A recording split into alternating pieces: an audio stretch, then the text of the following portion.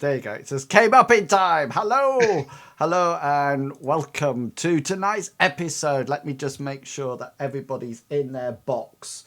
Let's make sure everybody's in their box and looking good and feeling fine, or feeling fine and looking good. Yes. Yeah. Now, the big question is, Frocketeer, have I spelt your name right tonight? I don't know. I can't see it. Yellow on yellow is not very clear. Yes, it would do. You need to change your outfit then, don't you? It's a host. It's the font colour. Everybody, there's Flat coming in with the host. Thank you, Flat, and Big B coming in with the host. And Echo's in, and Master Jedi is pretending to be in, but he never really is in, isn't he?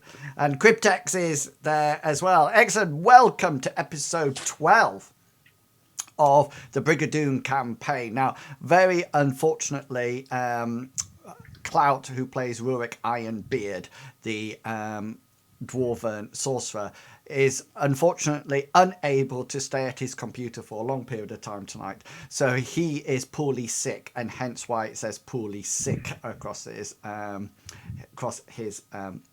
camera there. But on the positive side, we no longer have to use a picture for Flat Battery, because he is here in person.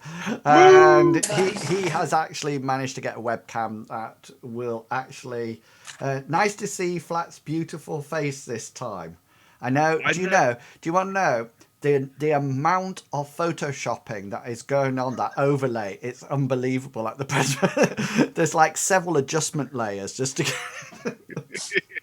It's like, let's give him a moustache. Yeah, poorly sick rather than richly sick. Yeah, he's definitely poorly sick. So we are going to say that Rurik Ironbeard has decided, because of the party's instruction, to head back to town just to get help. So he might return and do some wonderful things a little bit. Yeah. Flat is here. Oh, it's like the Flat Battery fan club here. I feel like a celebrity right here. It's just like, yeah, Flat. Nobody's saying anything about you, Big. Oh, don't worry. I'll never do. They never say. You got everybody saying, well, yeah. Sorry. Oh, Summit's defected. He's defected to the Flat Battery. Or yes! Either defected or disinfected. I'm not quite sure which one way around. Bit of both. I wondered why I smelt a bit of bleach earlier, but yeah. Okay then. So to start off with, I always like to start off the D&D session by letting the players introduce their characters and tell us a little bit about them, so you can tune in to their exploits throughout. So, because well done, Cryptex says, yeah, Big B Steve, he's your fan. He's your fan. Fan. Excellent. So, let's start off with the most popular member of this crew. Flat. Off you go. So, guys, I'm playing the Paladin level 3 called Julius Half Elf. He's currently single, looking for love. And if you are in the right... Oh, no, wait, that's the wrong channel. He's a Paladin level 3, so he has done his little going down to his god and everything like that. Shh, Black Body's talking, I know, yeah. So he does a lot. And you'll probably see that today. Excellent. A lot. What the name? Why is it wrong, Sprocketeer? In the text in the chat you've just put. Oh yes. I haven't. I thought you meant on the one that I'll do that now while Big's talking. Because the standard of this channel so far has been pretty poor. Because we are all professional streamers here. Double T. Can I just remind you that I don't need to stream tonight? I got a whack off done. Right. Okay then. So while I'm taking commands from my my group here. Flat. Sorry, Big. Would you like to say who your character is, and what they do? I am Bazooka. It's not his real name, but that's what he likes to be called. Nonetheless, he is a rock gnome fighter.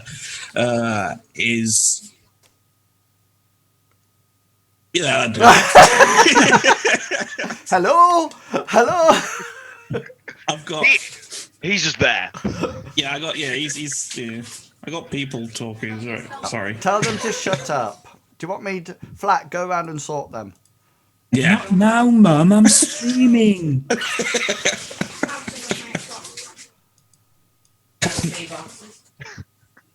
Okay.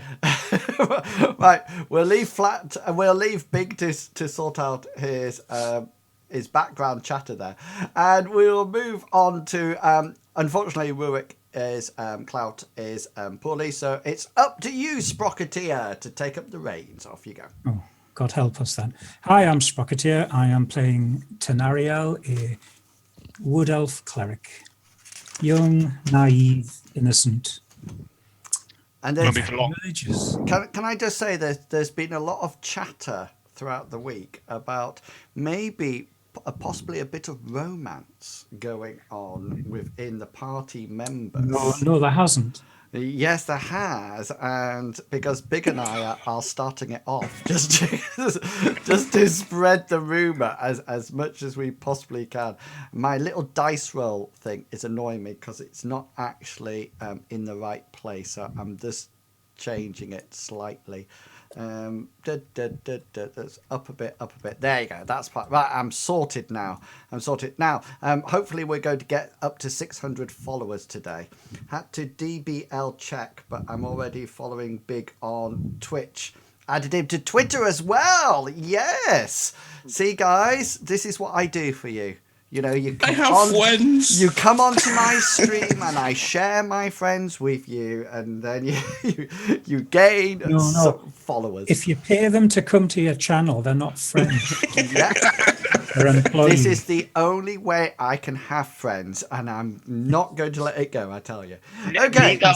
By the way, neither are bots. They are a different. Do you know, I actually thought that for several weeks of streaming that I had two people in my channel, and then I realised it was me and a bot, and I was so disappointed.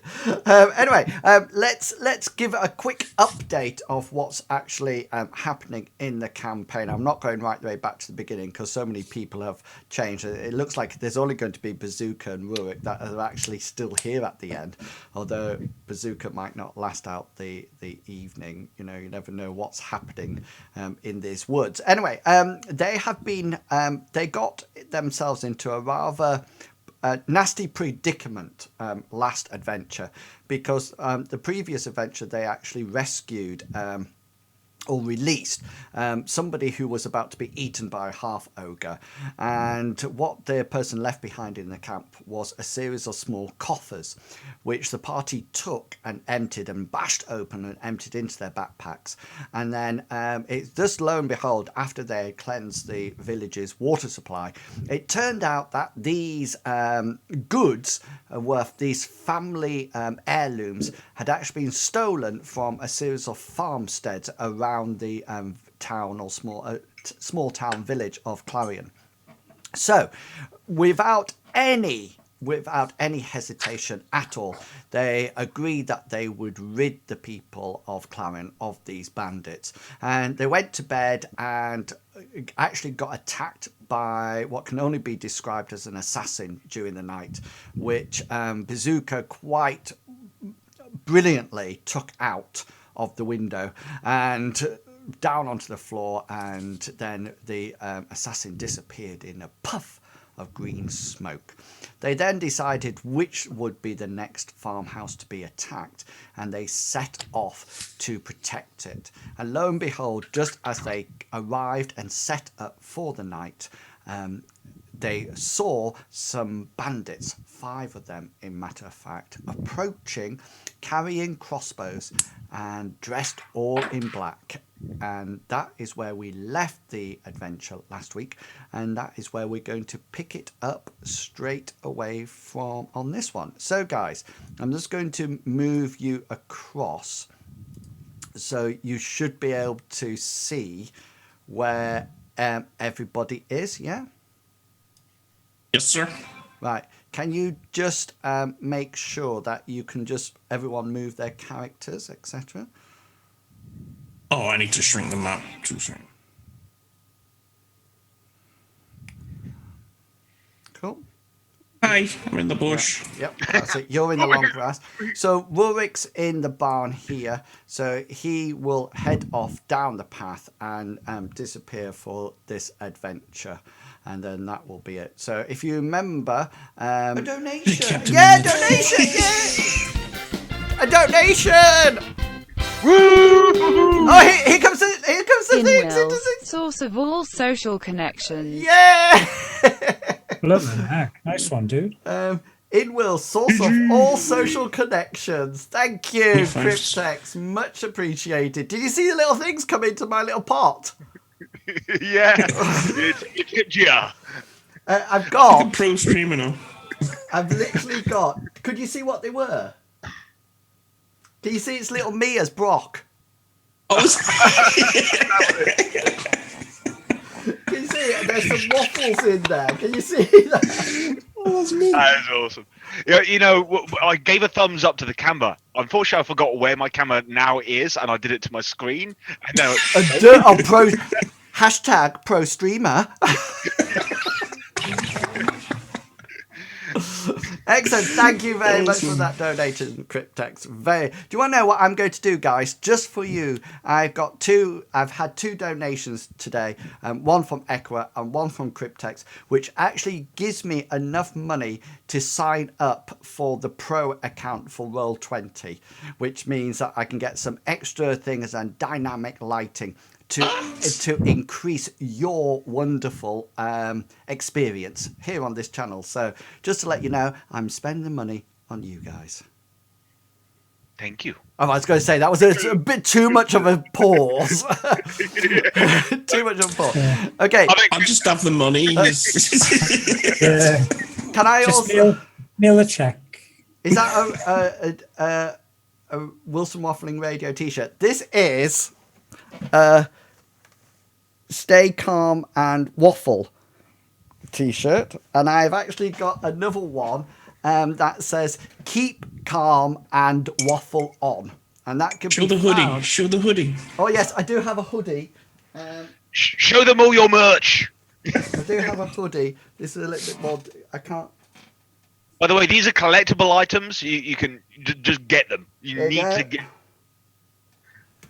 There you go. What does it say? Now we can watch them die in 3D. And if you're interested in buying any of these items, then just nip along for the shop for all your waffling needs. There you go. Command for it already.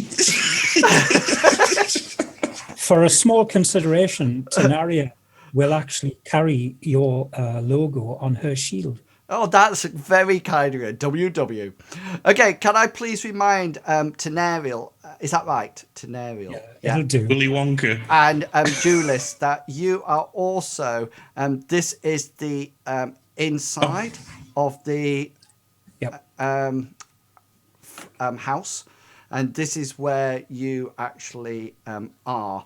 And the other thing that you need to remember, guys, and this is perhaps one of the most important bits, is that currently the only person who can actually see the bandits arriving is the fearless fighter himself, Bazooka. Okay, because if you actually look at where you guys are actually in the house, Yep. you're not at the back window. Okay, so is everybody happy? Does anybody need any clarifications about anything before we start? Nope. All good. All good? Bon, Yes. bon très bien, as they say in French. They don't. Okay then, so Bazooka, you are up first. That I've just put that bandit on just so I can cut and paste him in a second. But currently, there you can see them coming through the orchard. Remember, they've got heavy crossbows out. Or crossbows out. They seem to be loaded, but they tend to be going from tree to tree as they approach the back of the house, which, if you remember, is quite unusual because in everything in the future, in the past, the previous raids, the attack had come from the front, although it was only in the last one that the door looked like it had been burnt out, if you remember. So, yeah. Sorry, the windows in this hut, are they glassed or No, just shut? if you remember, they're just sort of like wooden shutters. So once you open the shutters, then it's literally out to the open. Yep. And we've actually got all the shutters closed. Correct. So we're in darkness and all the shutters closed, waiting for them inside. Yeah. So they're all sort of like dark and dreary, so to speak. Okay then, so Bazooka, what would you like to do since you're the only person who can actually see this? I'm gonna hold my ground and stay put until they gain access or attempt to gain access. He's gonna do the secret call of the nightjar. Warning. Yeah. Woo, woo, woo, woo, woo, woo. Hark! Is that a nightjar? I hear before me. But is it the spotted or the crested nightjar? Oh. It's the greater titted. We'll have none of that. Yeah. Okay, so what's if you remember that there's 5 of them, Bazooka, and you see them all approach the fence as such. Now you assume that there might actually be let me get rid of that 1, 2, 3, 4, 5. You assume that these 3, I'll just ping them. 1, 2, can you see these 3 here? Yeah, the ones I can't see through the house. Yeah, but you can probably guess from the way they were walking that they were actually there. But I'll just now move these 2. But just to remind you, they might be somewhere else. You just won't know until you've actually seen them. Yeah. So this... I just pay attention to these 2 until I actually see these. These guys sort of like quite agilely come over the fence and sort of like scan the area to see if they're almost like checking out what they can actually see at this point.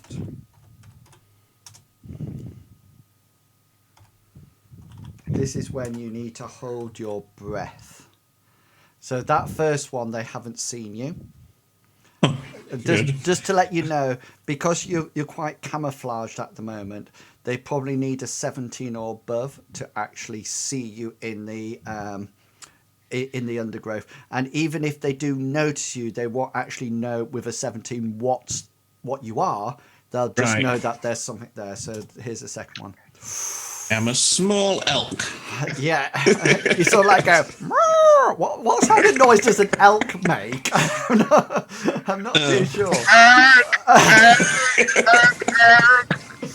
Yes, Flat, you can be in charge of elk noises for the rest of the evening.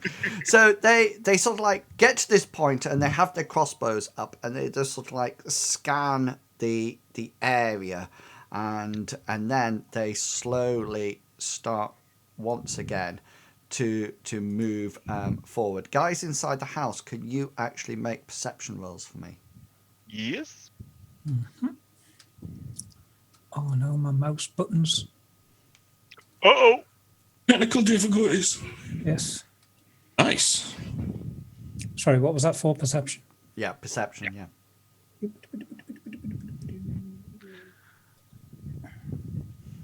Sweet. Oh, yes.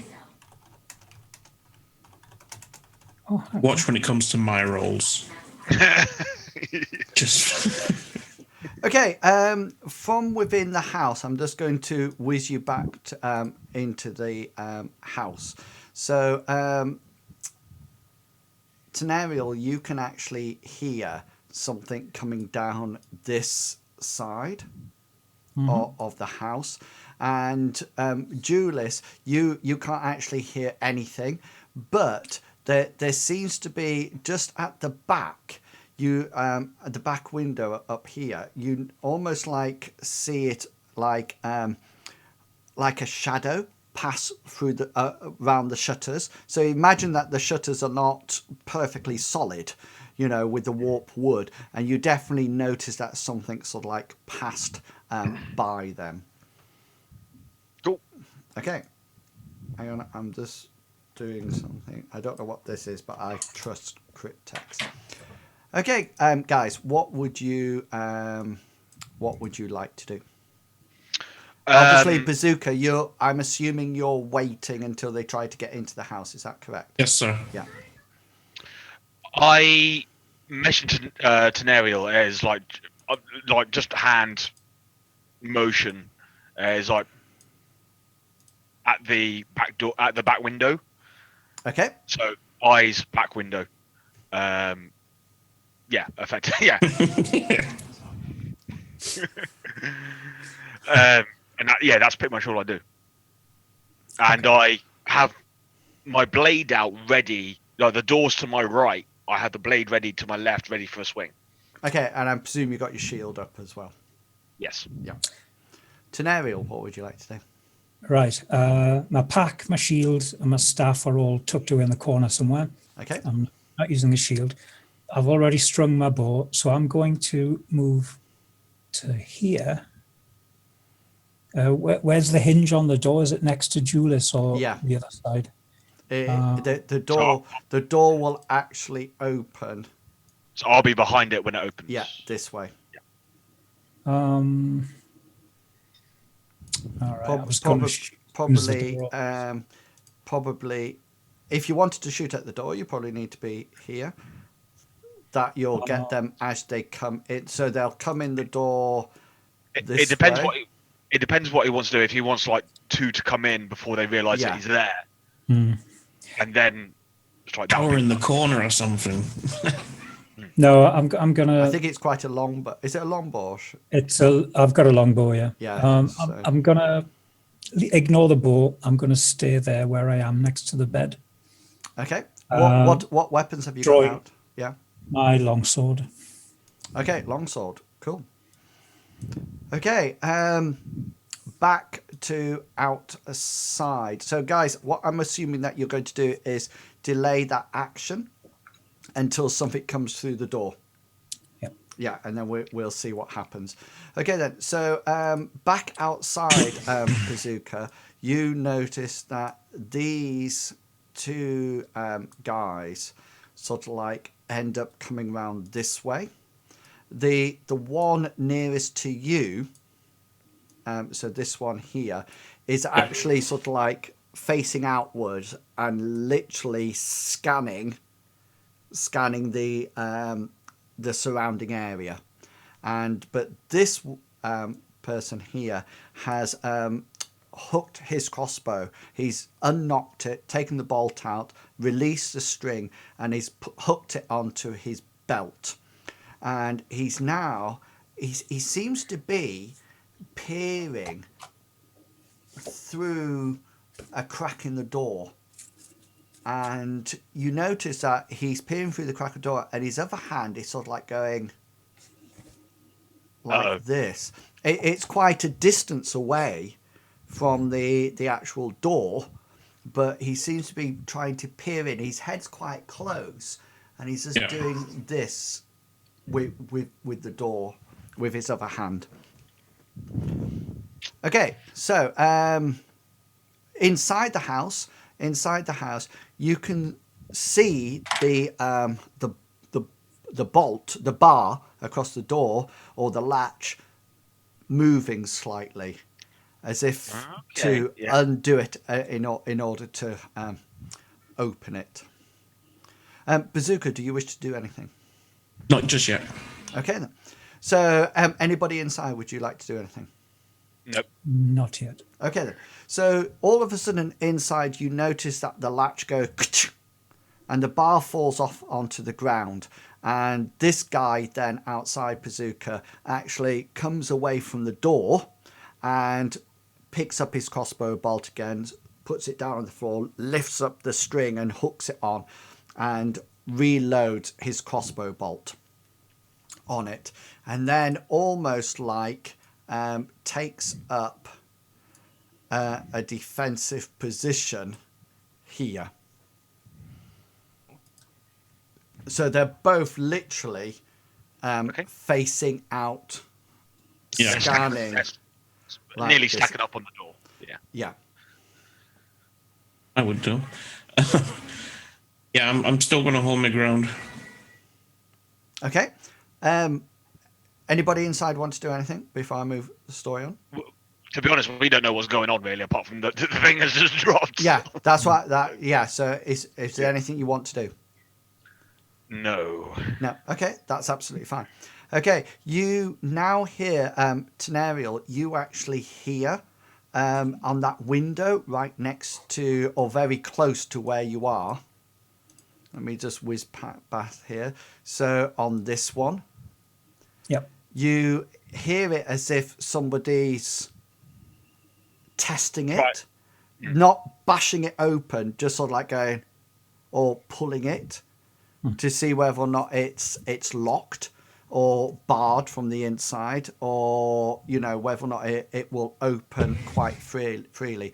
And Julius, you hear the same from this side. Mm-hmm. As they test those as well. Okay. I'll just continue going, and then if all of a sudden you want to do something, then stop me and say we want to do something. Yeah. Okay. You notice from almost like, it's not a Shenik, by the way. Just before you, let me just take his name tag off it. A Shenik bursts into the room, going, "Hi guys!" Yeah. You notice Jundar's trailing after him. Bazooka, you almost like just catch out of the corner of your eye. Somebody has come up from behind the barn, from that area, and comes up, and he seems to be he's not clad as if he's going to fight, if that makes sense. He's more he's a bit like the shaman that you've seen before with the fish people, although he's not a fish person. Right.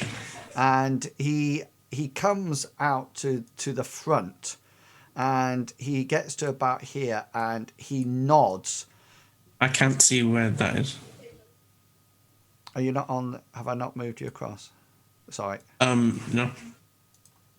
Should be able to see now. Ah, yeah. Yeah. And he gets to there, and he nods to the two the people on either side, and they sort of like step out the way like this. He then takes several steps backwards. Uh-oh. I'm gonna get a cooked door. We get a cooked bum on my end. Okay, it is at this point that as darkness just becomes, because remember it was quite dusky, becomes darker and darker and darker, you suddenly see, Bazooka, this guy seems to have conjured up in his hands like a ball of fire, and he's literally going like this, and it's getting bigger and bigger and bigger and bigger. Is he saying, come on, come on, come on, come on, come on, come on, come on? You can't hear anything at the present moment in time. It's and then Bazooka, as you watch him and keep an eye on him and see this get bigger and bigger and bigger and bigger. He turns his hands and just goes like that and pushes this huge ball of fire straight at the wooden door. Right, guys, let me just see where people are inside. Right by the door! Okay, so this happens in like a split second, Julius. So all of a sudden, you suddenly get this feeling that there's a massive bright light outside, a massive bright light. And just as you think, what on earth, the door, and you see this Tenariel as well, the door just goes like this, and this huge ball of fire seems to force the door straight towards you, Tenariel, and blossoms out into the room. So, Julius, you need to make a dex saving throw for me, please. And Tenariel, you also need to make a dex saving throw. Now, just to let you know, Tenariel, you are to avoid the door as it flies towards you. Goodness gracious, great balls of fire! Julius, you are actually avoiding the ball of fire, but because you're inside, normally you would take full, but if you did a dex throw to get away from it, you would take half. In this instance, the actual walls offering you quite a lot of protection, so if you fail, you would take half the damage. Okay, but if you actually succeed, you'll manage to get yourself completely out the way. Okay, so off you go, guys. Roll your dex saving throws. Mine was a 17. Natural 20. Cool. Nice! So, 23. Tenariel, you'll need to go one way or the other. So if you move yourself one square in either direction as you launch yourself out the way, I will as the dive over the bed to there. Okay, and Julius, you just need to go. You will actually go in this direction. Okay, and just to let you know, let me just roll the damage for you, so you would have an idea of how much damage you would. Okay, so that would have been 29 points of damage. Oh, I got a 1 as well, look. So you wouldn't take 29 or you wouldn't take 14 if you... That would have been me dead on the first round. Now, guys, this whole area now is literally open here. Okay, so Tenariel, you can actually see outside. So you can actually... see the situation virtually. You can see this guy here. Yep. And you can also see at this precise moment in time that there appears to be two bandits coming through the smoking remains. Okay, guys, let's have some initiative now, please. Let me just call it up first. Let me hang on. Was that yours, Sprocketeer? No, That's fine. Which one was your 8? Yes. Yours? There's mine. I had a 4. Oh, it's all right. I hadn't removed the ones beforehand. What did you have? I can tell 9. Oh yeah, because you had an 18 before. Ulrich's not there. Bazooka, well done. Mucho gracias, as they say in Philippines. You did really well there. Excellent. So let's add a turn. So for the purposes of this, then all bandits will go at the same initiative, but anybody who's not a bandit, i.e. the mage at the back, they will have their own initiative rolls to be taken. So this is the roll for the mage.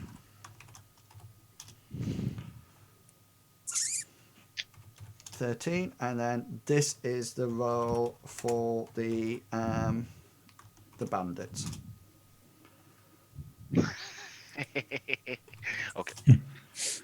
was a bit of a cackle.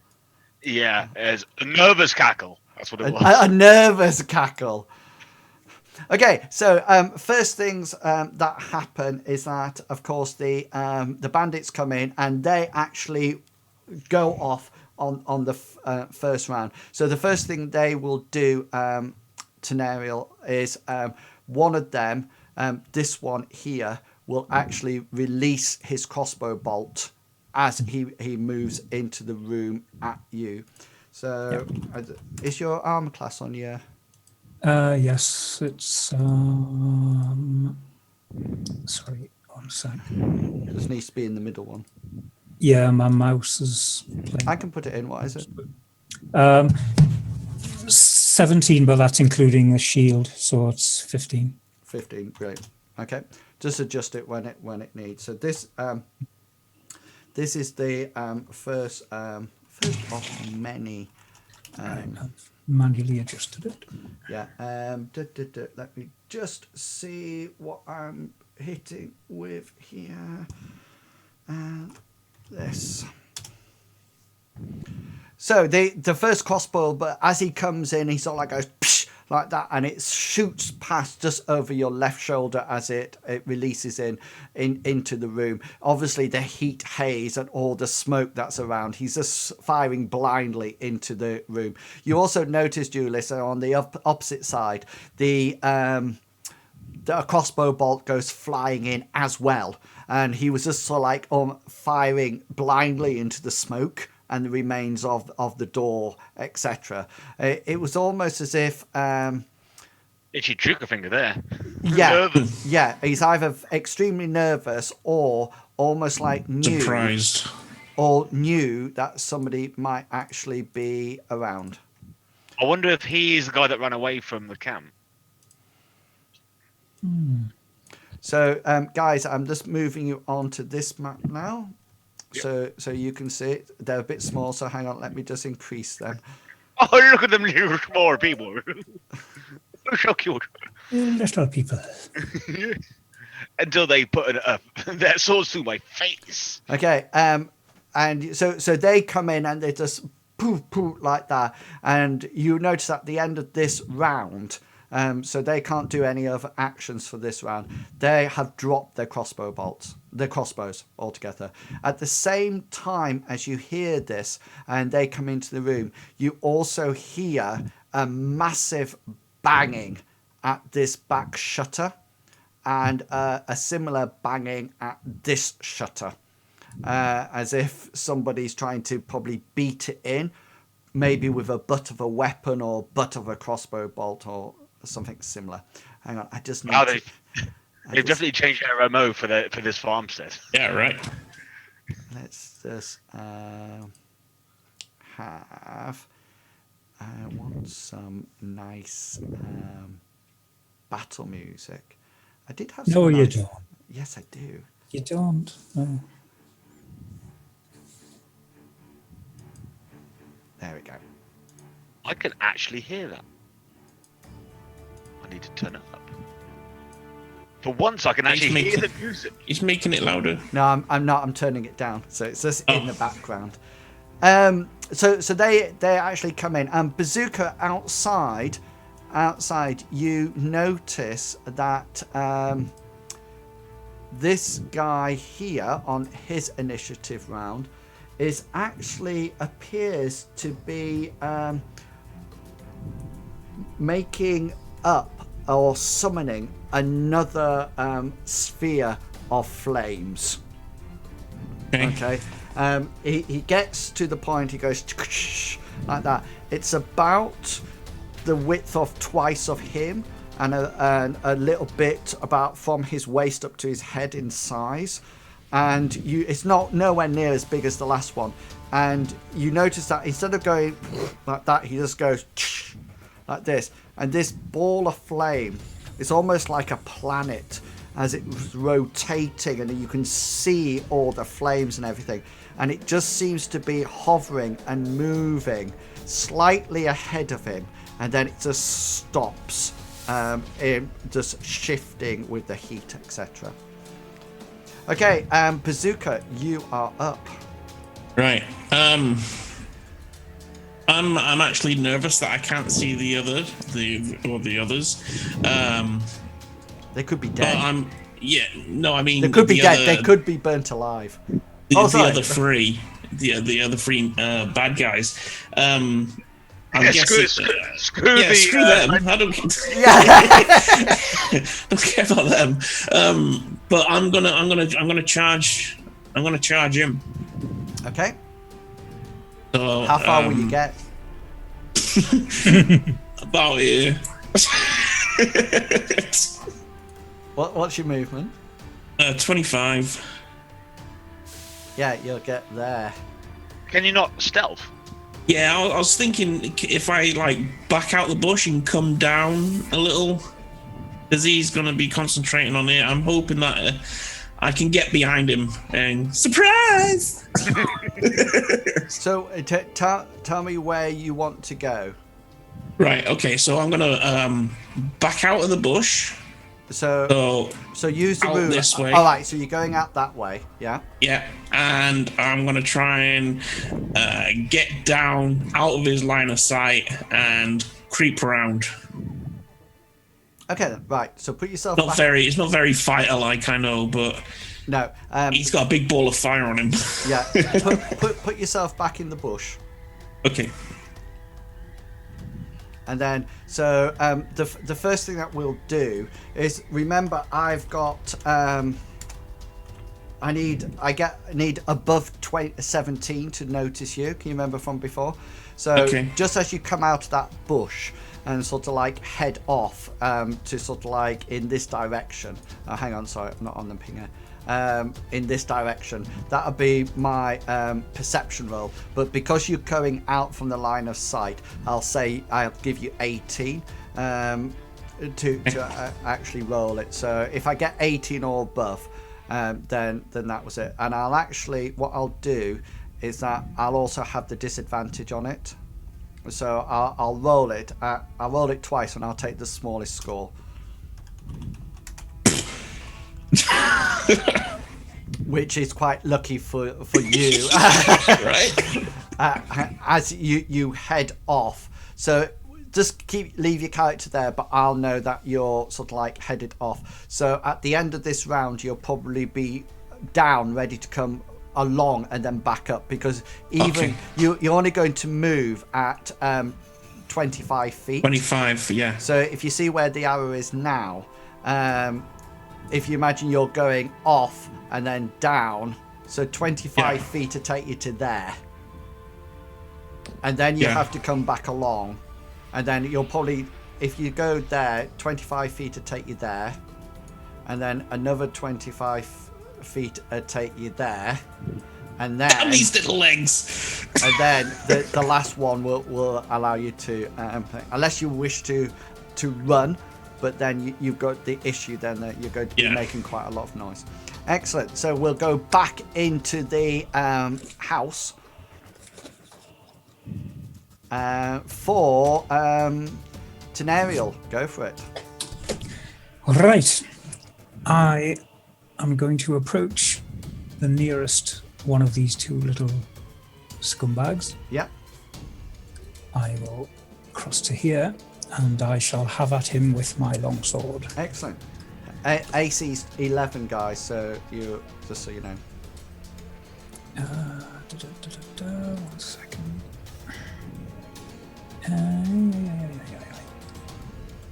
Has that done it? 14. No, was that right? No. No. There it is. Oh God, I missed, I think. 6. Yep.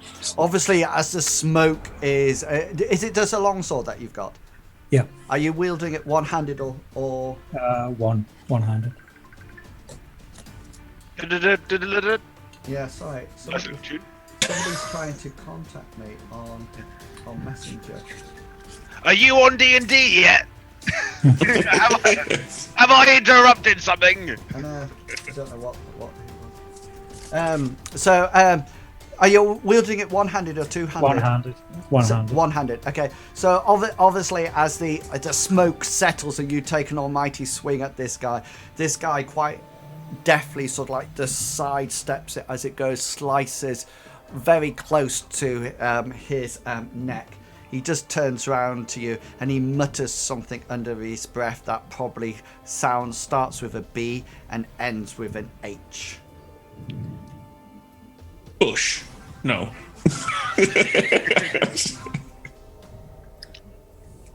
Rich.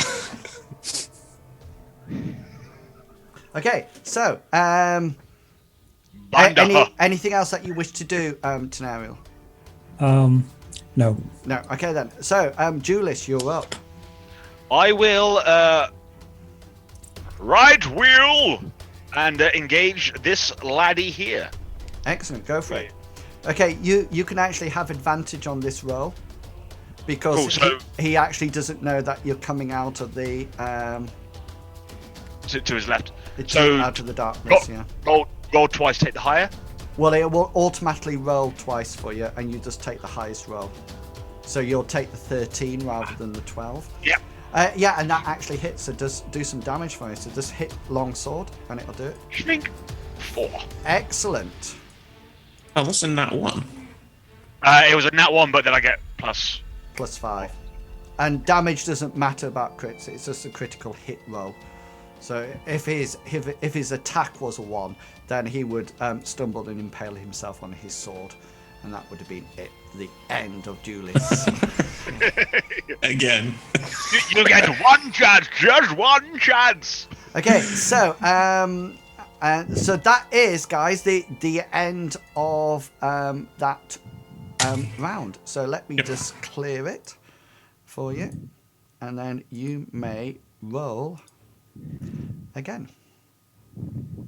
Hang on, guys. Yeah, okay. I need to move back to the other one. So because otherwise, Bazooka can't have his I character. don't get initiative. So, but Do you want me to? no, it's fine. 12's fine. It's all right. It's not a problem. Okay. 2 in a row with double figures. Oh, yeah. Yeah. You're on a roll. Did mine come up? Not yet. Not yet, no. My left mouse button's Well, do Not you want to working know? I'll properly. take the first one came up, which is a 10. So I'll take that one rather than the second one, which was a nat 1. okay. So I'll put you in as 10. Bandits are going on 8. And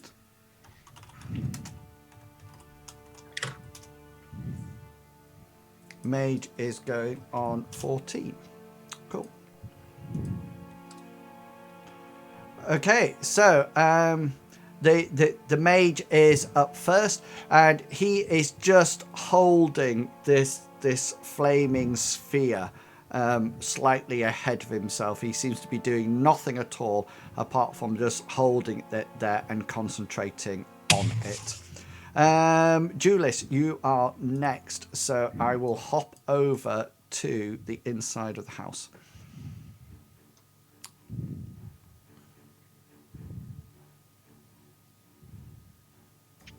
Sorry, second. It's you. Oh, it is me. Okay. You're not streaming, are you? No, I'm in your stream. I'm going to take another swipe. Excellent, go for it. It gets distracted so easy. I know. And I miss. I taught 8-year-old children who got less distracted than you. just put keys up and just jiggle them, and that's me for the rest of the night. That's another miss. That's a miss. Yeah, that's my first miss. Yeah, so you swing one way and then you try to backslash against him, but he just comes round to one side and you just whack into the door, John, where the door used to be. You also notice at this point that he draws his long sword, short sword. Sorry, he draws his short sword. And now it's you, Tenariel. All right, I shall have another go at this little guy here. Yeah, go for it. And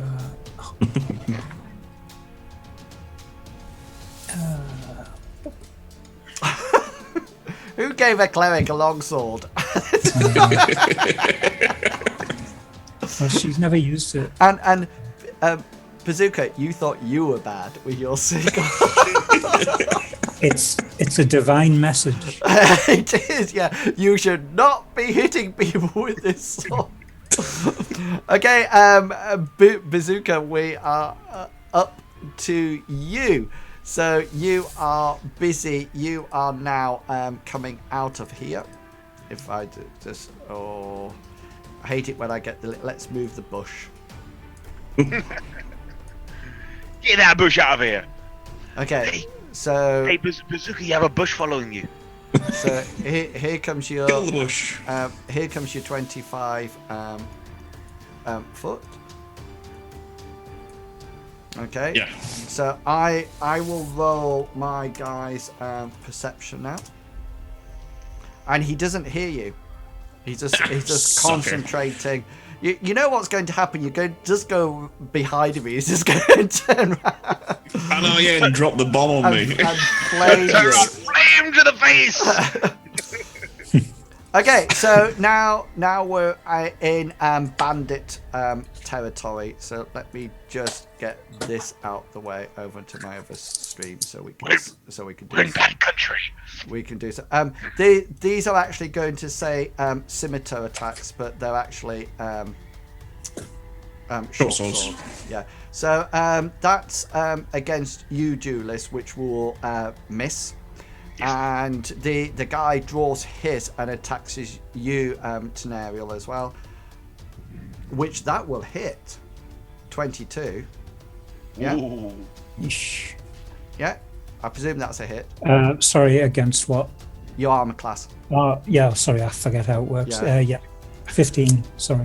So you take 7 points of slashing damage. So if you click on your character, and you see where it says 19 in your hit points, if you click on there and then type -7 and then enter, it will automatically deduct it and adjust your health bar as well. Just don't do that when you're on 0, because then it'll always lose. Okay, so no, so okay, so it'll say 19. It Okay. did, and I typed -7. Okay, so you And get rid of the 19, type -7 in that box. Oh, right, sorry. And then hit end, and then it'll automatically reduce it. But can you Okay. see it's reduced your bar above your head as well? Barely, I can hardly see it on the screen. Oh, hang on. Yes, I got it, yeah. Okay. Yeah. So thanks. Julius can see that you're slowly dying. Nearly, no, feeling very well. Okay, Bazooka, these two guys are inside, so you can see them. The other thing that you suddenly notice, people who are inside, is that this shutter here bursts open, and there's also an almighty crash behind you, Tenariel, as well, as this shutter bursts open. And both of you notice that there's actually stood A dragon. outside here a bandit with their crossbow bolts out on both sides. Okay. And I shout, if only there was a dwarf around here! Okay, I'm going to move you back to the house, because then we can all do our initiatives. Absolutely fine then. He's fell asleep in the barn. Yeah. He's still drunk from the pub earlier. Oh, yeah, here we go. Bazooka, can you just make hang on, what did you get? Is Got a 4. Alright, hang on. Let me just bin some of these and then change some of them, because I had yeah, I can bin that one. Tenariel got a 7, Bazooka got a 4, bin that one. Just while I'm adding these turns, can you Bazooka, can you make a just a flat initiative, an intelligence roll? Oh.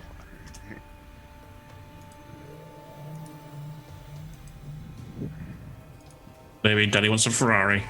Oh, you are quite intelligent.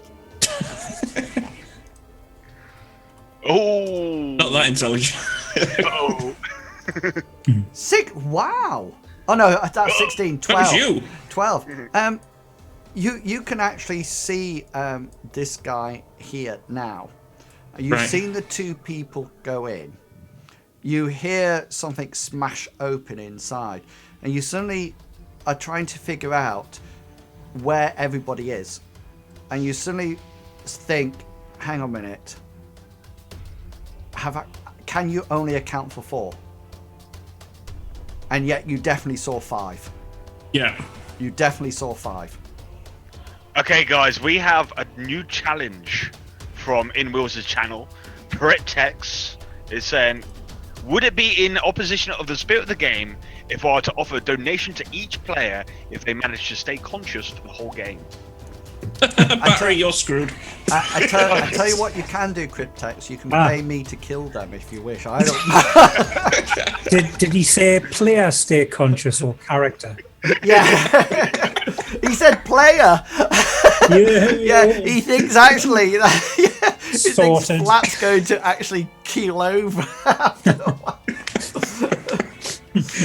Bet if they manage to stay alive all the way to the end. Yeah, well, we will see. Would it be in opposition to the spirit if I were to offer to donate to each player if they manage to stay conscious for this? Well, they can obviously see what you're drinking, Flat. I can't see what you're drinking, but I am drinking. I have this is my last batch, but some Samagal. means nothing to me. Means nothing to me. So okay, Spanish water. here we go. So let's have some action. So I'm actually going first with the bandits, and so I'm zooming inside. So here comes this one, Julius, is the guy at the window firing his crossbow at you. Which one, north or east? North. North. Okay. The one at the east is going to fire into the back of Tenariel. Oh, Okay. sorry. We'll fire at Thanks for the, The thanks for the sign. heads up. 19. Oh, That is my armor class, Yeah, so it does hit. it does hit, yeah. Do Four. my braces do anything? Oh. Yeah, if you keep it on the back of my mind, I was like braces, braces, braces. Yes, okay then. Do you want them to do something? I would like them, yes. Okay then. So Whatever they do. as this guy releases the crossbow bolt to you, it comes whizzing towards you, and time almost slows down for you. And you Can I come in? Is like, do they let me allow to catch the arrow in midair? no, I know what it is. redirect it. You actually almost like open yourself up to this arrow, this bolt as it comes towards you. You actually remove your shield and feel your shield opening up and giving it almost like a bigger target.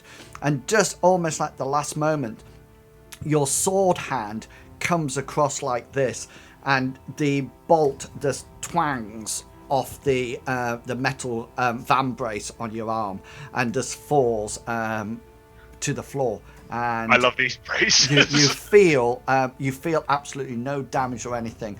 The guy at the window sort of like looks quite shocked at you, as if you're some kind of a ninja. And I look over and just give him a.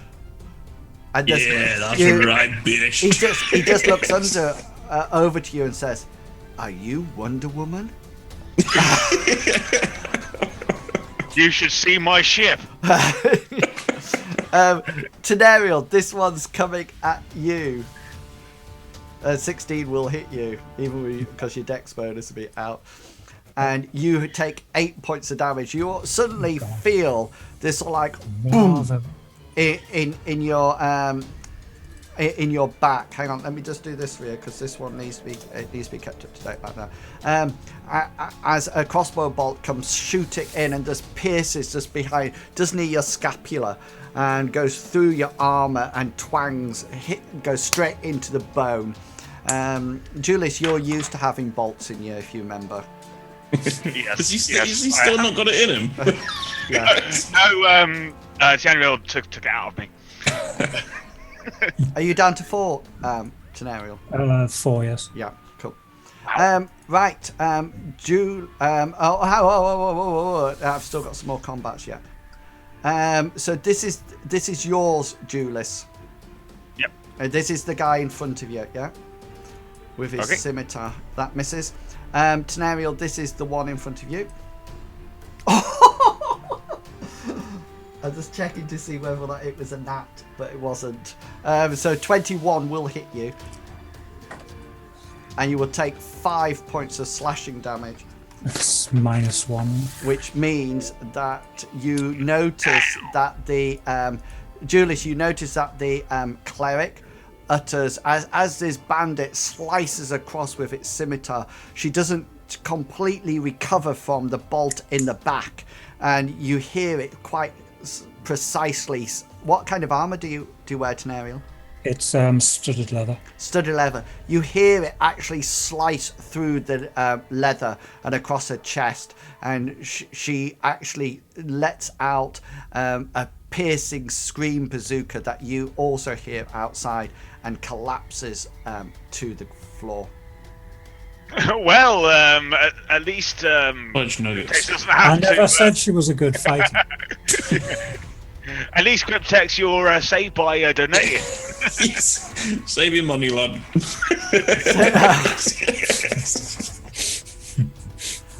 Bazooka outside, you hear the mage outside. Well, you hear him sort of like go like almost like a hideous and cackle that I want to kill him now. that actually sort of like almost like makes your blood just boil, you know, because even though it was meant to give you an incentive to keep each other alive, Cryptex. The stupid roll 20 dice rolling system. I've got proper dice here that would have worked. Do you want to? I watched the stream, and it's a really good stream, and I really love it. It's on Susanna Grace's one, and they roll dice, but they roll it off camera. And there's a wonderful rogue called Nis, and I'm not kidding you. I just watched it one adventure, and it was just sort of like, oh, I rolled a natural 20. Oh, that's another nat 20. Would you believe this is another nat 20? This dice, and then when it was just sort of like, roll to see whether or not there's a beef and tomato sandwich here, or 1. Oh, typical 1. You know? See, that's why. If you do it in that way, then you need 2 cameras. One one looking down. Oh. But I suppose I was thinking about it, but I was impressed about the DM, because I didn't know how he was going to sort of like react to it, you know. But then he just sort of like let it go, because I guess it comes down to the point that if you really want to have a nat 20 every single roll, then that's up to you, isn't it? Yeah. You know. But the interesting thing was, it was sort of like nat 20, 27. Nat 20, 14, 25, and then she said 29, not a natural 20. I thought, what? You get 29 without a natural 20? Unbelievable. So Some maths doesn't work around that one. Yeah, so I did used to have a D6 that was weighted, that always used to roll, because I think in the olden days, D&D Initiative used to be a 6-sided die. Yeah. It was, wasn't it? You roll a 6-sided die, and then that was it, rather than a 20. So so back outside. Bazooka. This guy is staying exactly where he is. Tenariel will still be on the floor. So Bazooka, it is your turn. Okay, so I need to get closer. But can I What is charge? I'm thinking if there was ever a point to actually charge, now is the time to do it. Yeah. Or use a missile weapon. He doesn't have any. I would just increase your movement and just charge this guy now. Yeah. It's all right. Your weapons are boomerang shaped, aren't they? They'll come back. Yeah. As you run, start dropping equipment and you'll run faster. Yeah. He just arrives totally naked. Still with his gold pouch. I still have one sickle with me. And just one sock in the right place. Echoer says, cut your losses, Big B. Sneak off and find a new group of adventures to go. That's not a bad idea. Okay then, off you go. Okay, so yeah, I'm gonna charge him. I'm gonna make it because I'm Just 25, and then I get a 5 for the run, so that takes it to 30. Yeah. Yeah, I get on him. Yeah. Even if you move to 25, you'll hit the next square next to him, which is hit radius. I believe that's how it works in Mills. Yeah, he really needs to be. I would say he's probably either here or he's probably there, which is fine. Yeah. Okay. Yeah. So here we go. I'm learning things. Charge. Okay. Yeah. Oh no! Wait. It's Ooh. First one hits 23. that's another nat 20. Okay. Both of them hit. Oh, okay.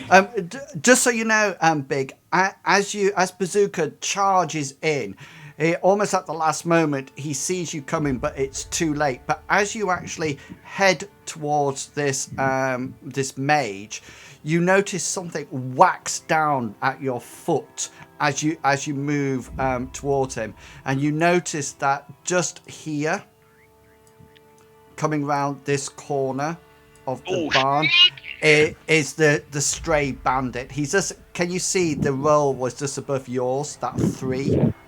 Sneaky bandits. I actually get +1 to my roll, but I forgot the +1. But that would only take it to 4. So Yeah, it would still miss, and it just whacks into the ground near your foot. Do you want to do some damage for me, please? Yeah, sure. Ooh, 2-4. Sweet.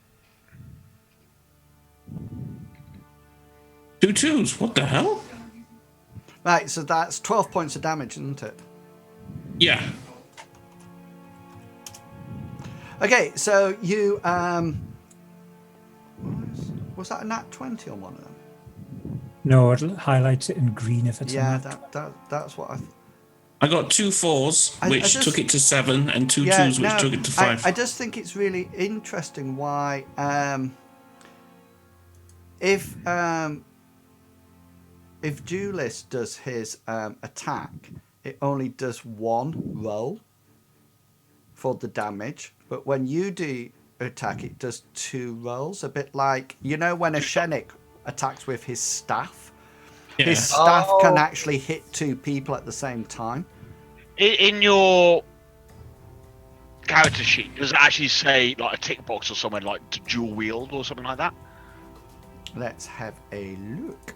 Because it might be rolling both the hits at the same time. Maybe. Oh, yes. Right, I've sorted it. Yeah.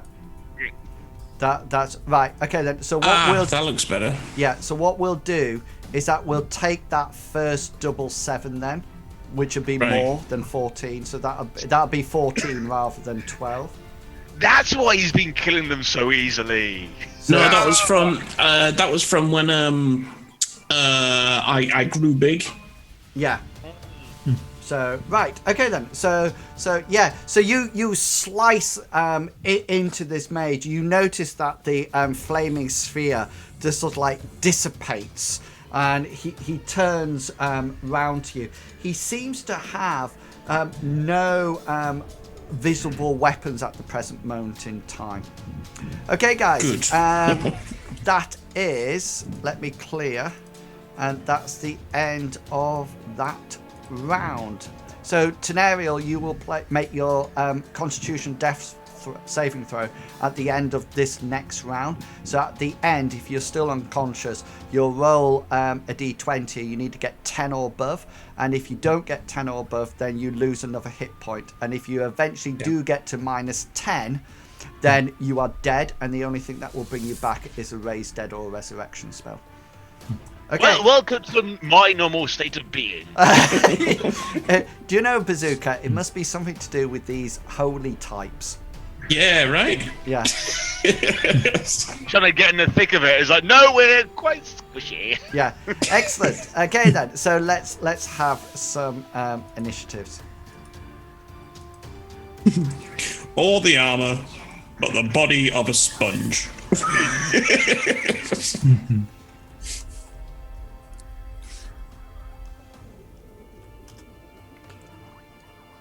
Oh, my bad. Looking at it. Oh, Sweet. Nice.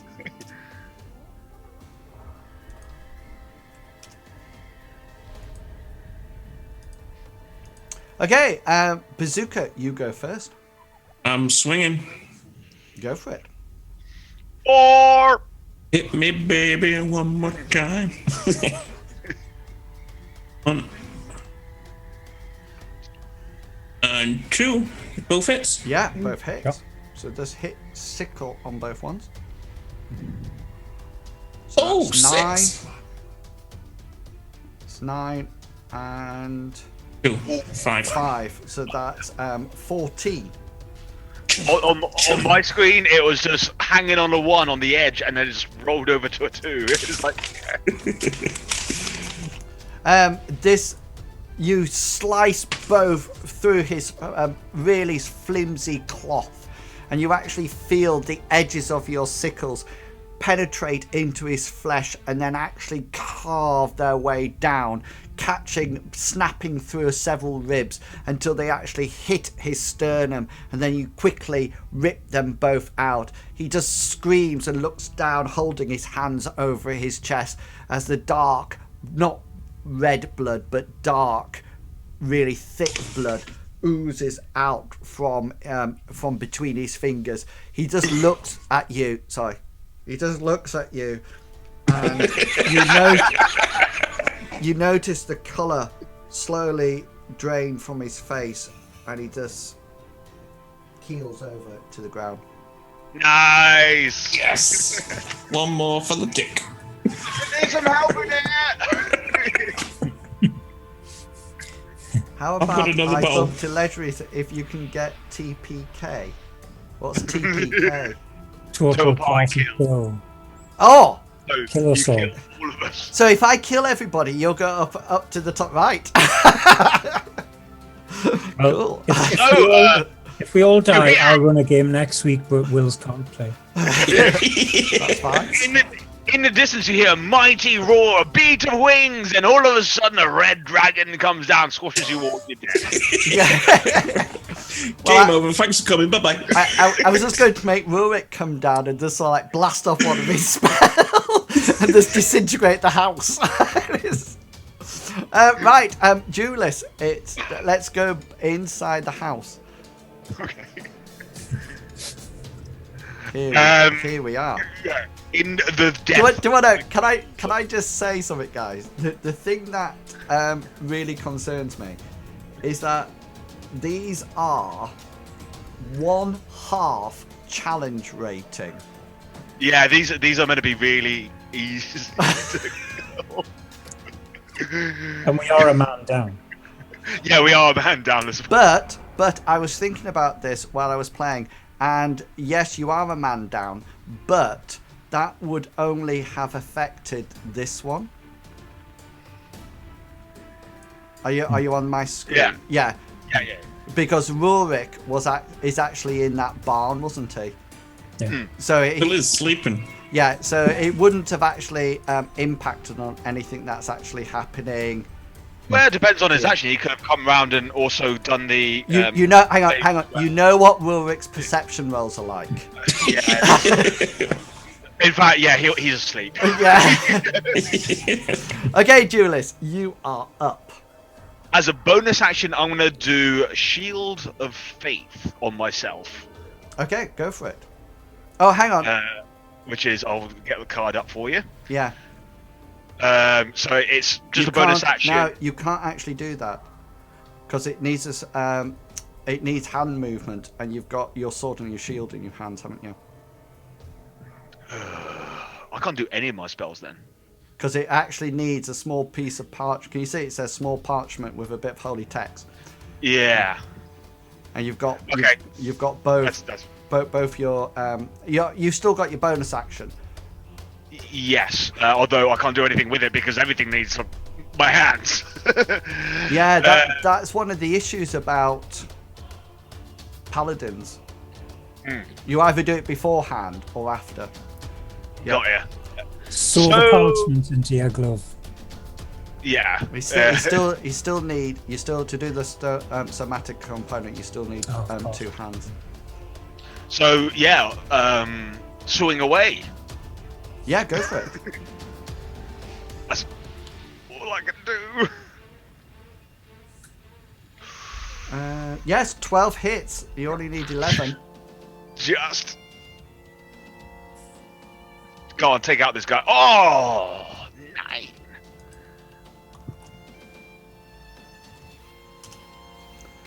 And he is out. So now that I've kind of chopped him down, could I take a bonus action now? Is like, well, I've chopped him, put it above. Could I?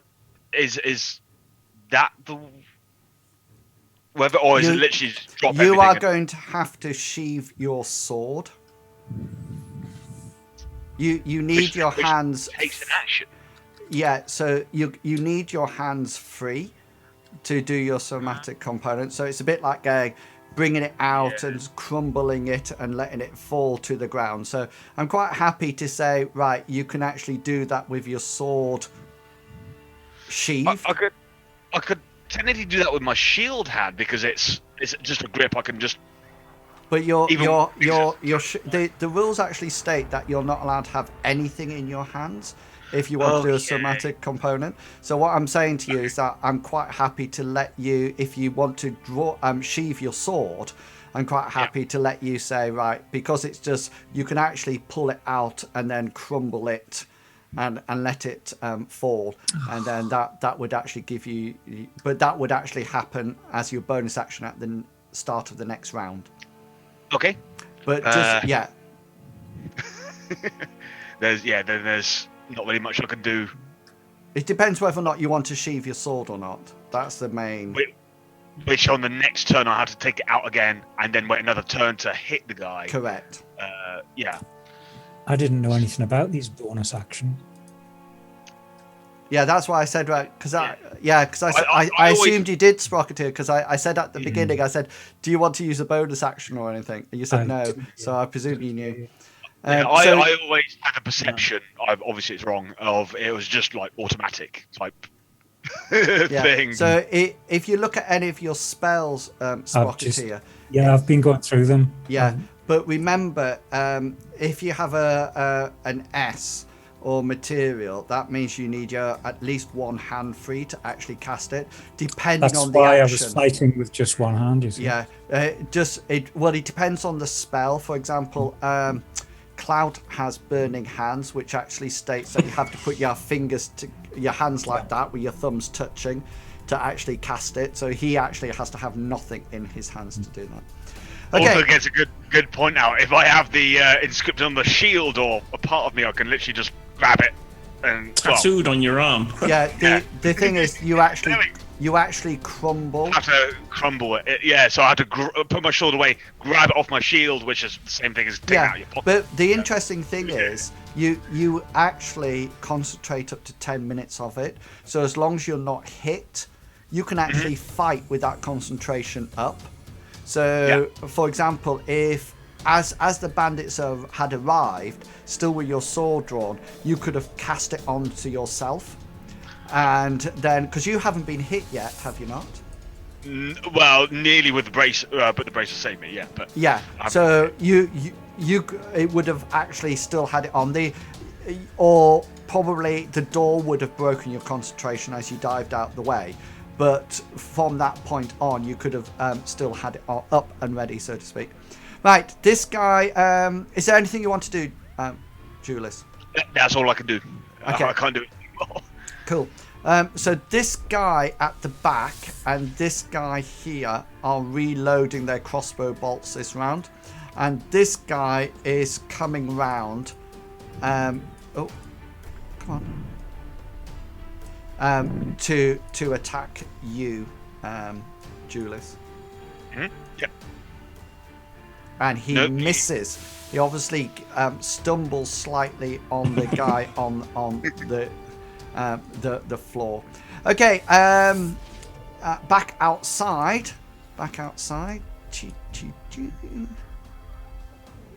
And this guy starts reloading his crossbow bolt. The same as the people inside. And that's all on. That's 8, which is the end of the round. So, Sprocketeer, you just need to do your con save. Yep. It's normal con roll, yeah. There we go. So Klaus says about the concentration stuff. Yeah. 15. Oh, now I get a high roll. Yeah. So that. Yeah. so that's cool. Okay then. Right. We are now on to actions. Oh, hang on. Let me just clear it. Initiative. Sorry, guys. Yeah.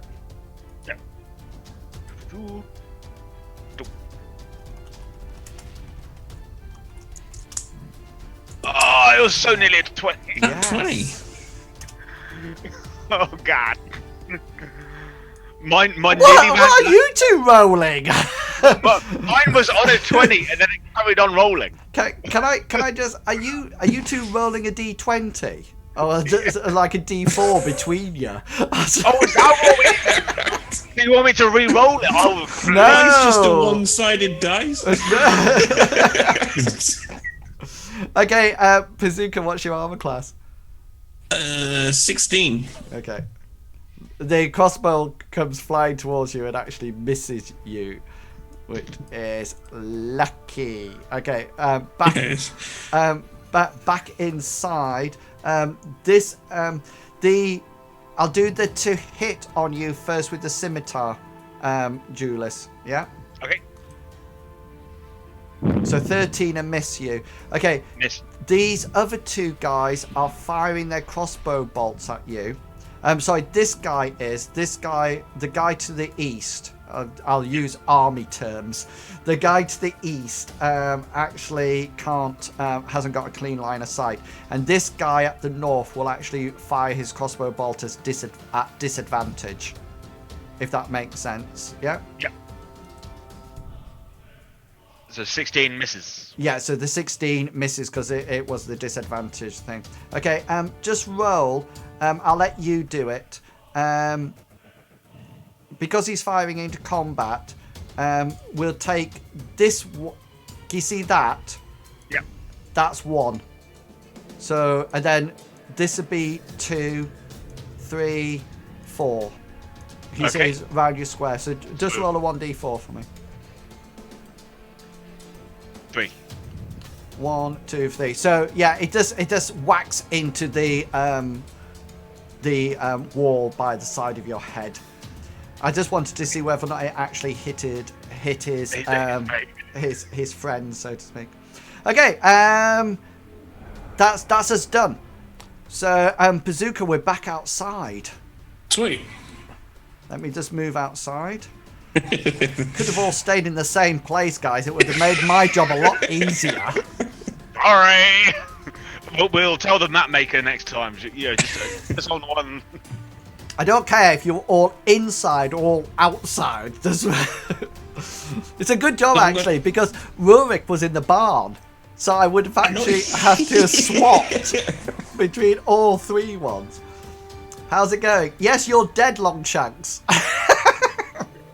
Longshanks is coming to the chat and seeing himself dead on the screen. Okay, Bazooka, what would you like to do? Charge this dude. Off you go. So, I'm going to get to about here. Yeah. That is right, isn't it? Yeah. Swing away. 25, 30. Yeah, that'll do. You probably, let's just put you there, because you probably came up on a bit of an angle. Oh, a bit of an angle, yeah. Go for it. Can you just knock on the door quite loudly to try and wake up Rurik? Yeah. Get up, you drunken bum. No, you don't mention bum to Clout. You know what he does, right? Once you mention bum, he starts to fill pots up or drops his trousers or something like that. Oh, that hits. Nice. And again. Go on, baby. Oh. 9 I stumbled over a bit of, I stumbled over a bit of grass. Bear in mind, a blade of grass is nearly a bush to yourself. Yeah. 7 The points. tree.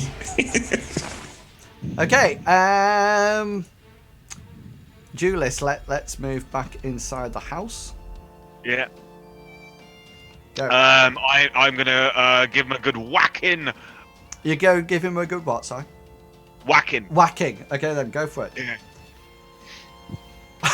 You don't. I'm gonna try. I did put the try and give him a good whacking. I did.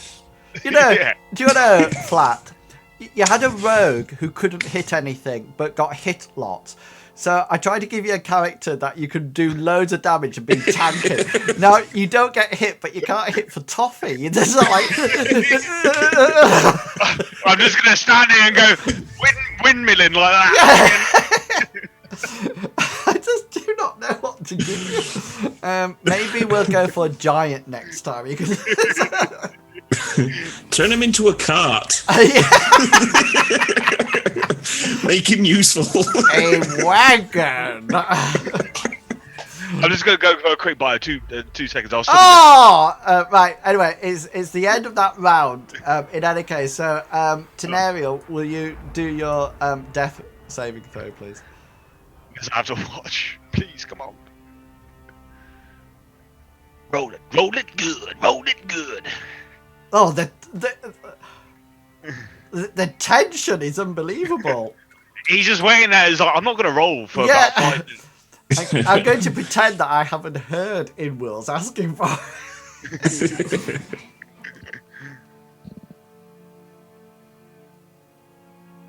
Is it coming, Spock? What? Are you there, mate? Are you there?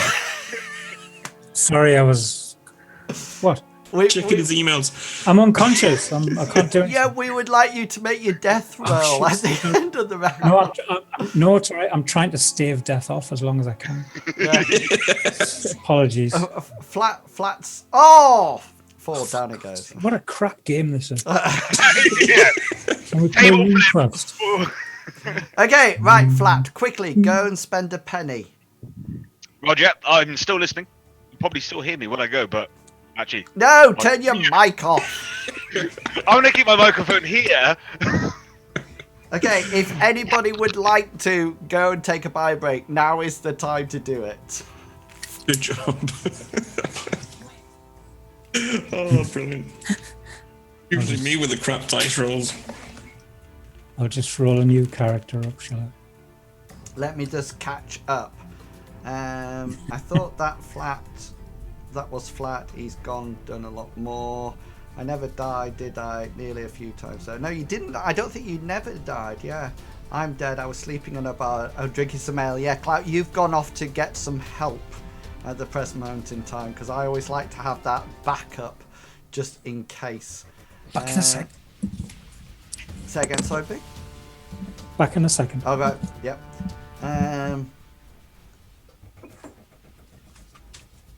When you receive damage, you need to roll for concentration base of 10 plus the half damage or 15, whichever is greater. Cool. Drunk in the thing. So guys, if you are watching the stream, then first of all, thank you very much for coming along to watch the stream. Second thing is, can I please recommend that you go down below underneath the channel and check out the Discord, or to go along to inwils.co.uk and see all the blog posts there and the current chatter that is going on the forums about skills and skills in Dungeons and Dragons. Also, if you're really enjoying tonight's adventure, then please do not be afraid to hit that follow button so you can come back next week and see this motley crew, or what's left of the motley crew, and to see how they recover and carry on fighting, hopefully for another day. Please also remember that I will be back tomorrow afternoon at 3 o'clock GMT time. And do remember that our clocks in the UK go forward for an hour tonight, so we will be I might be 1 hour ahead, so please be aware of that. But the best thing to do is just press that follow button, and then you will catch me. Oh, I should see what that text was, shouldn't I? Okay, I'm just going to turn you off. I'll be 2 seconds. I'll watch whether Sprocket. And he muted us halfway through his conversation.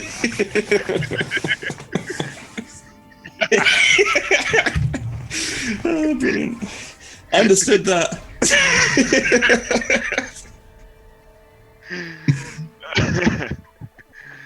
Ooh. Oh, Wow, dude. This is a tense game. This is a it tense is. game. We could do some dwarf interdiction right now. Oh man, this round is, well, not the round. The game is tough. Yeah, and it stays like this as well all the way through. No I know. matter what I feel rank. sorry for Sprocketeer. Usually it's me with the crap dice rolls. I know, it's like, oh, we'll start the game, I'll die immediately, and it's like, it wasn't me for once. It's bad for him. I think sorry, I'm back. I think the interesting thing, I didn't understand why he didn't keep his bow out. Yeah. He could have. As soon as you come through, find one I off. think it was because it was a long bow, and we were in a house. I think that's what he was thinking. Is like, well, this is kind of like. It still doesn't have a minimum range on it. It would still be fine. He wouldn't have been able to get the shot off anyway, really, because the door was coming at him. No, I meant after that. He could have got up. He could have got up and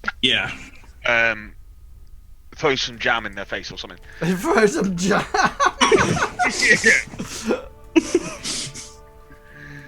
He was a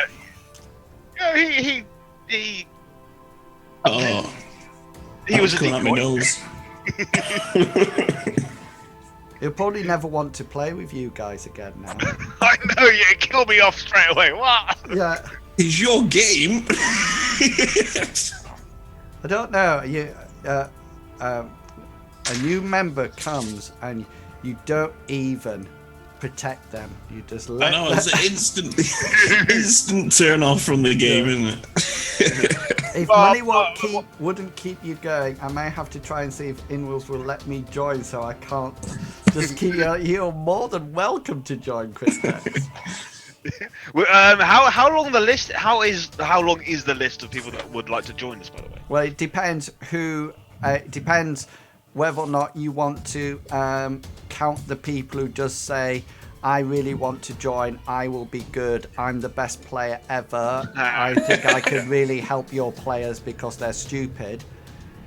I think there was one that I think they were meant to say like stupid or dumb or something like that, but it actually came out as docile, which I thought was quite funny. The players are very docile. Thanks. Bunch of twats. I wrote a great speech out today for my character. We're going to confront these bandits, and I'm going to make this speech, and I'm going to get them to surrender. Is it a eulogy? Is it a eulogy when you die? Well, By the way, Sprocketeer, keep it because we can always put it on the gravestone. You know, don't worry. There will be used to it. Right, guys. Sprocketeer as well. I don't know if you saw quite a few episodes back that inwils had this great plan, this great storyline, this great world, and we're just like, nah. And Battery screwed it up. We're gonna walk this way. I'm the worst kind of player, those that play characters that doesn't make sense. Yep. Okay then, so let's have some can you all see the outside? Yeah? No. Are we on? No, Yeah. can't see it. No. Can't see anything. Okay then. Go for it. Let's have some initiative. Oh.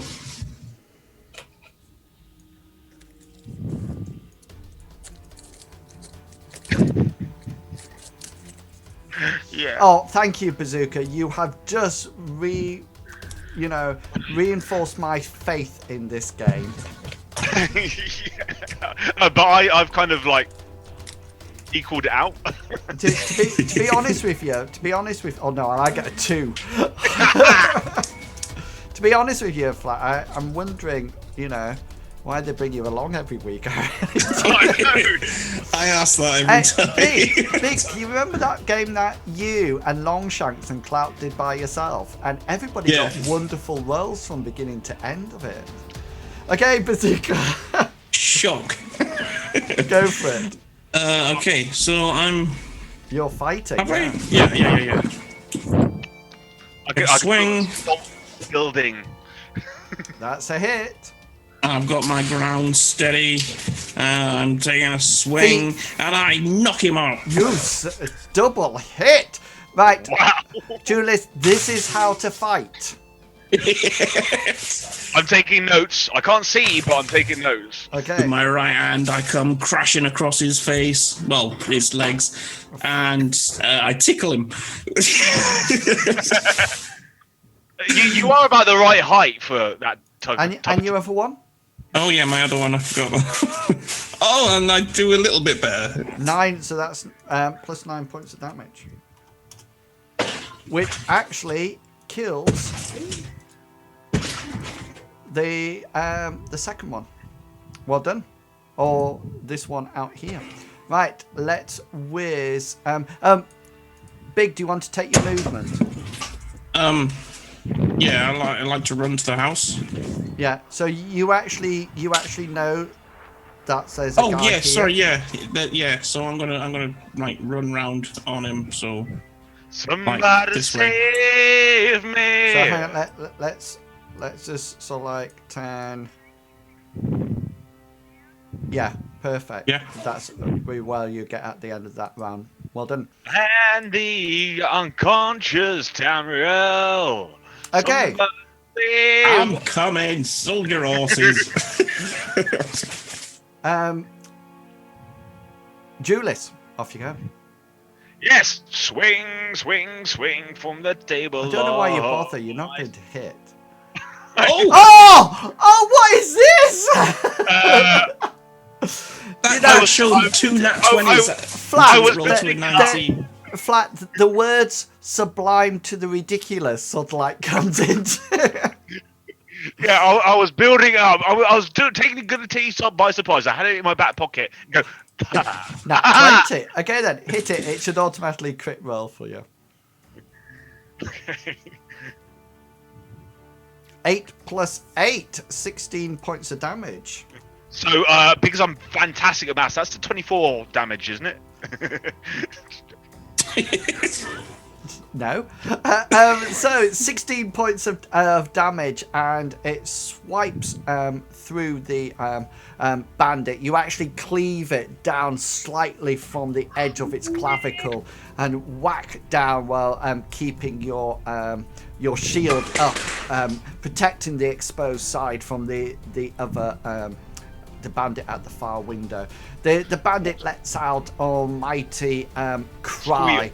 And a slight bit of red blood sort of out of his mouth, and he just looks at you and says, "I wanted to talk." No, he doesn't. Did Big roll that for you? Longshanks wants to know. Yeah.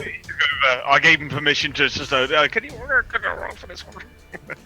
Okay. Can I take my movement? Yeah, by all means. I would like to move to Tanriel and shield myself to Oh! the one and use my shield over her. You to the one to the east. So as he creepily climbs on top of her. as the dead cleric is lying, looking beautiful on the floor, you arch yourself over her, And check she's still warm. getting your bodies close together as you protect her with your manly body and your shield. And you accidentally stabs her.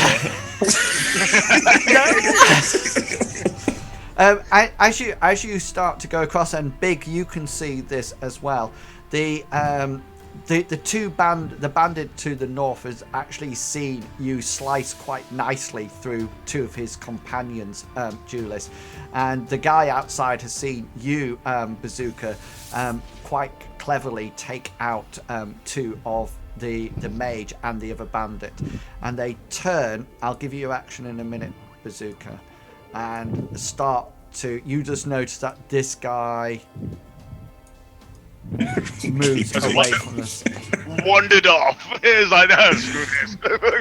So you see this guy heading off in this direction, and this guy's no longer here. This guy's no longer here. And you've actually used your movement, Bazooka, so he will actually get ahead of you. So if you do wish to follow him, then we'll roll initiative the next round. And then if you win, you'll be able to close and attack him. But if he wins, he'll move out, and then that'll be it, because your movement speeds are exactly the same. Okay, then. Sprocketeer, you need to do your resist death roll. Is that your second fail? Yeah. Yep. Okay, good. That's all right. What do you mean, good? No. It means I have time. It means I have time. -3. I like the way the red goes to the opposite side. I really like that. I think that's really clever. Okay, Julius has pally heals. That's what he calls it. Come here, fair cleric. I will use my pally heals on you. Have you got to lay on hands? Right. However, it does say lay on. It's called lay on hands, but do I really have to use my hands? Let's move outside to. We'll just move away from the inside, and let's. Bazooka, do you wish to pursue this guy? Yeah, I want to chase him down. Okay, then. So let's. Hang on, I could use. I don't know why I'm bothering you. I could just use any of these. Let's do some initiative then.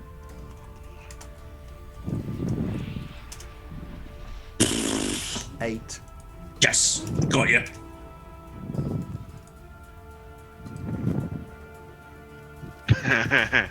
Yeah. No, back to normal. Okay, so you actually managed to get up to him. Yeah, go for it. I chase him down. Anyway, okay. Yeah, that's it. I'm just picturing. He must be slow as anything, because I just ran from down here. No, it's because you're a fighter. You're super tough. Do some damage. I am. Do some hits.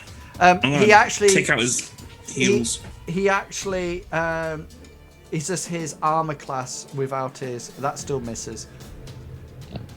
Oh, although you can chase him, like he moves, you move. He moves, you move, all the way up. Oh no, he's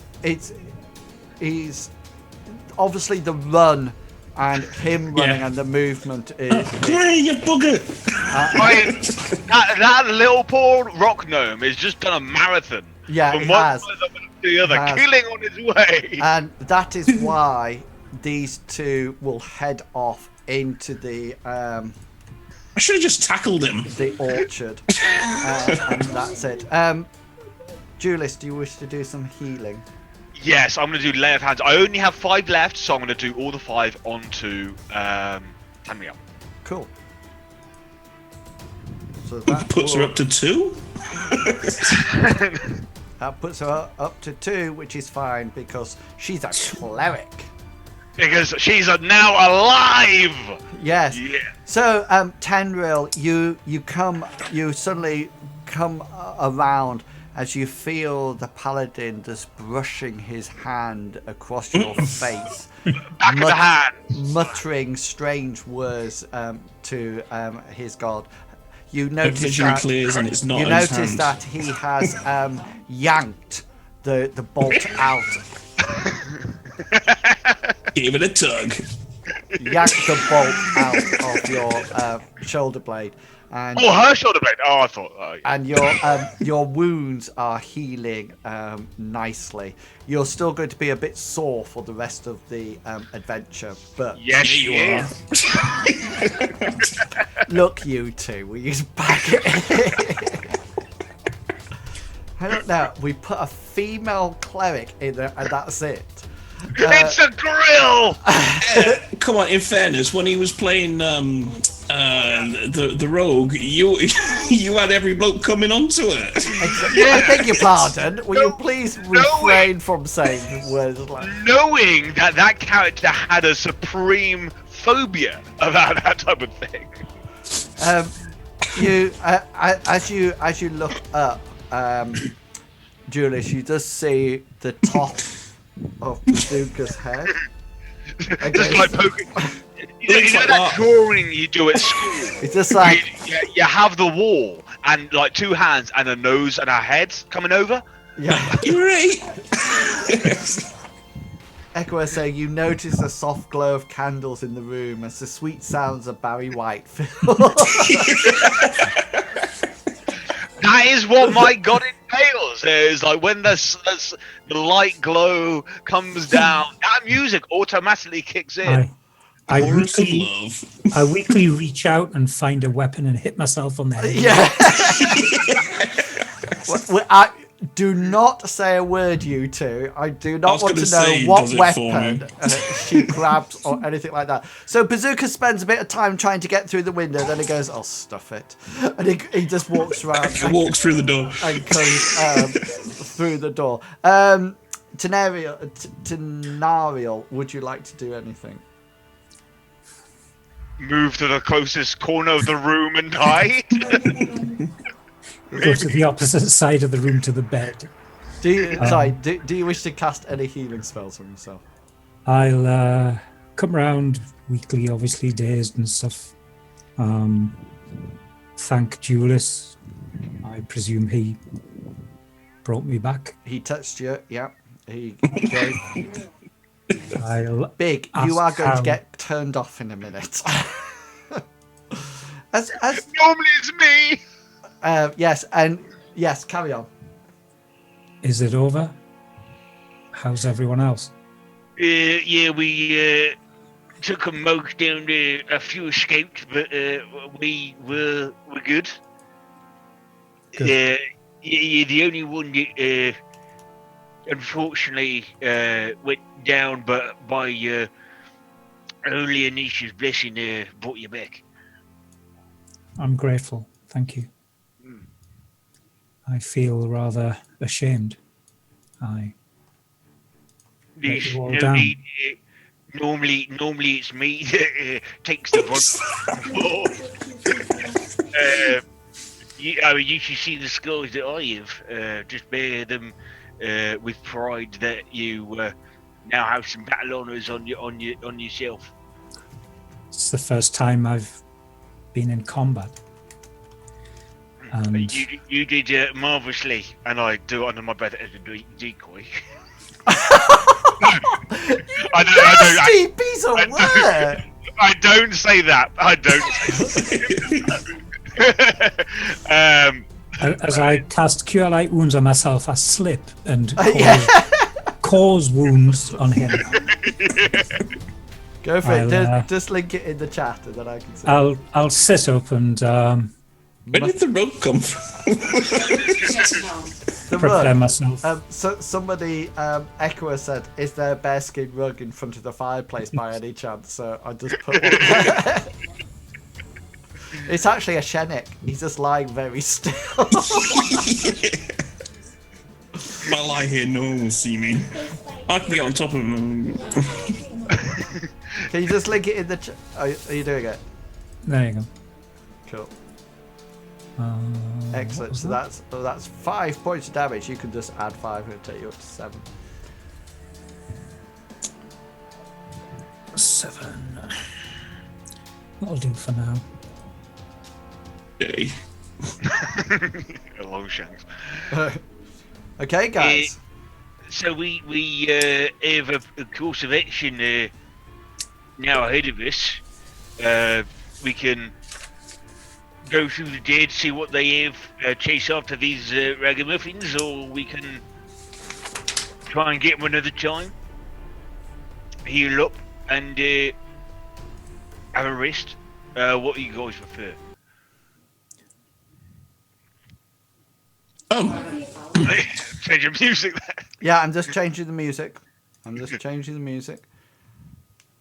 so yeah, I'm gonna go through the dead, see what they got on them. Yeah, I'll do the same and pray. While I'm doing that, I'll pray over the bodies and to Anisha, and do lay them to rest, as it were, in their position. I'll gather my things up and step outside. So remember now, it's quite dark now because you started all this just coming. Remember the initial bandits. Sorry, the bandits came about dusk time, so it's quite dark now. So it's whether or not you want to. Yeah, we'll get Reds down in the house tonight. Well, just remember that the only 2 windows that are actually still intact are the ones down the west wall. I'll use army terms. The west wall and this one down on the southern wall. The northern wall and the eastern wall, both the shutters are broken off, and of course the door is no longer there. And you can see that there's quite the telltale blackened surroundings of the doorway that you actually saw in the other the farmstead that where the lady lived, who you protected and saved. I think putting while we rest, put a sentry on just in case they come back. Try and get revenge with a bigger group would be a wise decision. I don't need sleep, so I'm happy to stay up. Okay, if you need anyone to take over, then let us know. So you're probably going to have a long rest if you're going to sleep throughout the night. So if anybody, you will regain your spells throughout the night. Yeah, I was just going to do that. Yeah. Oh, sorry, you've still got your little death marker on there. Oh, cheers. There you Yeah. Thank you for taking go. Julius, do you have any healing spells in your repertoire? So I've used my lay of hands. After the rest, I can use it again. After that, let me just have a quick look. Was anyone else hurt? No. I'll heal myself again then. Yeah, cool. 1, 2, 3. Yeah, lay of hands is pretty much all I have at the moment. Cool. Oh, I can do prayer of healing. The group healing. I know that she doesn't need to sleep normally, but to regain her health, I wake up halfway through the night and go, right, you need to actually... Sprocketeer, why does your character not need to sleep? Elves only need 4 hours of rest. Yeah, so you will It's need like meditation. Yeah, so you will need to take that 4 hours of rest in order to get your thing back. Yeah. While you take that 4 hours, I'll take over the roster. Okay. And Stag on, Bonilla. So I'll do another cure light wounds on myself. Uh-oh. Do clerics spells work like everybody else's spells? Yeah. There are some that are automatic, like what is it? That I can do. I don't know what other spells are like because I've never played another spell character. No, but in the sense that you decide which spells you're taking with you, and then you take those with you. No, I automatically have. Clerics can pick any of the spells of their level. Yeah, I have them all to my going as. So I wake up, I always have them at my command. Yeah. What, all the paladin spells? Yes, the ones that I choose when I go up a level, effectively. Yeah, that's what I mean. So you'll have sort of like so you won't have the complete spell list. No, if with when I got to level 3, I went down to like a certain route, down the list. Right, I have this spell, that spell, and that spell, but I always have those spells. Yeah, that's right. So when you go up to the next level, and you get another first level spell, you can learn another first level spell, and then you've got that. And then isn't it? You can cast it at different levels. So you can actually cast a first level spell. So how do cleric spells work? Because druids are the same as that. I have not seen anything in the documentation. Oh, listen to you using. Yeah, it used to be that in the old days, anyway, mages would have to pick the spells they want for the day ahead. Clerics just do their prayer, and you can pick from any of the available spell list. Hang on, right, let me read. Right, I'm listening in the background. Either way, I'm going to cast. Sorry, go on. No, go ahead. After you, kind sir. We are British after all. I was just going to hit myself with another heal, but I'll cast it at level 2 because I've used all my level 1 slots. Yeah, cool. For the day, so I'll get an extra D8 on it. If you've had your 4 hours, wouldn't you full heal anyway, or? Not necessarily. No. After a long You don't heal that quickly, but the advantage is that you can use the spells. Yeah. How many spells? So I'll cast this at level 2. And that gives me 11. Nice. That's me back to full. Right. I'd say that should put you. So it says you prepare a list of cleric spells that are available for you to cast, choosing from the cleric spell list. When you do so, choose a number of cleric spells equal to your wisdom modifier plus your cleric level, a minimum of 1 spell. The spells must be of the level for which you have spell slots. Okay. So casting a spell does not remove it from your list of prepared spells. So when you wake up, what's your wisdom modifier? 1 sec. 5. 5 plus your level, so you can actually prepare 8 spells because you're 3rd level, aren't you? So you can prepare 8 spells per level, and those will be the spells that you can choose from as you're actually doing it. Yeah, cool. Per level.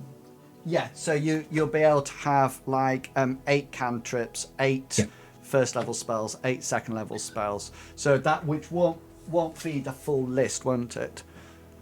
It will be eventually, because as you go up levels, you'll be able to say, yeah, I know them all.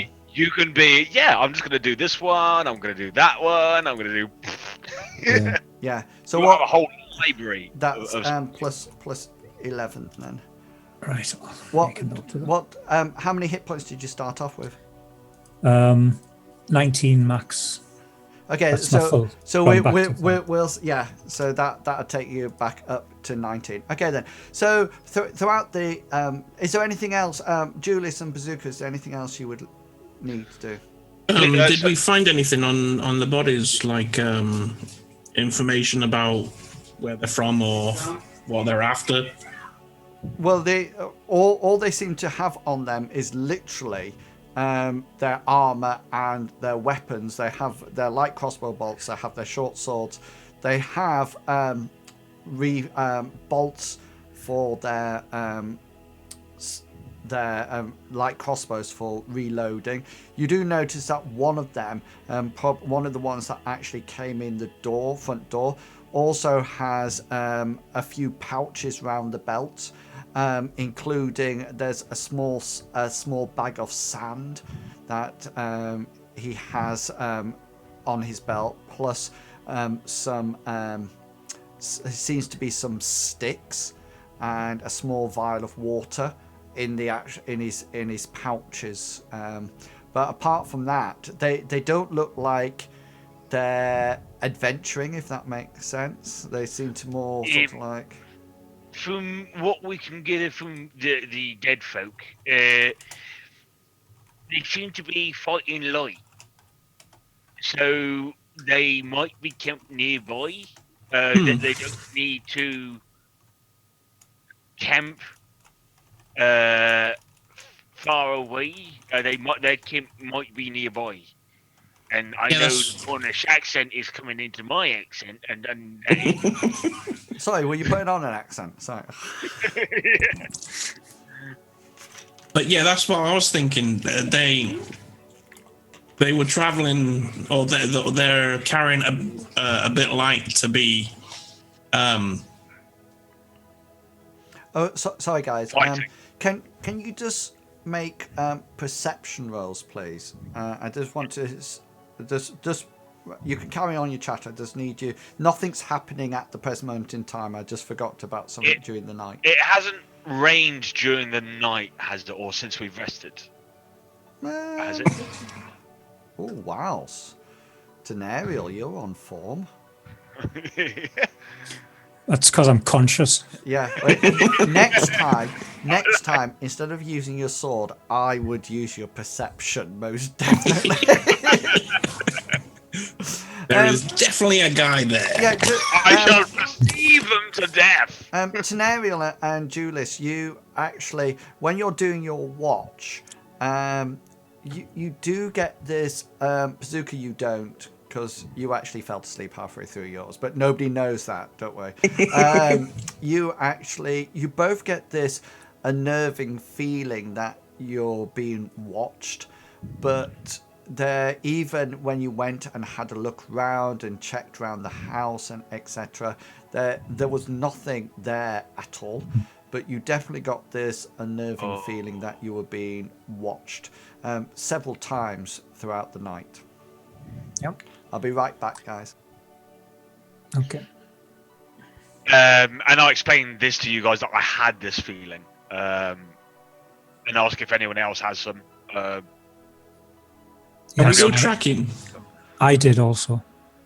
But anyone got any tracking skills? I have survival, which is tracking. Yes. Yeah. Yeah. So if I roll right, we can track these guys. Because I wouldn't mind, like, advancing. Maybe they came with horses rather than they're actually, instead of being based close by. Well, what I'll do is explain to you what I seen from the bush and which direction they came from. Yeah. So we know they come from the north. We know that they were. Yeah, the possibility that they probably had horses is a thing. We haven't had any evidence of that as yet. Mm-hmm. With the last camp that we went to, and I tell you guys that it's probably a similar type of camp that the half oak was at, gnawing on the bones of this gang. Yeah, if only we had a Shenik to be a wolf and sniff them out, you know what I mean? That would be good. So obviously they came from the north. They could have come round and come back from the north. Well, like I said, I seen them come from tree to tree. Yeah, but they could have, because they know the orchard's there. They could have come from the south, curled around, and then come in from the north. That's a possibility. Yeah. However, we don't know that. That is purely conjecture, and all we can do is get the facts, and that is to follow the money, follow the footprint. Follow the snail trail. Yeah. Oh God. There's a difference between different types of snail trails. Mm-hmm.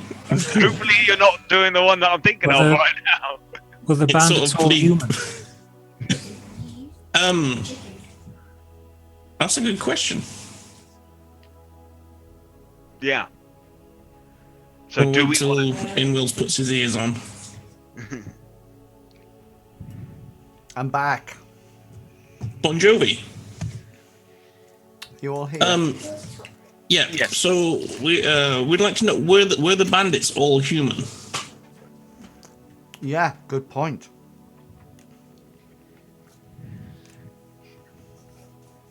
Or were they half mushroom? They're definitely all human. Definitely all human.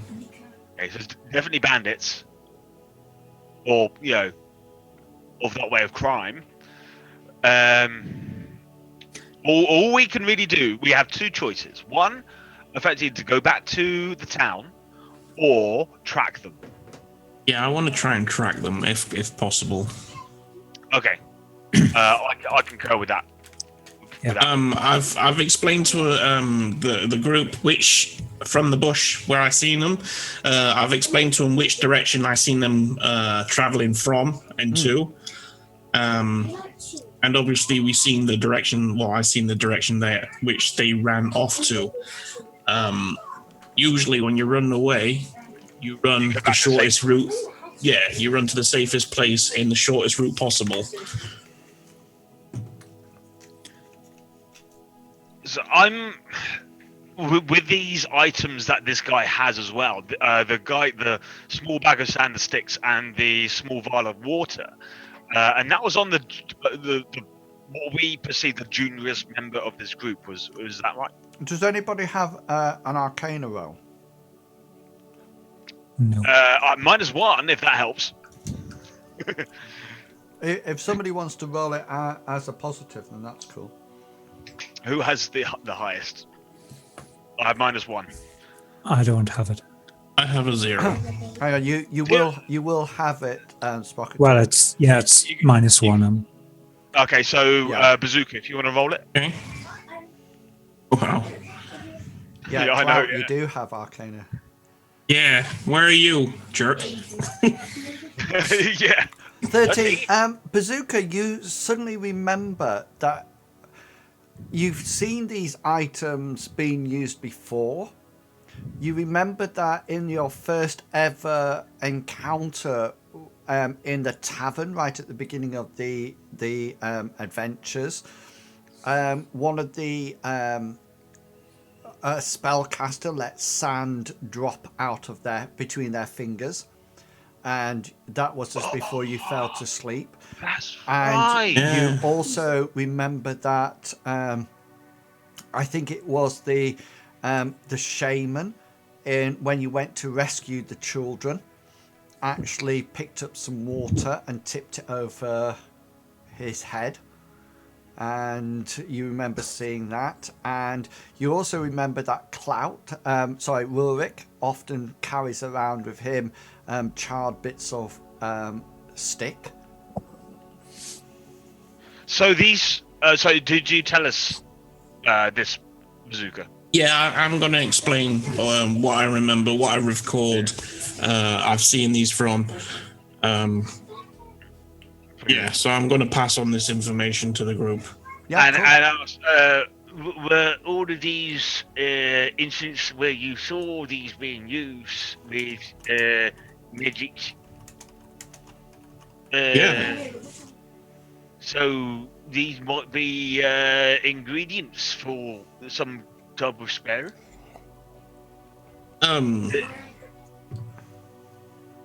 obviously I can't remember like to an extent, but yeah, with the sand in the first encounter, I can't really remember the water, but yeah, this was all due to witchcraft. Witchcraft! Burn her! So, this group might be with what you've described to how you got here on my world. These guys might be connected. I'm starting to think so. Yeah. Cool. I really want to go after them and kill them. I'll try and see if we can track them. And I'll go outside and do try and track their Track away. track away. Ricochet. I'll have spent much of my watch in prayer, Yeah. feeling rather embarrassed about. Shameful. Yeah. Yes, unclean. 13. Okay, the tracks, luckily, as they headed back off into the orchard, the tracks are quite not very well hidden as they just sort of like ploughed through the orchard. You notice that there's low-hanging branches are actually being snapped as they've ploughed their way through. And they seem to go through the orchard and then into sort of like the foothills, very similar to the shrubland. If you remember the shrubland from, I'll bring it on for you so you can see it. If you remember this, and if you remember, you went through that before you got to the cavern where the water elemental was in your previous adventure. So we're dragging Rurik behind us, who's still drunk. Yeah, Rorik's gone back to inform the town what's going on. So he will be back joining you at the next adventure. Cool. And by the way, Rurik, get well soon! Oh, bless. So nice. Is the gnomes okay or sips? Is the what, sorry? Is the gnome the kid from Sixth Sense? Yeah. Before we set off, should we take these bodies away from the farmhouse and burn them? Yes. Do a prayer over the pyre. Do the ritual. That type of thing. Okay, so you build a fire outside. There's plenty of sort of like wood from the broken doors and the broken shutters to actually create some kind of fire. You manage with a flint and tinder to sort of like start it off, and then you sort of like slam the bodies and pile it off, and they sort of like, they don't immediately catch fire because human bodies tend not to in low heat. They tend to smolder for quite a while, and this smell of burning flesh and articles of clothing sort of like hang in the air, and a soft billowing plume of almost like ashen grey smoke rises up slowly into the air, so, almost like tainting the atmosphere of this once clear and friendly farmstead, as if it's been altered somehow by the attack and the death that has happened throughout here. Well, The sand and water and sticks, can we take them for Rurik or Shenik when he decides to rejoin us? I've got a backpack, so I could put him in there. What do you want to take, Si? The water and the sticks and the sand. Yeah, I mean, it's literally just a vial full of water and a handful of sand and a couple of sticks. I need things like this for some of my magic. Then we give it over to Not these exact things, but what you can use. similar items. Take. Okay, yeah. What you need, take. They're no use to me, but take them anyway. Yeah. Who's the Cool. cats? While we're tracking, I tried to be, try and go like over hills and everything like that, because we don't know when if we go over a hill, there might be a camp there with guys with spears pointing at us because they know we're coming. Okay, yeah. Do you just want to can you please start making survival rolls, Julius, as you set off during the next day? Yep. So then I know how long it's going to take you, because if you fail a roll, you'll just sort of like digress and go off in a different direction, but then hopefully you can pick it back up again. So that one, so you're still on the track. How many rolls would you like me to make? I'll tell you, don't worry. Tell me to stop. Yeah. Cool. So 20 is the first one. 15 is the second one. Keep going. Okay. Oh, you're good at Keep on coming, baby. Yeah, that's 3. Keep going. The only dice rolls that I can actually do until I get a 1. Okay, thank you. Next one. Okay, next one.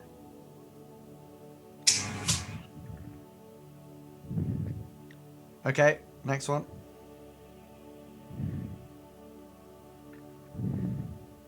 Oh, next one. So that's going to put a day on our travels. Okay, so you set off at first light after you've managed to eat some of your rations that hopefully you're carrying in your backpacks. And you set off about 7, 8 o'clock in the morning after you fed and watered yourself. It's about 4 o'clock in the afternoon when you eventually, after stopping halfway for more food and water, and Julie's sending you down what the bazooka only describes as wrong tracks and keeps saying, will you get on the right track, please?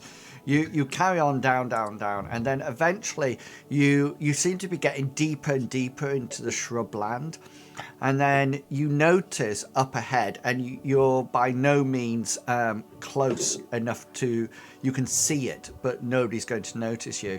There seems to be an entrance in the hillside, and you can see it that it's almost like hastily been branches and with foliage on it, etc., has been sort of like used to sort of like cover it up, but it's obviously been done in a very hasty manner, and you can actually see the top part of the arch leading into it.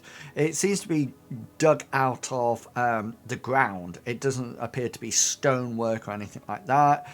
It just seems to be dug out, but it definitely looks like, if it wasn't for your keen sense and you following the tracks, Julius, you wouldn't have noticed it just by passing by, especially if it had been hidden and covered up more precisely.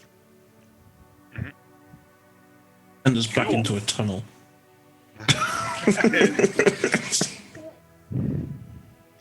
So I try and see if this is the only entrance from the tracks, and if there is like regular patrols in the area, that type of thing, from the disturbance of the ground and everything like that. As far as you can tell, I mean, it literally looks like there seems to be, and you're quite a distance away from it at the present moment in time. It just seems to be one route up to this, and it's quite well trodden, and it doesn't need a tracking roll to see it. The grass is quite flat, as if they've been going along this route for quite a while, and it goes right the way up to the archway. Okay. I turn to the others like, it looks like they've gone in here. What do you want to do? Watch them for a bit, see who and what comes out, or do you want to just charge in and go into the unknown? I want to go in. I want to go after him. Standard.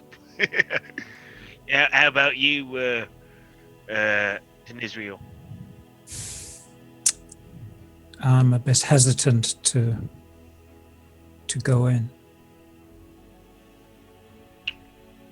I mean, if it's two against one, I'll go with the majority. I'm about 50-50 myself. I'd love to know what's in here, but we are waiting on we're not a full team at the moment, so we need to be more wary of what situations that we might get into. Do need to check one of my abilities.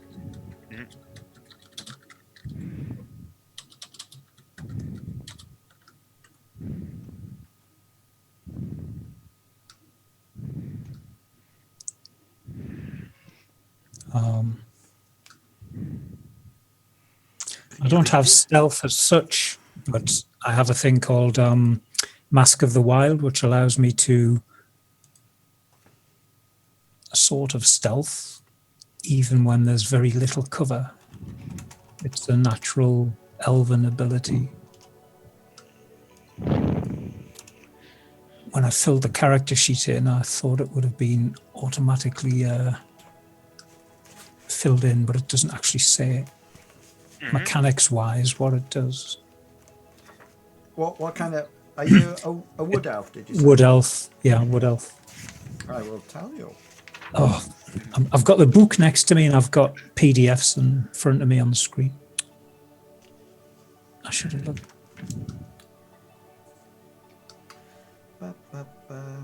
You can attempt to hide even when you are only lightly obscured by foliage, heavy rain, falling mist, and other natural phenomena. So it's more of a hide rather than a stealth.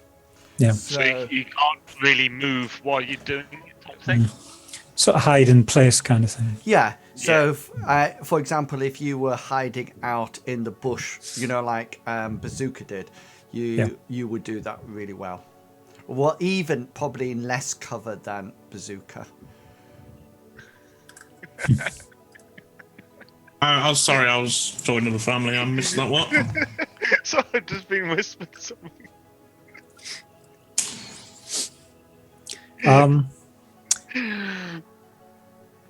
I would like to observe the place for a couple of hours. Yeah, I think that's a good course of action. And, that'll take you to 6 o'clock in the evening, so it'll be starting to become dusk then. Which is like kind of ideal. That's a good time, yeah. One, they kind of work at night.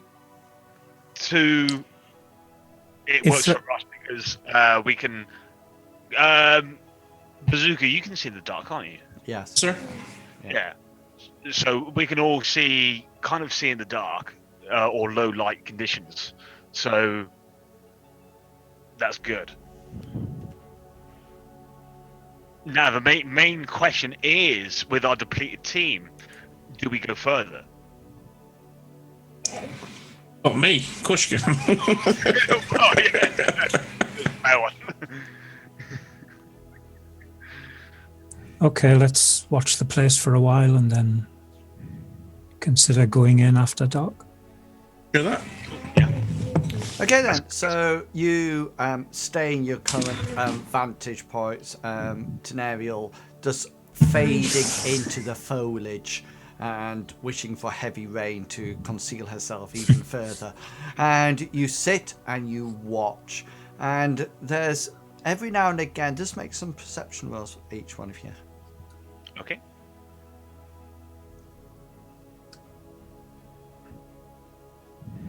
Oh, did that work?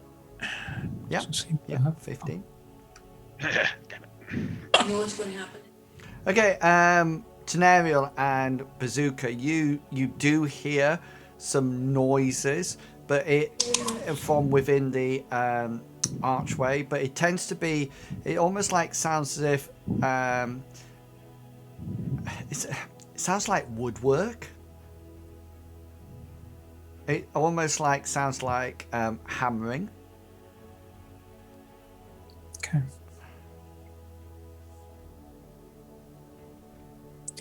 And that's it. Nobody comes in and out for the whole 2 hours. And you don't, Bazooka and Tenariel, you don't hear it like da da da da da right the way through it. Every now and again, you sort of hear, oh, what's that? Sound like hammering. And then it, you know, just when you try to tune into it, it stopped. Yeah.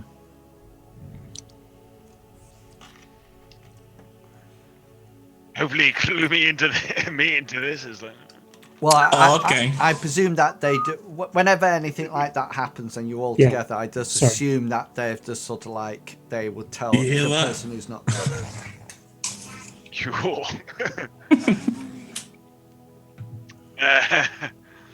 So it's dark now. So are we? Obviously, I know what Bazooka would like to do. What would you like to do now? Now that it's dark. Yes, I think we should go in, but we should be very cautious. Yeah, agreed. Try and do a stealth into past the bushes. We need to make sure they have no booby traps. We need to make sure they don't have any alarms, booby traps. Yeah. So try and look as much as we can. Try not to give them awareness that we're here while we're moving in stealth. And I would suggest taking off anything that can make too much noise. So, all my armor. What are you wearing? Chainmail. Oh. So it's Bazooka. This is why I didn't pick chainmail, because it's 4 times the weight of the armor I am wearing, and it's only 2 points more. So, and it's noisy.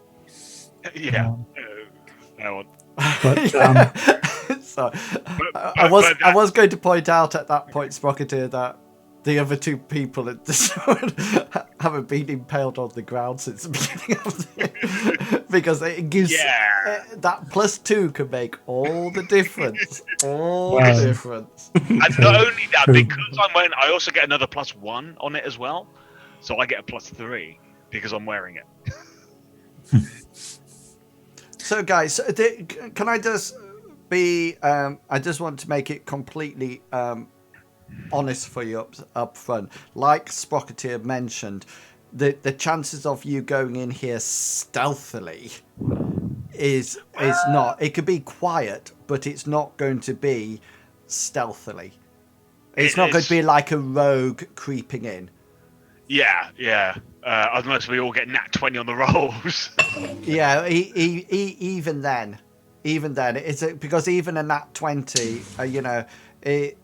even a natural 20 can't make things happen. It's like so can an elephant tightrope? Well, even if he gets a however, donations can. Even if he gets a nat 20, he's still not going to do it. So, damn, can I buy myself with a donation a ring of stealth? And unfortunately, I don't actually like that in D&D games because I often think when I watch things that happen like that, if donations can make, I often think sometimes the DM could actually do something that actually causes people to give donations. So I could actually kill you all off, and people then donate to me. So it's actually in my best interest. I really hate it because especially things like viewer decisions where Cthulhu appears. Yeah. Yeah. So every game. There's certain scenarios that the viewers would be beneficial to do votes. say what kind of situation would be good for what guys want to see, like what enemy at the same level that fits into the scenario type thing. There is a scope for that, I think, but it is like, right, I'm going to pay money for you to do a 2-time level enemy for these. I just think that the campaign runs, and I think the more things that people put in, the more diverse it gets, and the more it's a bit like okay, then in this general area there's not a huge amount of big wildlife. You've encountered a spider, but all of a sudden if different kind of mobs or like kobolds or bugbears start to appear, then that would just spoil the fabric of what's happening. And I just think that if people want to, I'm quite happy to kill you off every week and say to the stream, give me a donation and I'll bring them back to life. But I also, do you want to know what the other thing that I don't like is when it's mercenary, isn't it? Yeah, and I've seen this happen. I've actually seen this happen. Roles be given to certain players. Yes, and also advantage and disadvantage given to certain players, not characters. Yes. And sort of like, I want to give it to... And then all of a sudden, you could have somebody who's liked, all of a sudden getting all these advantageous stuff. Yep. Well, somebody who's not... Is that Happy RPG stream that you're referencing there? Because that's currently what they do. I'm not referencing anything. I'm just saying everything that I want. It does happen, though. I'm not saying it's wrong, right, or it's their choice of what they want to do on their stream. Yeah, that's absolutely their choice. To me, I don't want to get to the point that I'm saying to my stream, if you want to save these characters, give me money. Yeah. I don't want that. I just need a quick bio break. Again. I'm going to mute myself this time. So carry on talking. What about the Hunger Games sponsors style that are dropping in an assisting item? I just... Same thing, isn't it? Yeah, I just don't like it that they... I mean, and to be honest with you, if everybody in the campaign... I mean, it's a host.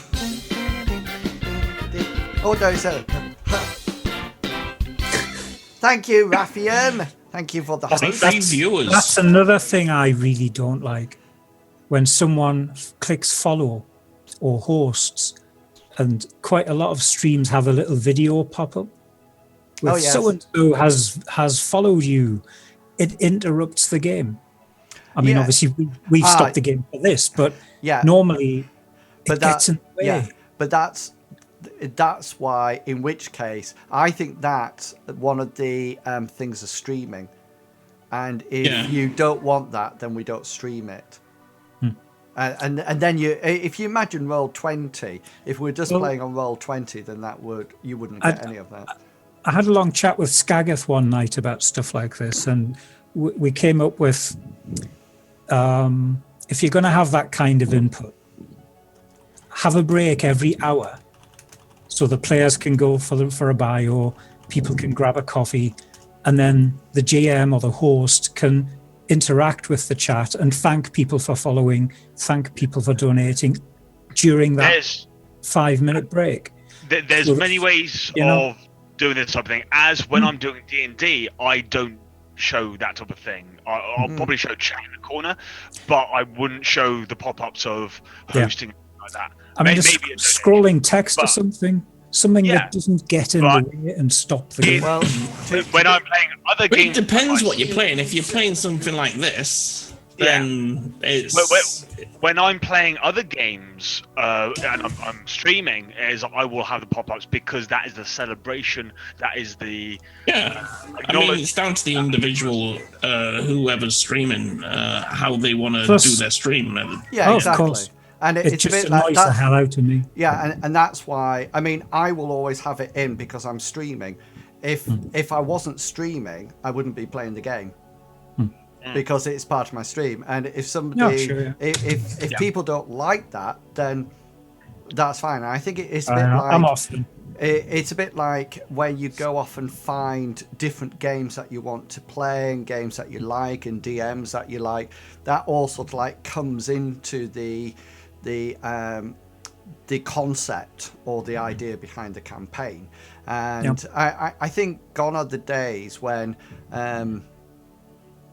I think with the way D&D is going now and role-playing games are going, I was just looking at Raffian was saying it depends on the streamer and how they want to run their stream. Yeah, I think that's the interesting thing. And I must admit, when I'm DMing, if it's a big combat or something, or I'm trying to create an atmosphere, then I won't actually acknowledge what's going on.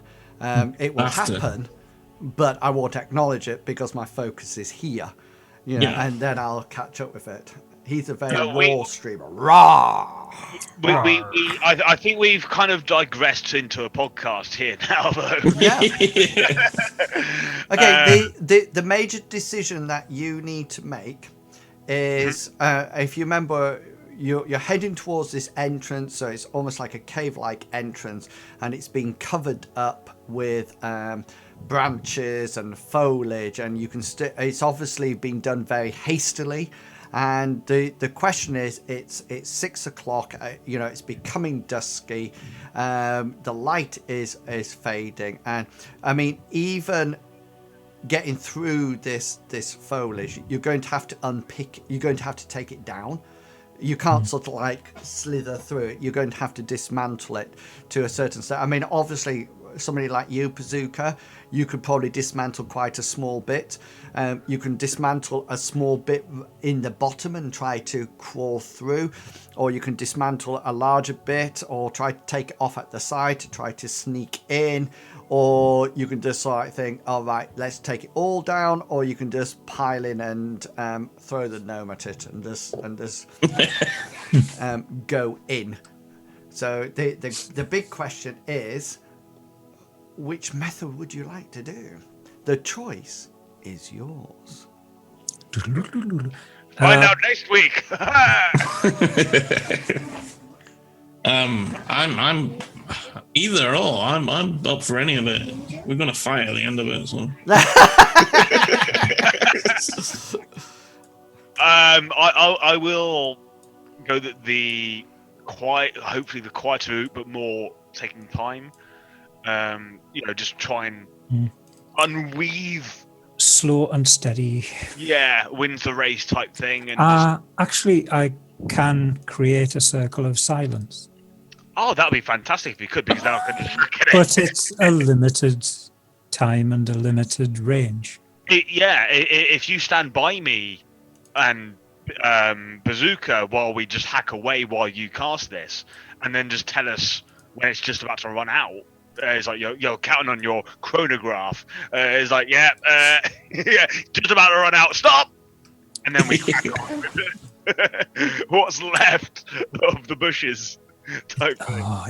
I'm just looking at the description. It says a 20-foot sphere centered on a point I choose. Yeah.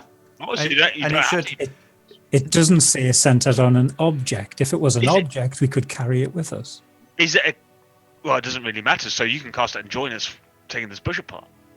Oh yeah. It just would have been nice. Can you just link it in the chat? Yes. Sorry. Because it normally has a range on it. But on the down, I was going to say, if it's 20 foot, the downside of that is if anyone's coming up that way, we won't be able to hear them. Is it but one? It means we can. No, we can't hear either, and it means we can't cast verbal spells. Correct. Yeah. Okay, got you. Which, to be honest, we don't have our swords out while we're doing this, unless we're hacking away. Unless one person. It's more that you'll move it rather than hack it, I think. Okay. Julius. I think it's more you can just sort of like start to. Take it off. Take it to bits. Which is still says we'll have to put our weapons away to move all the bushes away, but at least we can do it in abandon and just that goes over there and that goes over there. Yeah, type thing. So hopefully we can get past this quite quickly with that type of spell. So are you casting the silence spell then? No, I'm not going to do it. Okay. Oh, okay. Okay. Sorry, unless you want me to. It's going to jeopardize us as well. In what way is it going to jeopardize us? We won't be able to hear anyone while we're inside the area of silence. Bang on, they'll have to go through the bush as well from the other side, so we'll probably... Yeah, we'll be able to see them. Or unless you point it that's just in our immediate area. I mean, you could do it. You can still see the house, can't you?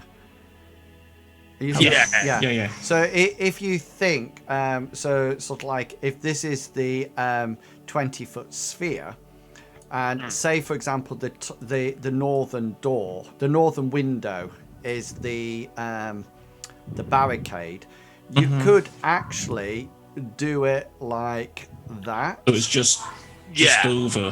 So we are just in the bubble. So if anyone's coming, the bubble is like this, and you could even get it that somebody, if the bubble finishes here, then you could actually get it that somebody stands.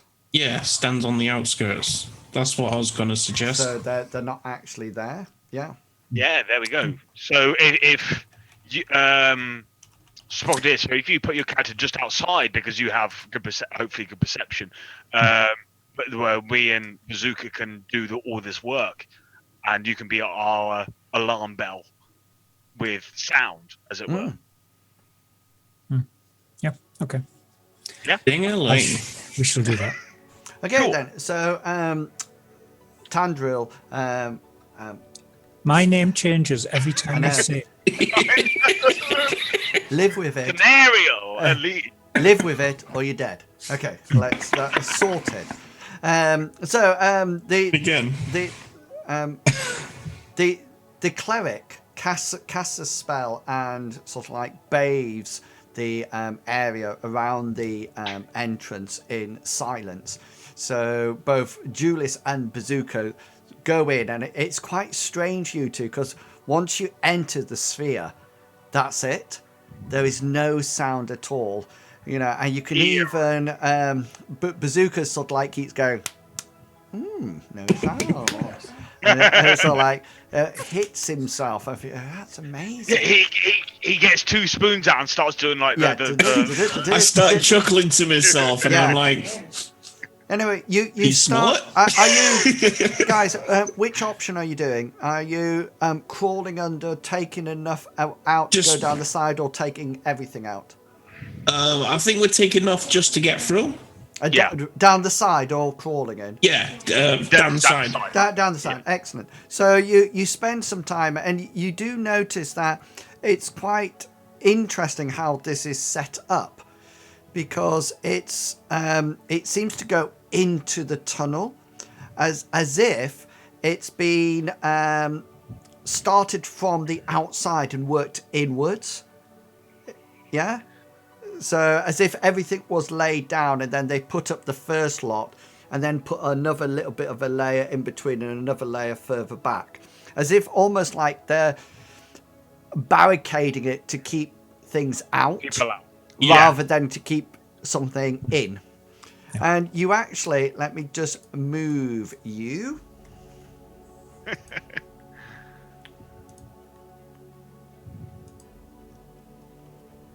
So this music, I just swear it's like the ultimate slowness of. Do you want to know what I'm actually picturing like someone in the shower, like this. Do you want to know what it's called? I can't hear it. It's called Lament to Death. Oh, yeah. I just thought it was appropriate. I thought, yeah. Welcome to Cheery Tunes on Offering Radio. So what you should be able to see, hopefully, is like a makeshift map area. Can you see that? You should. Yes, sir. Yes. Can you only see a bit? Yes, sir. Yeah. So let me just. Can you see this this black bit here? Yeah. Just pretend that's the entrance, the wall continuing, rather than this corridor, this going down here. So that it just seems to be like a normal a cavern way. It's definitely done out of. It's been dug out of soil. But you notice what you're actually stood on at the present moment in time is quite compact. What's your dark vision maximum range, people? 60 feet, I think. Okay. So Yeah, mine's pretty. Mine's 60. Yeah. Yeah, I think all of ours is 60. Just do this for you. Yep. So you can see up to there with your dark vision, but you can actually see that beyond there it's actually lit, and there seems to be some kind of fire burning further down. I'll reveal it for you so you can see it in its. I remember this place. All its glory. I knew it as soon as we entered. It was like. I remember it, but my character doesn't. Yeah. So the important thing that you notice, and as you enter this, you need to rearrange yourself, unless the cleric actually wants to go first.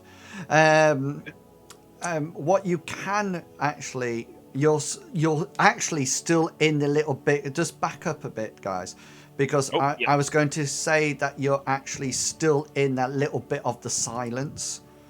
Right. Because the silence would actually sort of like go slightly into the tunnel, so we can shout echo. Yeah, and you can't hear it. Just make some perception rolls for me, please.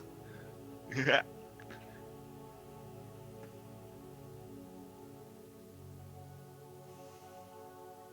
Perception. There we go. What is up with me tonight? This is awesome. Hey, you've been good. You've been doing good. Oh God. I mean, this is awesome. 9. Julius, you could have got a 9 as well. I know. Perfect. Sorry, I just want to be different. That simulates the fact that we're all deaf, you see. Yeah, you can actually see in the distance. There's definitely 2 people, and they seem to be. You can't hear what they're saying, but from the body language, it's definitely that they appear to be almost like arguing. So they're relaxed. They're not expecting people to come in. Well, they appear to be more sort of like arguing with each other. Mm-hmm. Maybe they're going to kill each other, save us the job. It means Big B's can't get any more kills on his roster. I am on 25. Yeah, I'm not even counting anymore. It's like, God damn it. Just let me get, because I've got a better figure for one of these. I just need to find it. Let's use this one. Scenario: how many times can you cast that silent spell? Once more. Once more. Oh, good. Okay, so these are where the 2 people are. Yeah. This one, Bazooka, you've seen before. It's the black-clad assassin from the tavern that tried to drip poison into your mouth, and Julius sort of like protected you and saved you from it. See, I told you it was worth it. That's definitely that guy. You also notice that as you are watching and seeing what they're doing, you also notice that there's definitely the two bandits further down that fled from the scene, if you remember, and they seem to be loading things into the back chests, and they sort of like, they're going around this general area, so they're coming up to sort of like here, and they're picking stuff up. Sometimes they come out of sight down here, and they're coming back, and they seem to be picking things up and putting them into the chest. There seem to be sacks, there seems to be bags and some saddle bags, but also general cooking gear and hammers and smithing tools, and they just seem to be popping them in, and now and again this guy sort of like breaks off his discussion with the assassin that you've met before, you encountered before, and sort of like directs them and points to things, and sort of like moves them, tells them to hurry up. You do notice that they do come up here, and although I've revealed it, you don't. I hope you can realize that you can't actually see. Yeah, you can't see around that corner. Because of this, you can see sort of like that. Yeah. And they do. There's obviously something here because they keep going out of sight, and then coming back, and just the same, they keep going out of sight down here, and coming back again. I know what's down there. I turn to this as we're still in the bubble of silence. It looks like they're getting. Can I please remember that if you're in a bubble of silence, you're just going. Oh, okay, yeah. Okay, that's fair enough. Yeah, we can't even talk to each other. It's like, that's fair enough. There's no point in trying to talk. But I do actually hit battery and like say. I'm going to pick up several twigs from these bushes that we've moved. Cool. I've just out of it, do I recognize this place? Is this the actual place, or is this just another random? Right. Okay. This is a different game. It's just that because it's a free version of Roll20.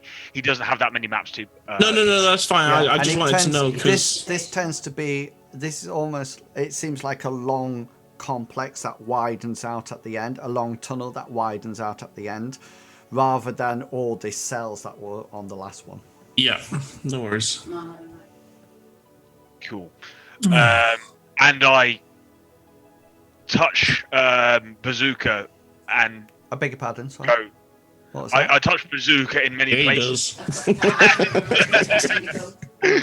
And it's not me this time. That was all on you. I check that my mature content is up and running. Yes. And so I just go creepy. Yeah. Sorry, I just need to put you on screen so I can see you. Yeah, I do that. Oh, you've got changed.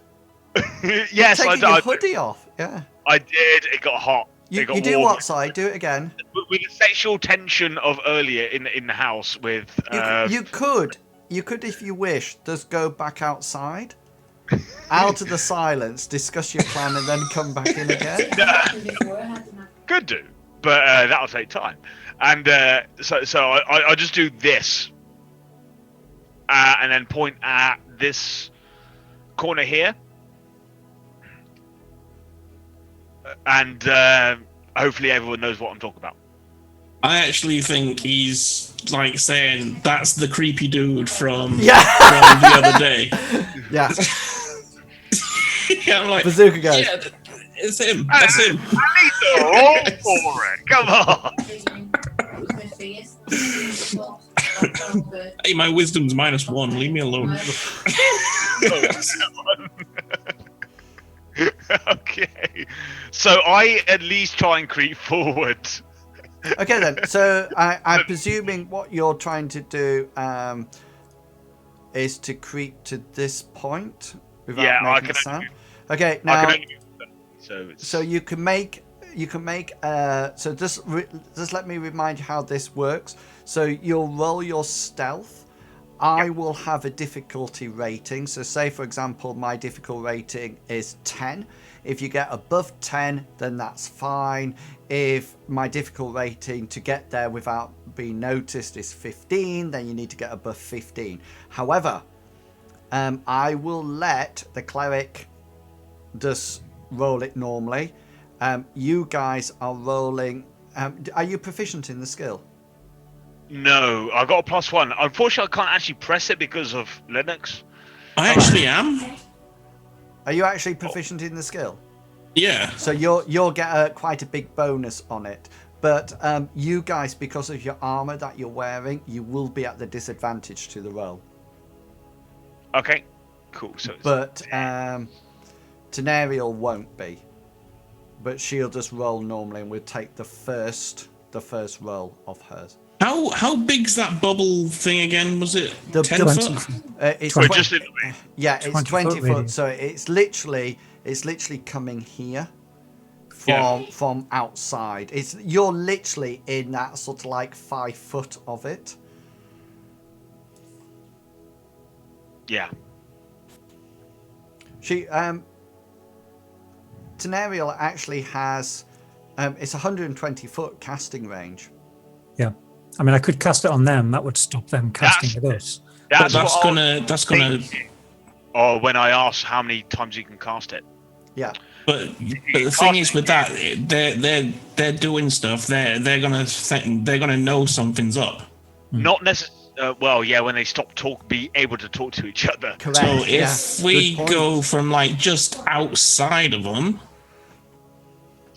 Yeah, so we don't cast. Yeah, so it'll only cover up to. That'll be its range, outside range. yeah. So it will cover all our route up to them, and then we'll pop out of the bubble of silence. Surprise! Type thing. So, Yeah. what you'll cast it here or somewhere around there, and that should cover up to that point. That's what my plan is in my head, if you know what I mean. Well, at that point, you could actually, if you wished, it's 20 foot, isn't it? So if you cast it there, where the start of the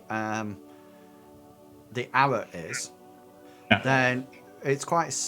It says for the duration, no sound can be created within or pass through the 20-foot sphere. also it blocks us even if we're on the other side. Even better. It does say that. It does say that. Awesome. Does it not? I'm all right with it. I'm sure it does. I didn't read it. It does, I think so. Yeah. For the duration, no sound can be created within or pass through the 20-foot radius sphere. It's been so 25 years since I cast this spell last. So that's why I asked for it to be linked in the chat so I could check it out. Yeah, Awesome. so we should be Let's do safe that. all the way up to as long as they don't see us. However, there is one thing they have to be very careful about. Traps. Because, that's one thing, because you know what you guys are like with pits.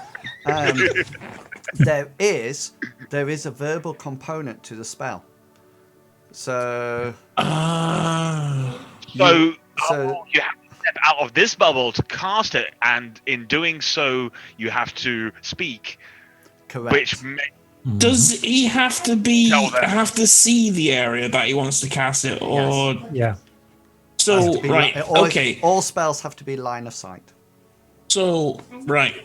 If you go back outside, could you see that area? Could he? yeah. So come out the Yeah, other it's side of the straight line. bubble. Yeah, Or but the he would have to come way outside the other side of the bubble. Would he, where would See that be where able I'm to? clicking? If I can Yes. see that spot there from just past where we are. Yeah, Mm-hmm. but hang on a minute. Remember, and you've only taken enough of the barrier down to sneak Yeah. in. So So- if he goes outside through the small slither that we've But, done, he I can whisper it. I don't have to shout it. Well, it's not that. Yeah, that's a good point. I can step out of the silence and just whisper it. Right, okay, so let's get this right. You are going to step out of the silence and you have to do a verbal component, okay, which means that you physically have to make sound. I have to speak it, but I don't have to shout it. No, I never said you did have to shout it. I said you have to speak it, which means that I will get a perception check to see whether or not I can hear you. Alternatively, if you if you do wish to go further out and cast it in at long distance, then you're going to have to take more of the barrier down. Or I can just wait. How long left have we got of the spell? It lasts 10 minutes. We've probably used most of it. You're getting to the end of it. But the other thing that's quite exciting that you'll notice is that the two people have started to close the chests and sort of like put the latches down and sort of like Snacks. I have some other spells I have access to. Cool, lay them down. Bear in mind, nearly all spells will need a verbal thing as well. I hate the index in this book. It's rubbish.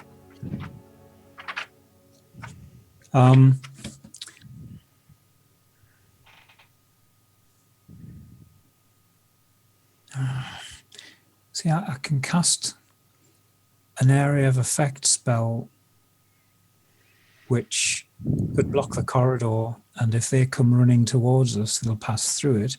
It causes damage to them as they pass through it. You do that on the door. All of them.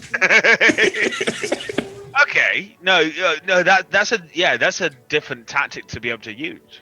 Yeah, I like it. While all this is going on, you suddenly detect that the silence that you were in has dropped, and it's only because as you start moving around, you hear the creak of the leather straps of your armor sort of like started creaking, and you can hear yourselves breathing. And you also notice that further down the corridor, these people here, this guy, you can no longer see. And this guy has turned round, and these two people are flanking him. Okay, so they've effectively seen us. And they start to walk down the corridor. And then as they look up, they get to about here. And these two people at the back are carrying torches, and it lights up the rest of the corridor. And they might actually have, no, that's fine. They come around this corner and light up the corridor, and suddenly you are exposed. Okay. Just to remind you, you cannot see the other guy. Cool. He's no longer visible to you. Okay, guys, let's roll some initiative. Now, just to let you know, I'm going to roll the same initiative, one initiative for the guy at the front, and then I'm going to roll a separate initiative for the two bandits, because they're both different abilities. Okay, so it's ready for you to roll away. Roll. I'll keep on doing it. Roll away. Roll away. Oh! Not one. Sorry. That's premature. I roll good. I rolled good number. Honest. Okay, let's rearrange them. So, hang on. Let's put one in for Sprocket here. Sorry, I forgot to click the That's card. all right. I can just add it 30. Cool. I'm just trying to check this spell. That's cool. I'm checking mine as well. Okay. Gonna help. Tenariel, you are I know up what I'm doing. first. Go for it. Right. Am I? Bloody hell. Yeah. Right. I am casting a spell. And I'm going to hit about here. Can you always link it in the chat Yes, I'll first, do that. and then Sorry. I can read it as you're saying Yeah. what you're going to do. Yeah. 1 sec. Oh, God, I hate this bloody roll 20. Right, it's one of my cleric nature spells. Basically, it'll do a radius. Yeah, so they'll take It 2d4 does damage to them as they piercing pass through it. for everything that they. Yeah. And they'll have to make, I think it's a wisdom roll to recognize that it's Not solid. not safe ground to Yeah, walk on. so they'll make their perception roll before they go into it, and so what's your DC for your spell save? Oh, gosh. 1 sec. 13. 13. Cool.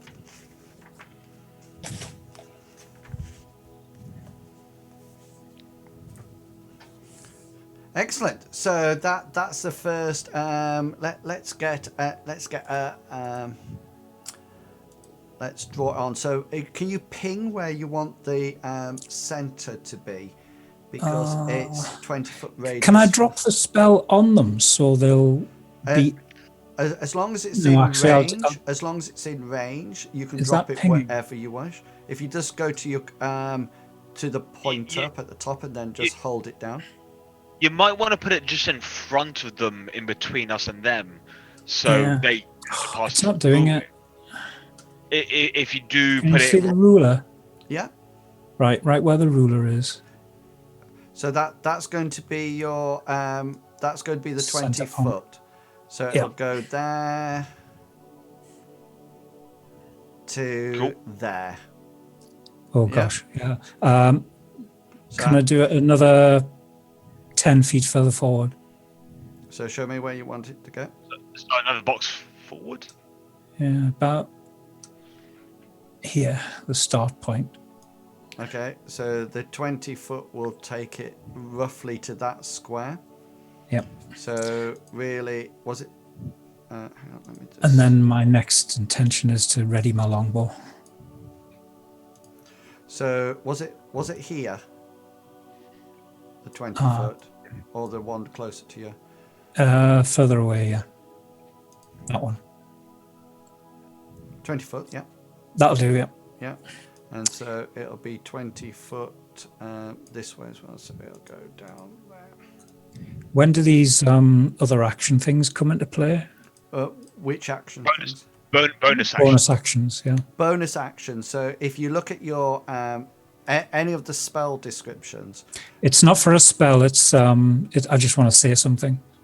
Oh yeah, you can say bonus actions. You can take bonus actions once you've had your initiative. So for example, Julius cannot do a bonus action until 2. Until after, right, got you. Yeah.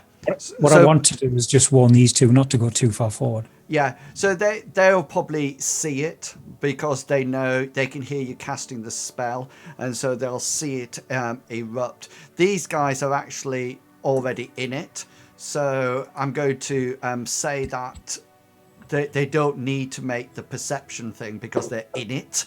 And that's just as in case that, for example, if you had put it there and they weren't in it, I would make it to make sure they don't say, "Oh, I'm not going to step in that."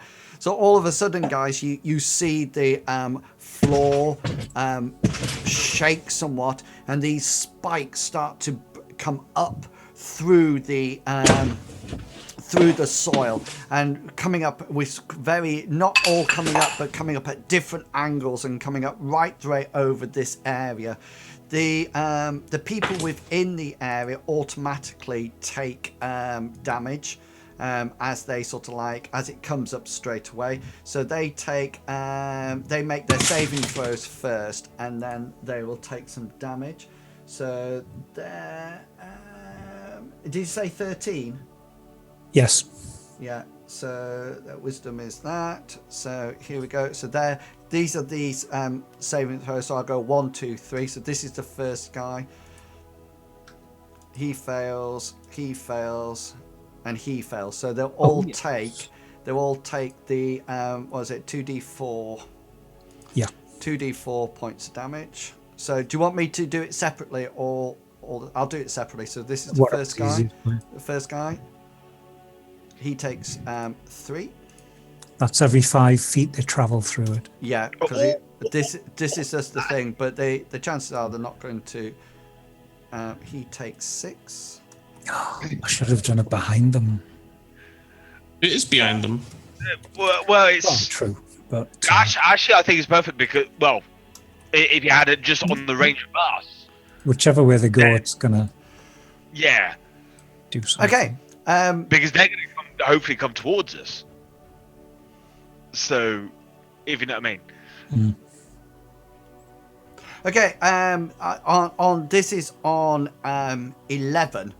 On 11, then these guys at the back, they sort of like see everything sort of like bursting up between them, and so they sort of like drop their torches. Well, they don't drop them, they just place them down, and you notice that they unhook their crossbow bolts, their crossbows from the belt. This guy here, he's on 8, so he's next. Actually moves, he'll move 10 foot, so he will take the damage, I'm aware of that, and actually moves up here. So he takes it for every so he'll take 4d4s, won't he? 2 for the first one, then 2 for the second one, so he'll do that. And he takes 12 points of damage. This is a concentration spell. How much does that limit me? That's fine. You can't push another spell. And if, like Clout said before, if I do damage to you, then there's a chance that it'll be removed. And it's up there for 10 minutes. Yeah. Okay, so that's the end of that round. And Bazooka, it is your turn. I'm just gonna stand there and go, come on, come at me. Okay. Taunt him. Julius, your turn. I'm going to move right up to the spikes. Hold on. I'm going to move here.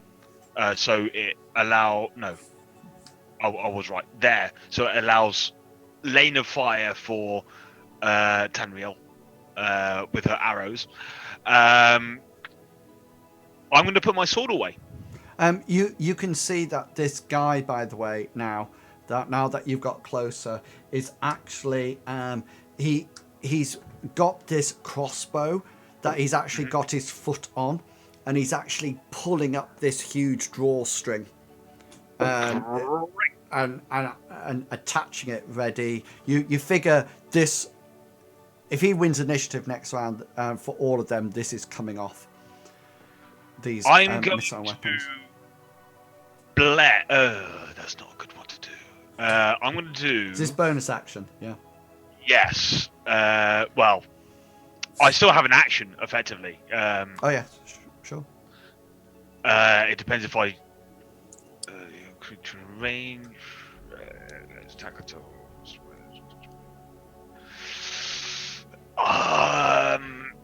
Okay, I'm going to bless all of us. Cool. And I link it up. I will link it up. It only lasts for 1 minute, so we need to be quick on this one if we want to really use it. So your weapon, your weapon's sheathed, isn't it? Yes. Yeah. And I'm going to bless all 3 of us. And it effectively, what it does, it allows for extra attack damage and saving throws. Yeah, 1d4. Yeah. And that's what it does. So we have 1 minute until that runs out. And that's as a bonus action. If there's anyone next to me, I'll still be able to attack. Unfortunately, not. Okay. So that's the end of my roll. Cool. My. So the cleric, the paladin turns round and waves his hands in the air while sprinkling holy water over you. It's probably the first bath you've had, Bazooka, for some time, as this holy water comes over you. And so, I'm melting. so guys, remember what you'll need to do is roll your to hit roll. And what I suggest you do is that if you don't hit, roll a 1d4 and add it to it. It's not the hit; it's on the attack roll. It's Attack roll. So as long as you hit, you can do the plus 4 on your attack roll. That's what I'm saying on the attack Yeah, roll. it's not on damage. It's not on damage. Just to hit. It's just to hit. Oh, yeah. So, but for example, if you roll a 19 and you've hit, rolling an extra d4, you're still going to hit. It's pointless. Yeah, fair one. Yeah. So, excellent. Okay then. That's it. That's the end of the round, isn't it? Yeah. Yes. Yep. Cool. Okay, let's remove everything and then let's get round 2. 6. Damn it. 19. And mine hasn't popped up again. 20. So I can get it from the... Ooh, 20. So we can see that the two blokes have pulled out their crossbows. Yeah. Yeah, they're ready to fire this round. Right.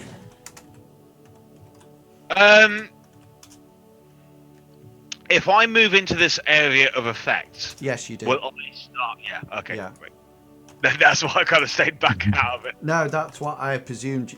That's why I presumed you were staying back out of it. Yep. Okay. There we go. Right. I Let it fly. get my longbow ready. I won't be able to attack this round because I'm getting it out this round. Okay. How long does the area effect last for, by the way? 10 minutes for it? 10 minutes, I think, yeah. Yeah. Okay. So a long time. Yeah, it does. Yeah. Or until I dismiss it. That's probably the best thing to do. It depends what they do in this round. I was going to say leave it a minute. Because if they don't move, they won't take damage. Which they might know about that. But we are kind of primed in a good position, especially with the 1 minute on my cast. Not on this roll, but in the next one. Because I have a... it's going to take one action. Actually, yeah, I could still do it. Is it a full action to ready a weapon? You one full action. It depends what you do with the bonus action as well. Yeah. Right. Because basically if you think about it, your bow is likely to be... You're not likely to have it strung. Because then I forgot to mention I was going to string it, but so assume it's not strung. But can I change even if it is strung, then it's going to be across you, so you're going to have to get it out, then draw your arrow, then knock it, then pull it, and then fire it. And remember, each one of these actions, this whole round is like 6 seconds. Yeah. So yes. If I can change what I'm going to do, Yeah, by all means. I'm going to cast a command spell. Yeah. Nice. At the white guy at the top of the map. Yeah, cool. And remember, it's just one word that gives him an instruction that he will follow to the best of his ability. And you can't say things like die. Flee. It's drop, flee, come forward. Yeah. Flee because he's going to take at least 2 or 3 rounds of damage. Yeah. Running out. I have a saving throw. Yeah. Oh yeah. I was thinking about having this spell in my repertoire. It's like, when would it be good one to do? And this is a perfect situation that I would have. Suppose any time, really. Yeah. We've been in loads of situations where this could have been really good. One of our GMs used to let us use masturbate. What? Sneeze! As Ironside crew member says in chat, sneeze. Or slow sneeze. Oh, no, that's 2 words. Sneeze. Sneeze. Okay, guys.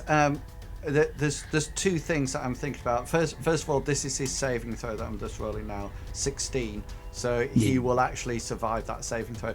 If he did save on it, by the way, I was just going to make him coward in the corner, because the spell's description does say the spell has no effect if the target is undead, if it doesn't understand the language, or if your command is directly harmful to it. So I think he would actually. Yeah, although flee is not directly harmful to it, he would know that actually running through this that's fair enough, would be. So he would coward in the corner, but he made his saving throw, and I don't think anything happens. It is 15. You're 13. Yeah. So that's fine. I think the save is only to notice that the ground is. No, the target must succeed in or follow the command to the next turn. No, I meant for the spikes. Yeah. Spell effect. Yeah, well, it'd be the same one, because it's your spell casting is 8 plus your proficiency. Shit, I've just cast a spell as the first one's concentration. Does that mean it's cancelled? I wasn't gonna say it. I just realized. I knew that was the case, but I kind of didn't want to say it. What a dick. Sorry. Unless somebody else brought it up. No, it's better to be honest. Yes. No, hang a minute. It doesn't actually cancel it. It's still. I think it said it still lasts for 10 minutes. No, because it says concentration. Some spells require you to maintain concentration in order to keep the. If you lose concentration, such a spell ends. If a spell must be maintained, so that you can end anything. Normal activity such as moving and attacking doesn't interfere with the concentration. The following factors can break a concentration: casting another spell that requires concentration. You lose the spell. You cannot concentrate on 2 things. Taking damage, being incapacitated or killed, obviously, right. and then that is actually it. The DM might also decide that certain environmental phenomena, such as a wave crashing over you, etc., you will succeed in a DC Constitution to maintain concentration. So the command spell doesn't actually take another one. Yeah. Because it isn't another concentration spell. Yeah. Sweet. That's what I thought. So it's not a problem. Phew. Okay then. So completely forgot about that. So that's you done, isn't it? Yeah. Yep. So Yep. it's me next, and this is an attack roll coming at you, Julius. Bring it. It's okay, because I am behind him, and he is wearing his braces. I don't know the full extent of these braces. They are still a bit alien to me. I'm kind of working that out. The kinks here and there. That's a miss. And a miss. It misses. Just to let you know, this heavy crossbow bolt that he's firing actually does 1d10 of damage. Okay. Ooh. So that's that. Bazooka, you're up. So in other words, don't get hit by it. It's a 50 count. I'm actually just going to move up just behind Julius because I've seen what these projectiles pretty much do when they're fired at him, and you go to cower behind him. Yeah, I'm going to. I'm not going to cower. Up. I'm going to take cover. Excellent. Okay. That's effectively what I was planning to do anyway. Is like this. These are light crossbow bolts coming towards you, so they're not the heavy one, Julius. They're coming from the 2 other bandits. Yeah. And this is where 21 will hit you, and 20 will hit you. Okay, so is that a nat? No.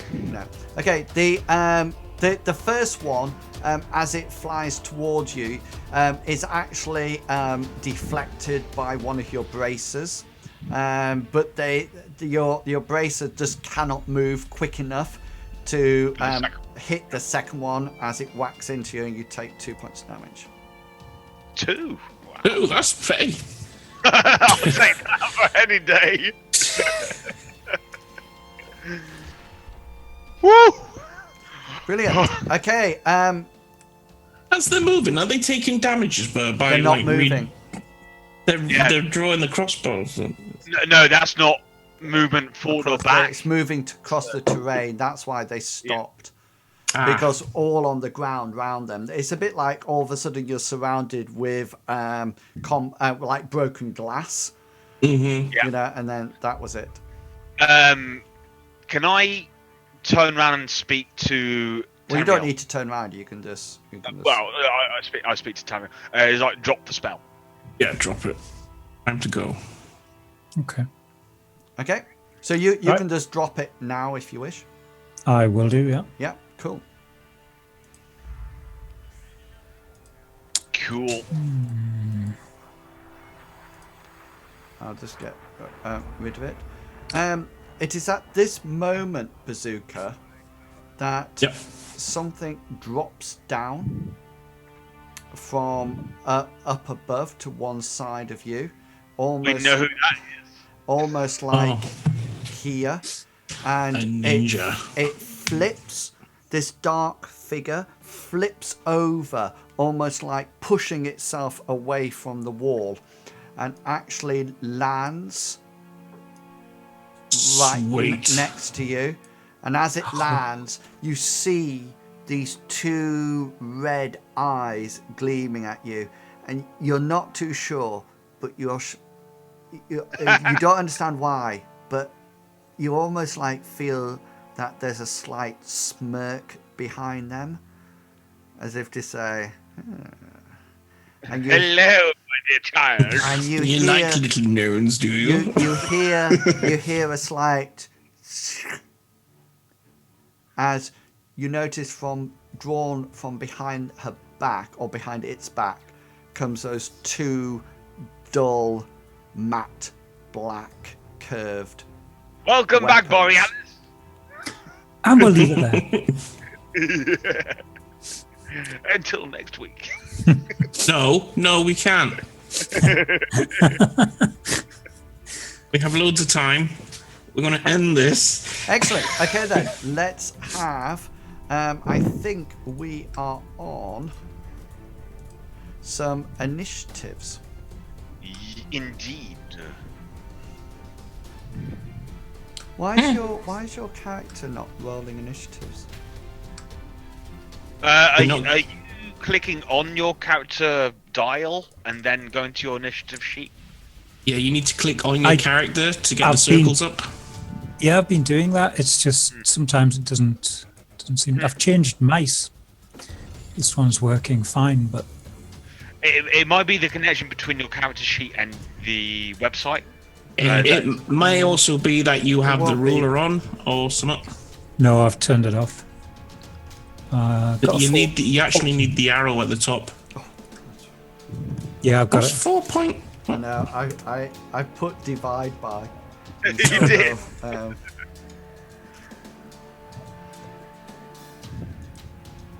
14.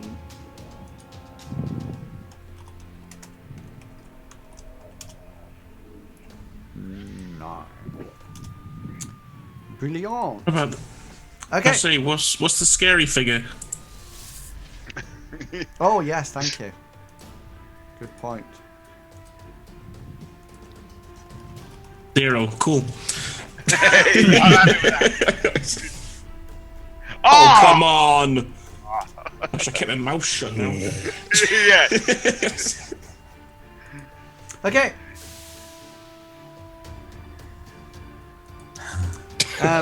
First, this is coming to you.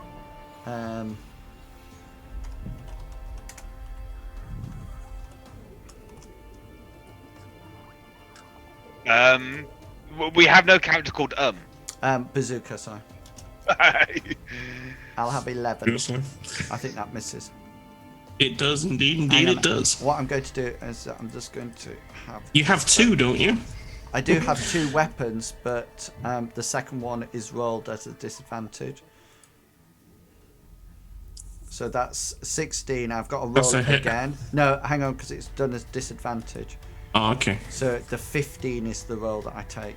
That's a miss. Okay then. Ooh. So it turns around and sort of like it brings down its weapons and goes like that, just slightly above your head, and you just go.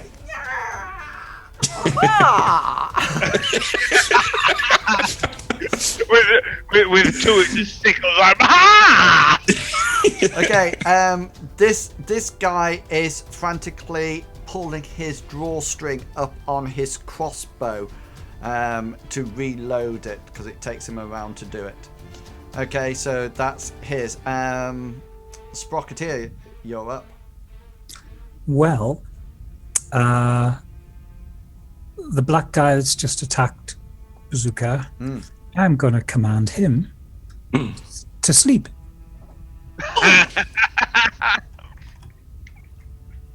Nice. It does need to be a gift cryptex. This is a level 1 spell, isn't it? Yeah. Yeah.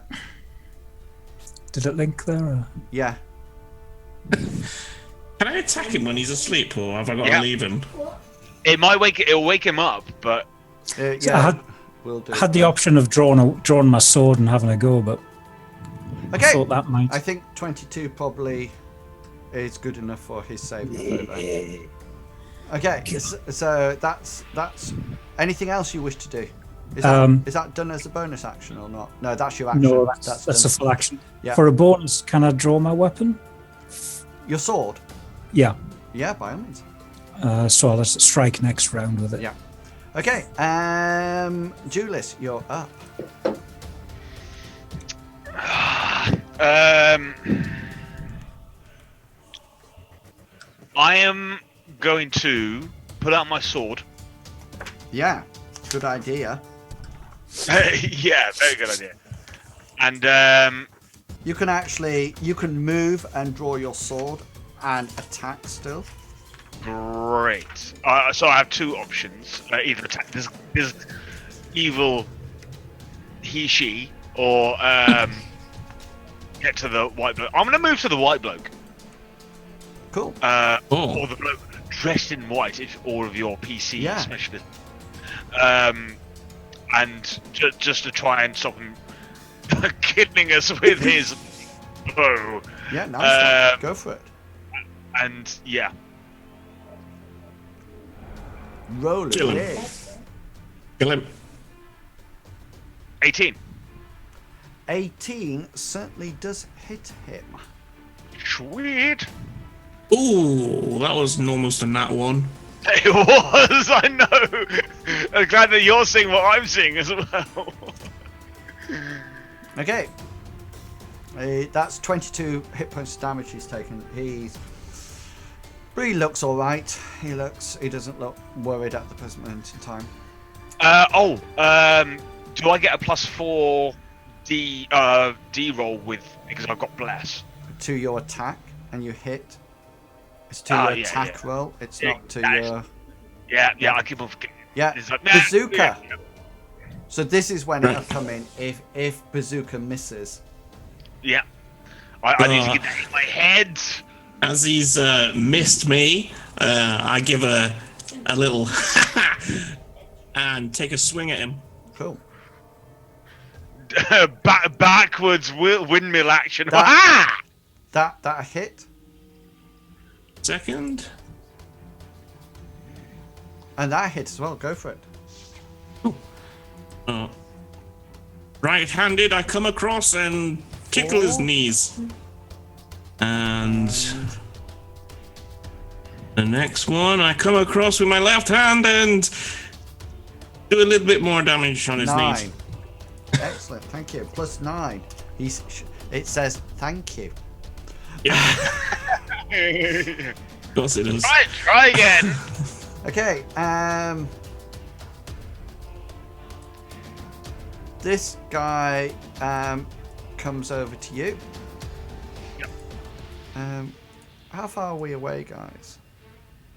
And you notice that this guy starts heading towards that. I do get my scimitar hit on you, Julius. 16, I think we'll miss. Yes. Yeah, cool. Okay, and that's it. Is it? Yeah. So let's have some more initiatives. Yes, please. Oh! Oh, I thought I had the 20 then. Unlucky. I had the 12, but I'm happy with 12. Still Hey, double didn't digits. say the magic word. 9. He gets the 4. 11. What is he? Is Whiskey still in the chat? Yeah, he is. Is. Yeah. Okay. He's had a It's- few beers. It's for you, Whiskey. Yeah.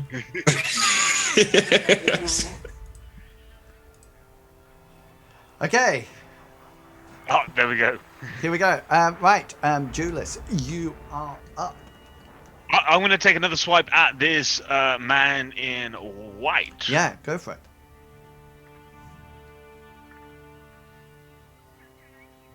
And I'm going to do a nat 1. Right. So even with your bless, that's not going to help you. Okay, then. Screw your bless. Right. So what I'm going to say with this is that because you're so close to the wall, you actually bring your sword round and you misjudge the distance between the swing and the wall, and you notice your sword start to go scraping against the actual wall of the digging into the soil, etc. So all you need to do is just make your dex roll and Rick, keep we hold. need some anvils for weapon repair. Yeah, just do your dex roll.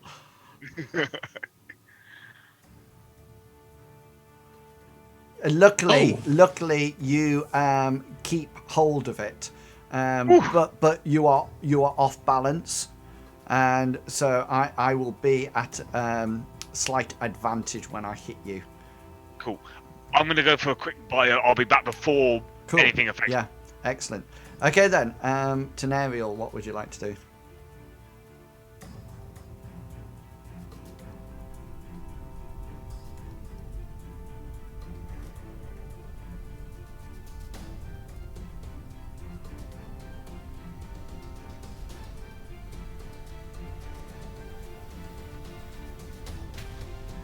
Hello? Mike's mute. Sorry, I'm muted because I was eating a biscuit. Okay. Right, sorry. I'll step behind this guy fighting Bazooka and slash at him with Go for Daddy's it. long sword. Any bonuses for? You just get the one. You just get the 1d4, and he doesn't get his dex bonus on it. So All you right. just roll your. There we go. Oh, Yeah, that hit him. that two nat 20s. Yeah, but once it's he doesn't attack. Oh my twice. god. Okay. So just click long sword now, and it'll do you damage. Sorry.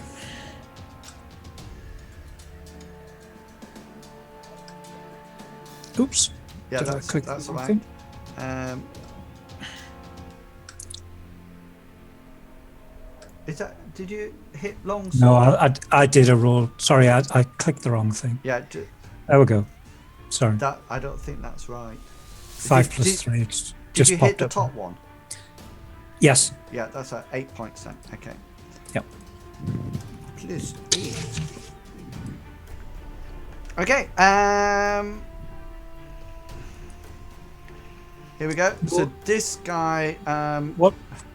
Yeah. Sorry, there's no damage. Any other effects from the natural 20? Yeah, you do. That's your double your damage there. Oh, 5 right. plus 3. Yeah. You see, it automatically rolls it for you. Because normally you would have just done 5 points of damage, but All right. because it's a nat, you actually roll it your damage twice. So you got 5 on your first roll, and 1d8 plus 2. You must be quite strong. Yes. Yeah. and then you got your crit roll of your 3, which adds sorry. it all together. Yeah. Yeah, misread it. Sorry. So this guy's coming in. He's actually attacking you, Tandriel, rather than the assassin guy. And this guy up here is attacking. Is Flat back? Yeah, he's back. Yeah. Okay, Flat, are you there? Yes. Right. So this is yours then. Okay. That misses, miss. and this is yours, Sprocketeer. 17 will hit. I would have thought. Yep. Mm-hmm. 6 points. Damn. You see, you should wear chainmail. And carry That's my what- shield. That's why I changed my armor. Yeah. Okay, Bazooka, you're up. Okay, I'm gonna take another swing. Double swing. Right, hang on. Roll a 1d4 now. A 1d4. Yeah, just roll a 1d4. Ah, yes, because of my bless. D4. No mods. Roll 1. Okay, that misses. Okay, and your second You could attack. have used my blessing better. You didn't even use your blessing better. The actual holy water has made your hand slightly slippery. Yeah. Oh my god, will you leave me alone? Next time, use Lucozade. Do another D4, yeah? No, because that's a nat 1. A donation! Yay! That's a donation! I want a donation! Wow. Everybody, Hey, Wills. Wow, Sorry awesome. about our game stream ending early. Dab. Turns out Dab. there was an for the internet donation. outage that covered a big chunk of central Special Florida. dab. One dabs for no one. I'm just listening to it. I think it was it? I think it was Tall Squall, was it? No, 2.5. Toonaf. Oh, thank you, Toonaf, for your no. It's totally understandable. Thank you very much for that. Thank you. Sorry about our game stream ending. Turns out there was an internet outage that covered a big chunk of Central Florida. Good grief. Thank you very much for that. What an excuse. That's pathetic. Right. As your first one misses, and in a quite wonderful display of swordsmanship, as your second sickle comes across, this woman or humanoid actually manages to trap it in the two of her blades, and with an almost like inhuman twist of her hands, she tries to actually yank this sickle from your grasp. Just make a strength roll for me, please. Oh dear, come on. And you notice that the sickle just flies out your hand and lands sort of like out over here somewhere. Next time you want to bless something, take it to your own room. Hold on, it's not a save roll, is it? Damn it. Because that Okay, one, it also saves- This guy drops his heavy crossbow that he's been trying to launch, and just draws his scimitar in an attempt to attack you, and he will do that next round, Julius. And then Okay. this is Assassin coming for you. Assassino. I'm on my hit point, getting ready to take down. Oh, that missed. 9 and miss you. Oh, that hit. That will hit.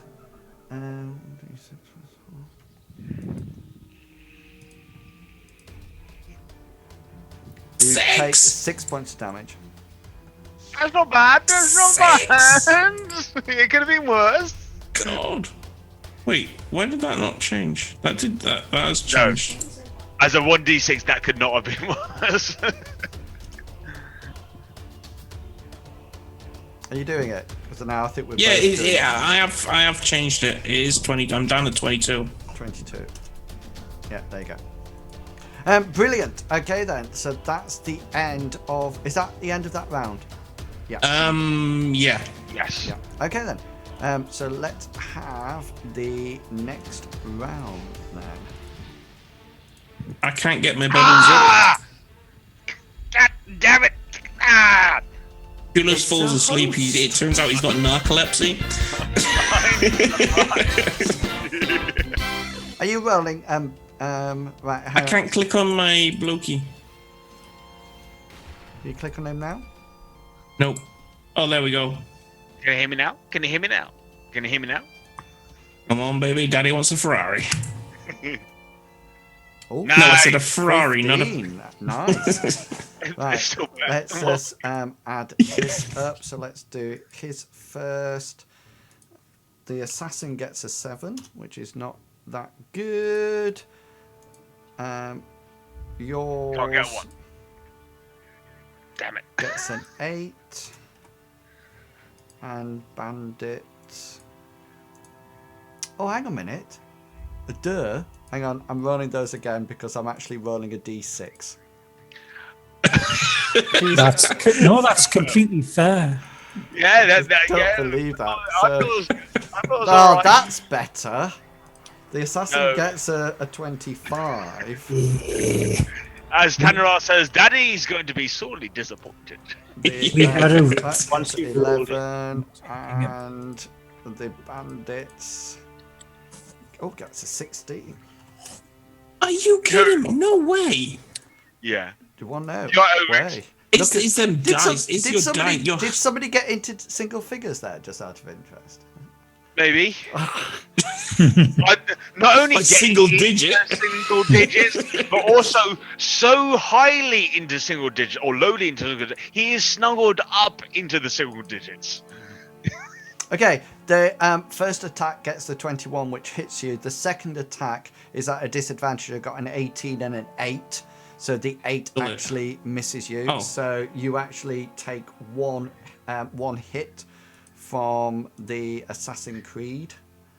Oh, down to 21. 7 points of damage. Oh, 7 points of damage. You're fine. You're fine. It's all good. So just take another 6. Right, Julius, this is yours. Mhm. And then 16. Missed. Missed. Missed. And Sprocketeer, this is yours. 17. Oh, it would be, wouldn't it? So, Just at the right 2. amount. 2 points of damage. 2. I'm not even going to deduct that. It's not worth deducting. Yeah. Bazooka! oh, wow. Here we go. Just one weapon now. Yeah.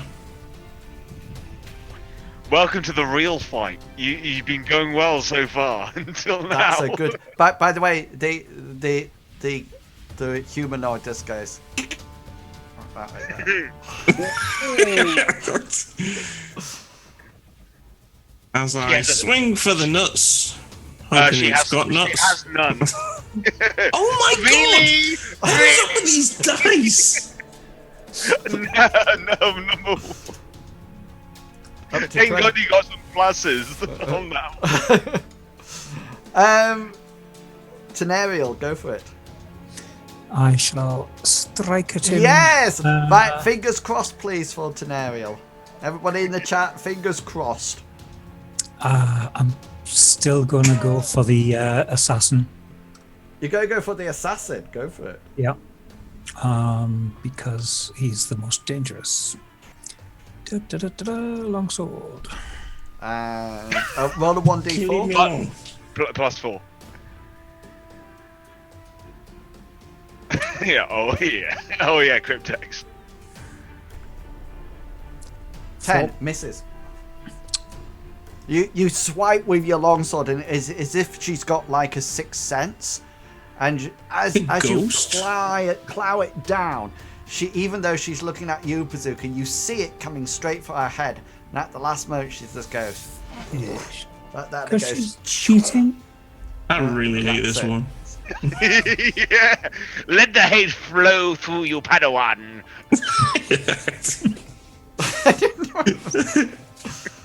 It sounded as if you were crying then a bit. the same thing. Little tear. I am. 11 to miss you, won't it? Yeah. Yeah, okay. And at the end of all that, it's initiative modifier number 2. Yeah. So I will swing at the man in white. Cool, go for it. See if I can do this with all my bad rolls. Yes! water. It's a hit! Woo! It's a hit! There's a hit. I did 2. I know. 5 damage in total. 5. Better than nothing, I suppose. Yeah, I'm whittling away to the shape of him that I want him to really be in my image. Right, okay, that's the end of the round. Okay then. I could die. I'm just looking at my points. I could die. Yes. Yes, you could. Welcome to the game. You could die, and if you don't want to die, then become a shopkeeper. I'm going to actually turn and face it now, see if that affects my rolls. I got better than a 2. I suppose.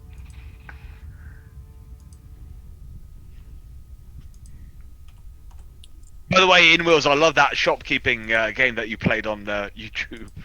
You posted on YouTube. That shopkeeper game, that's called Shopkeeper. Yeah. I know the one you're I know the one you're meaning. I had to extrapolate that one. Yeah. Okay, I'm first up.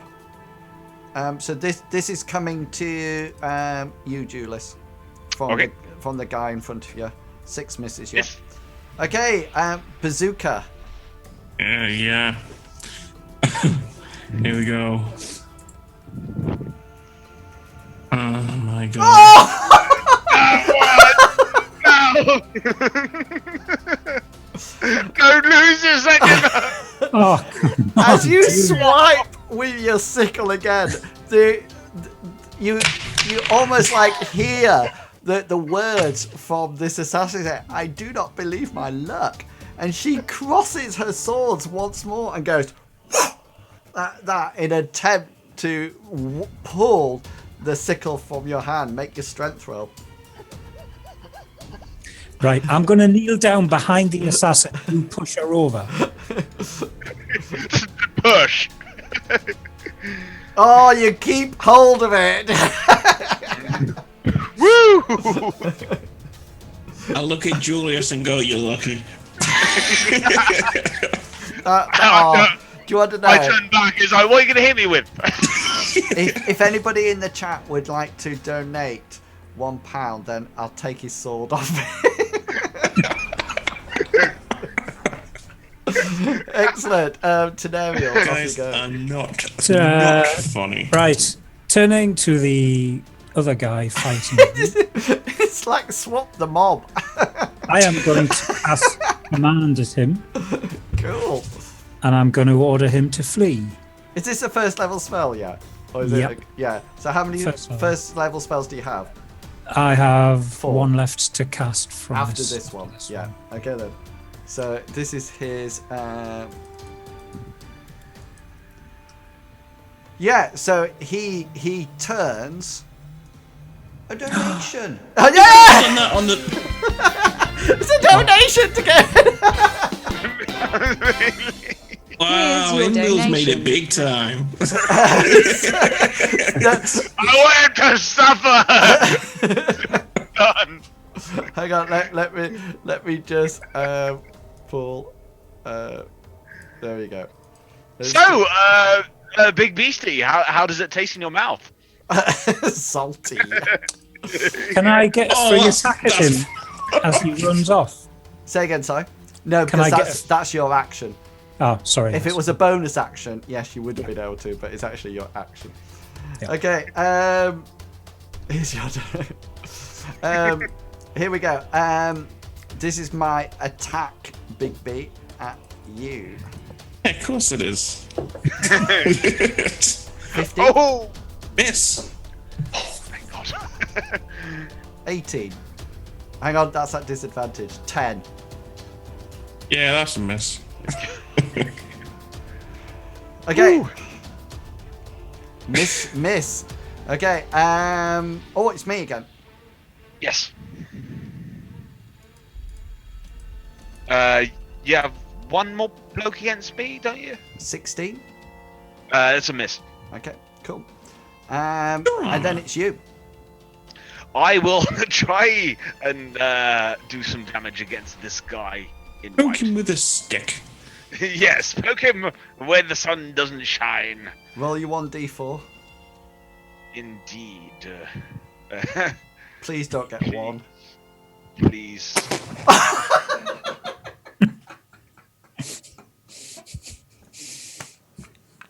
Take your Anisha, or whatever she's called, cram her in a little ball, and shove it right up.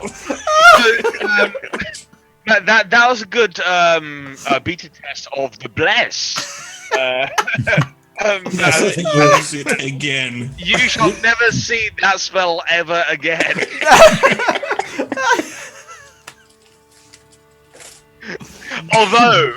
Although, yeah, I would have missed anyway, even if I didn't have the bless. Yeah, but I think it's meant to help you, not actually hinder you. Excellent. Let's roll some initiatives.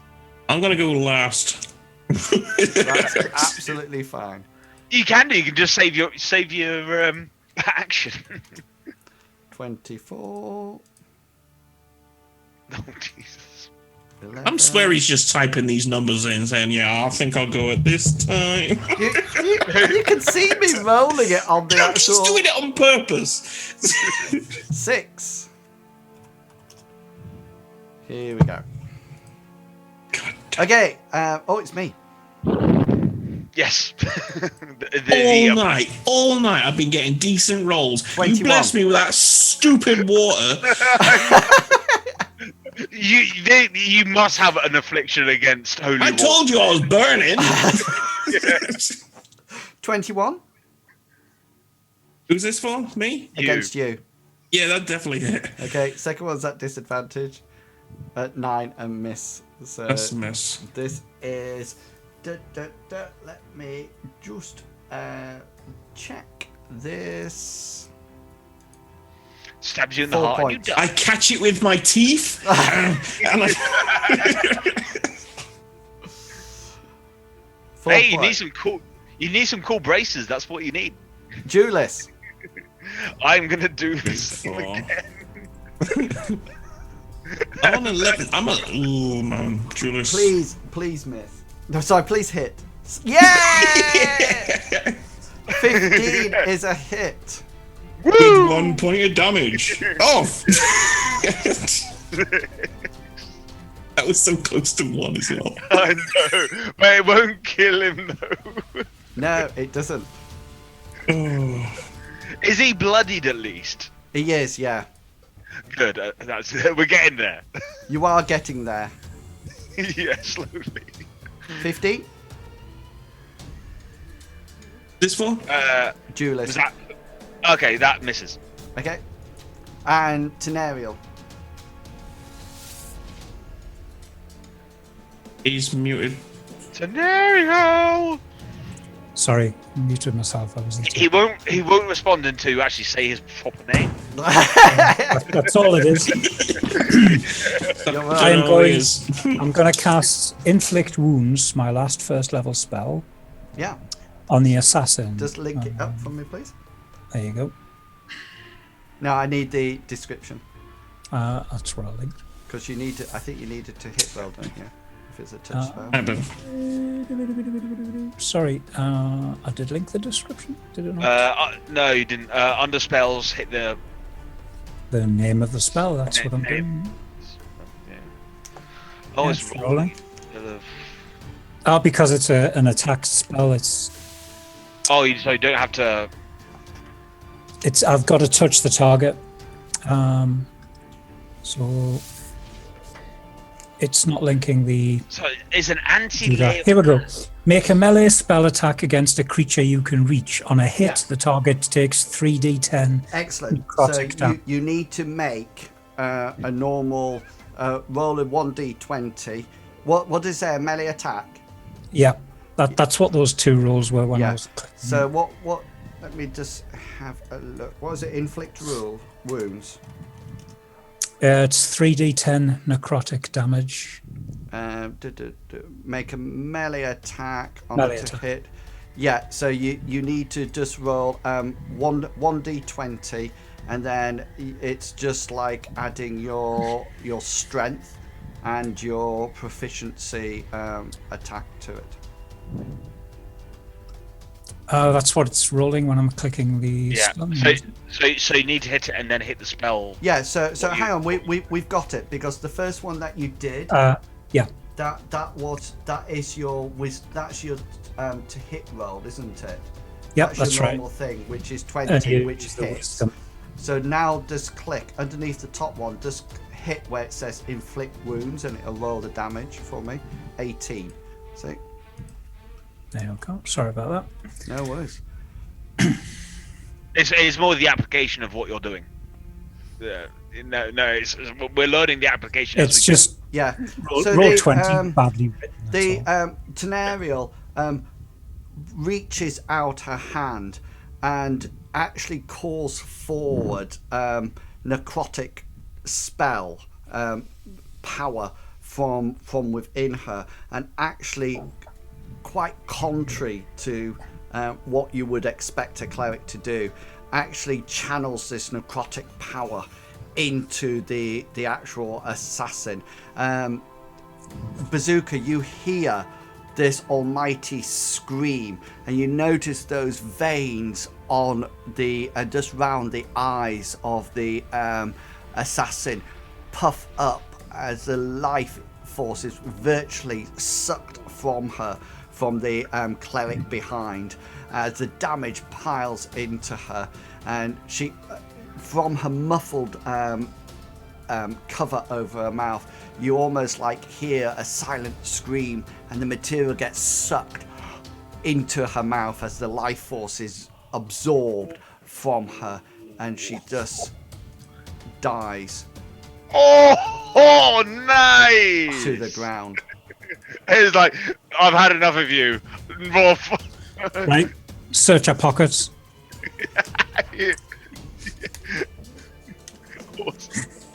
Why didn't I do that first?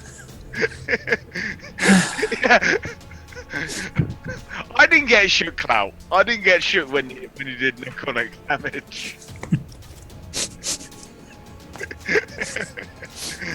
Is Cloud just said people get shook when I cast necrotic damage, but when the cleric does it, I'm to be honest with you, I'm quite shocked that the cleric's done it.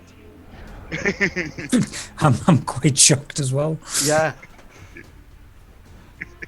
it's like one of the last resort means is like, right, people are nearly having problems here. It's like, yeah, screw you, hit me. But it's God's will. Exactly. This is necrotic damage I don't like. That's what I don't It's, like about it. it's if your god grants you that power, then you Exactly. use it. That's not actually correct, because I think all the spells are available to all clerics, and then it's up to a cleric to decide what. It's a bit like saying, somebody, you might say, you have the option, don't you, Julius? You have the option to stand and fight or run away. Yes. Yeah. And it's down to you, isn't it? You make that decision. You still have the option. That's You still have the option. That's kind of a misnomer, because that is a if Okay. if we go, Okay, I'll put it in a different way then. If somebody drops their sword and surrenders to you, you have the option to kill or. The argument kind of doesn't stand as well to this situation. So let me put it another way. It's if I have the ability to slit someone's throat. Yeah. But my god is, say, the god of assassination, or I totally accept that. part Yeah. of that god. Then I can do it and not displease my god. Yeah. But if So- your god's not that, if your god has it within her power to grant you that ability, then you shouldn't. If your god doesn't give you that power, then you don't have it in your power to do so. I think if every paladin has the opportunity to slit somebody's throat, and it comes down to their but that's my choice. Their choice, whether or not they actually do that, and whether or not they decide to do that or not to do it. And then it's the choice of the DM then to say, right, what will be. And I think Sprocketeer's always saying it to me, there always has to be consequences in a dynamic world. But isn't that the way I see it is physical actions and spell actions, because spell actions are given by their god rather than physical actions are what you do. Well, you're technically incorrect, because what happens is that the cleric can choose, I do believe, what spells they actually take with them. I think we had that at the beginning of the adventure. So it's actually down, from what I was saying at the beginning, it's actually down to a choice. What spells you actually choose to take and use, rather than it's a bit like everything's a choice, and then it's up to you. Bazooka, it's your action. I'm going to walk out of here because Jill screwed me. No, it's what you did with that. What I gave you. Okay, so guys, that's the end of the round. Are you walking out? No. Right. I'm gonna. How far is that? Is that in my? No. Yeah, I can charge 30. Oh, get off. Yeah. So I've charged him down, and I'm gonna get stuck into this fight with one sword. Are you gonna pick up on the way? No, I'm gonna do it after. Okay. Fair enough. I'm gonna use my second wind as well. If you so, does that take an action or a bonus action? Oh, I don't know. Second wind.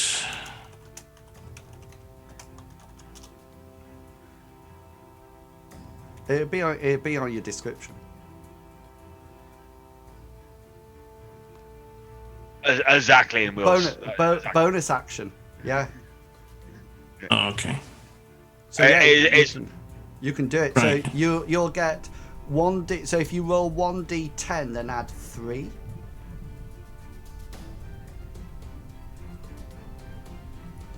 And then that'll be added to your thing. Baby, 7. 10.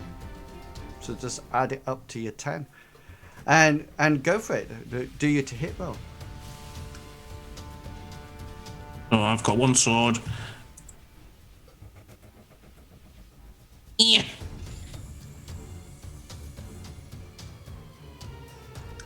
What happened there? You get that's an 8 to hit, but you get to roll I get the 1d4. Yeah.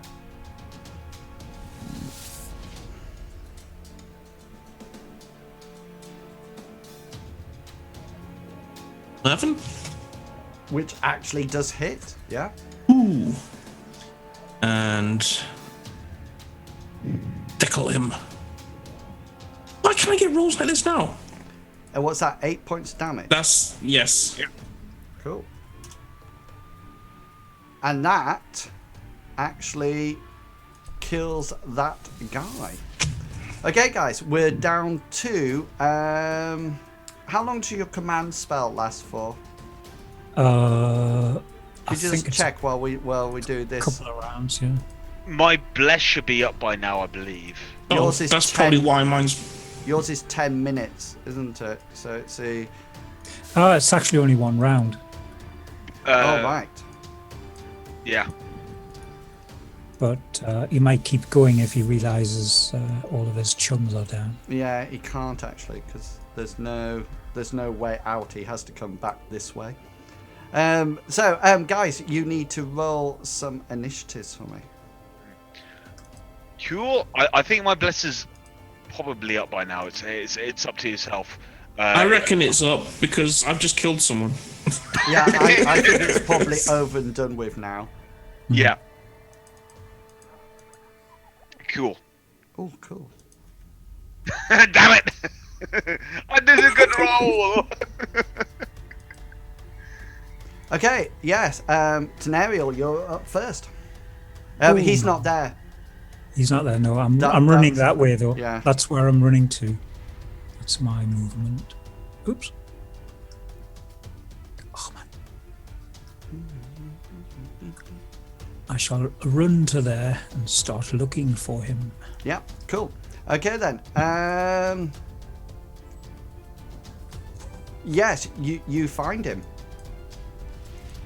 Well, he's out of range, so next round I'll. Unless he closes to me. Well, he's not going to close to you.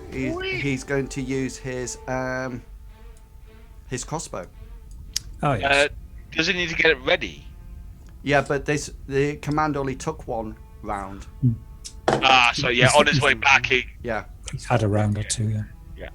But 4 he misses, so that's not a problem.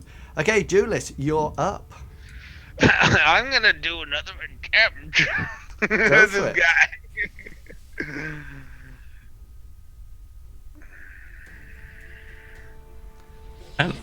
That misses. Oh my god, dude. And you don't have your bless anymore. So I'm next. And that misses. But Bazooka, would you like to take? Bazooka, it's up to you to save the day. Here we go. Trust me. Come on. If let's just say, if I hadn't have moved up, he would have done 50 cal around your ass. Come on. However, that's a natural 1, is it? That's not? in that one, yeah. Okay, roll your dexterity. Roll your dexterity. Dexterity. Yeah, just save on that so you don't drop that weapon. Boop. So you drop the weapon as it comes across. You actually as you swipe, That holy water, innit? you actually catch it on Julius's shield that is sticking out, and it hooks onto it, and you think, what? And suddenly it just gets ripped out of your hand. I should have walked out of here. You should have. After that, you look at your hands and go, Queensbury rules. Come on. Okay, guys. Let's have hopefully the final. Why is my thing? Oh yeah. Let's have the final lot of initiative. So when I said, did you want to pick up your other weapon? Yeah, the answer should have been yes. Oh, 24. A donation. Yay!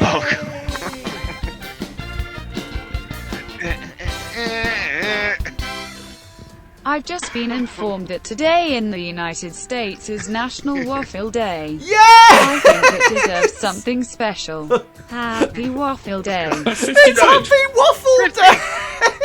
50 quid! Thank you so much, Tanar. I really do appreciate that. Damn. We are. You quit your job now, Inwils. I wish. Yeah, that's it. Streaming all Thank day. you so much, Tanar. I am very grateful, especially for the Happy Waffle as well. We can definitely get an upgrade of Roll20 now. Not a shadow of a doubt. And maybe just get some new players. Well, no. Maybe we could hire a GM as well. Yeah. You just remember the door is always open, Sprocketeer, for you to leave.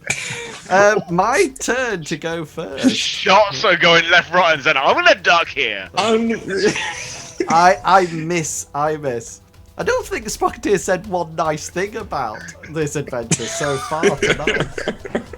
I know. My first fight, you nearly killed me.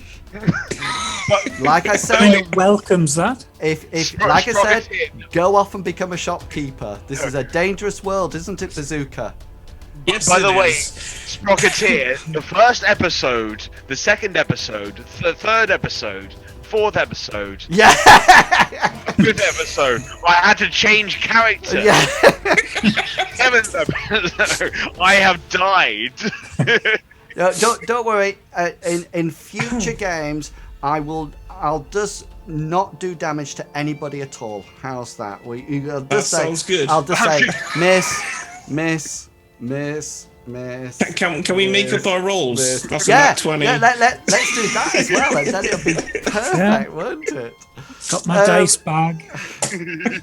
It's actually your roll, Sprocketeer. You actually pick up a little stone and you lob it so hard that it actually bounces off the leader's head, bounces off several walls, and kills the other bandit. That is absolutely amazing. I've never thought that could actually happen. That was stupendous. I am going to approach about halfway to this guy and tell him to drop his weapon and surrender, and we'll spare his life. Okay.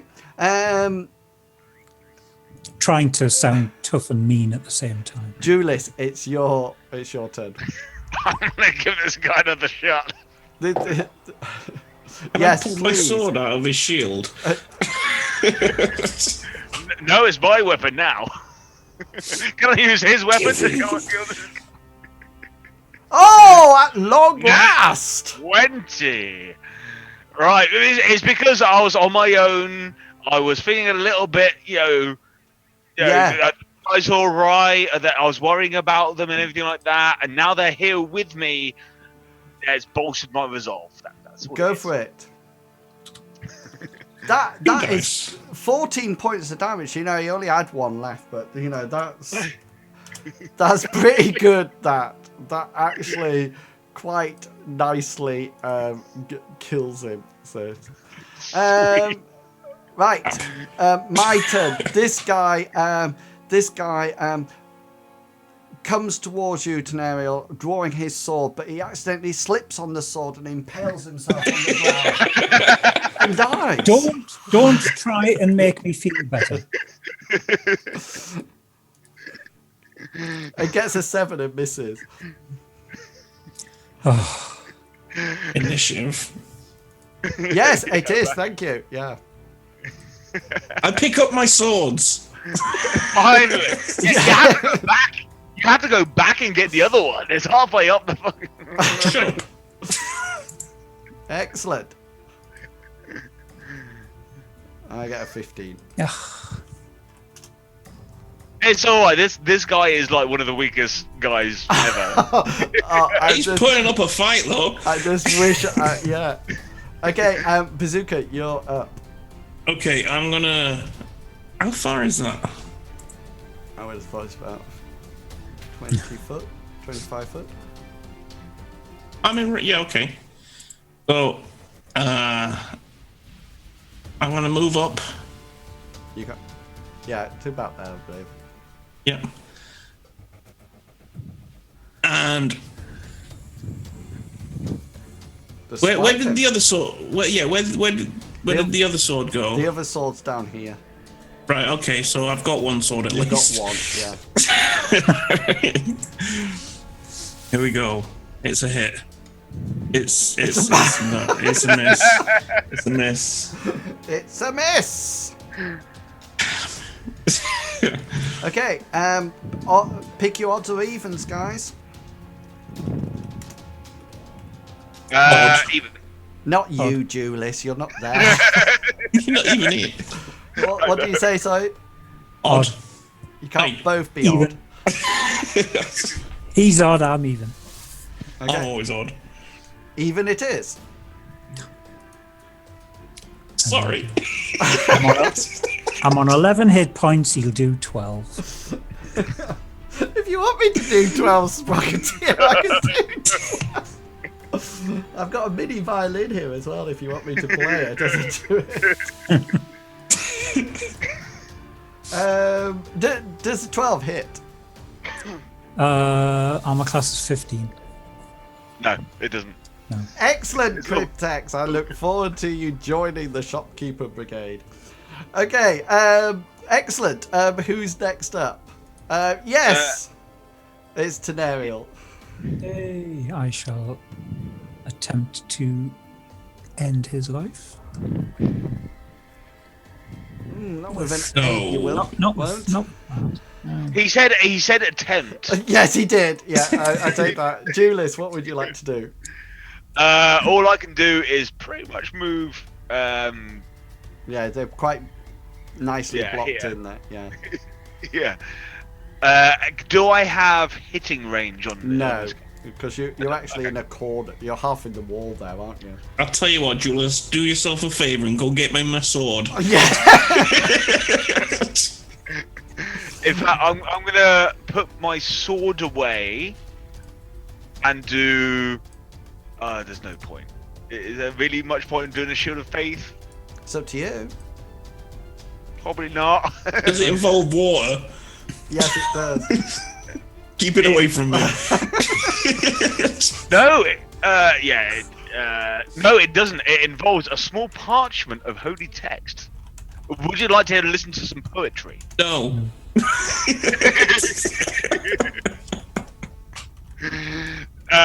Therefore, that's pretty much all I can do. Excellent. Let's have some initiative then.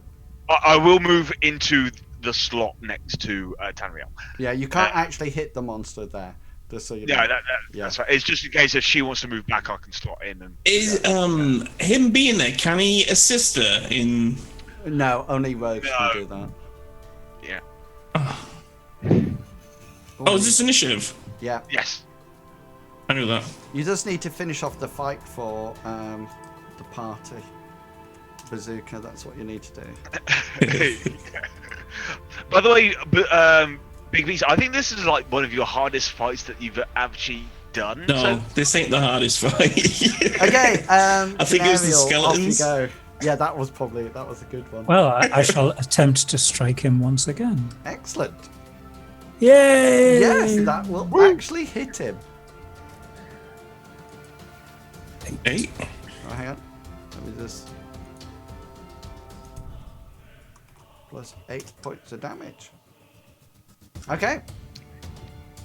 Bazooka, you are... right, let's finish him off. and this is where that false 12 wall, hits. that false wall that we passed caves in, and about 5 And the other ogre turns up. Yeah. Oh, 4 points of That one. damage. Oh. He had 5 hit points. Which actually kills him. Kills him. And you, I'm gonna take it. Bazooka, you save the day. You gonna take the kill. save the day. You take the kill. It is yours. It is yours. Damn it. So, guys, I'm just moving you so I can separate you out so I can see everybody. Okay, you find at the back of this this cavern the remnants or the goods of the rest of the heirlooms and equipment, etc., etc., that has been stolen from a range of farmsteads across the whole of the sort of like area there around Clarion. You actually managed to border up the exit as you leave once more, and then over the next few days, people travel backwards and forwards to actually retrieve all the goods and take them back to Clarion to be handed back to the farmsteaders who actually lost it. On the way back, you actually see Rurik coming the other way with a sort of like a town guards sort of like behind him. A little bit late, but better late than never. Does he have a bucket with him? Yes, and there's something smelly quite inside. So you actually get to... You are quite famous when you return to the to Clarion, and the innkeeper is quite happy to put you up in the inn for the rest of the night, for a few days, so you can actually recover and gain your hit points back and your spells and prepare yourself for the next adventure. Now, I'm just checking my notes. Yeah, and I don't think... Is there anything else that we need to tidy up? We have a kind of a new connection with the investigation of these guys and all of this parties that have joined from the other world onto this one. But that's kind of it in my mind. We don't have any loose threads apart from the further investigation of, are they a small part of a larger group in this world? So what I suggest you do, because there's no session next week, isn't there, Bazooka? Flat and Big.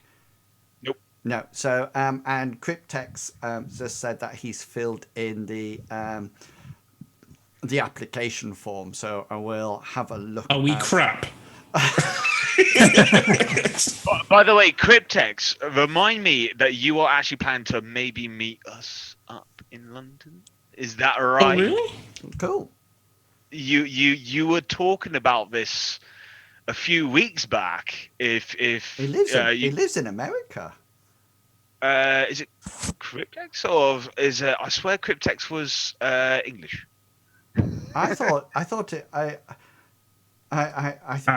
actually sent his card to America, so no wonder he hasn't got it if he's English.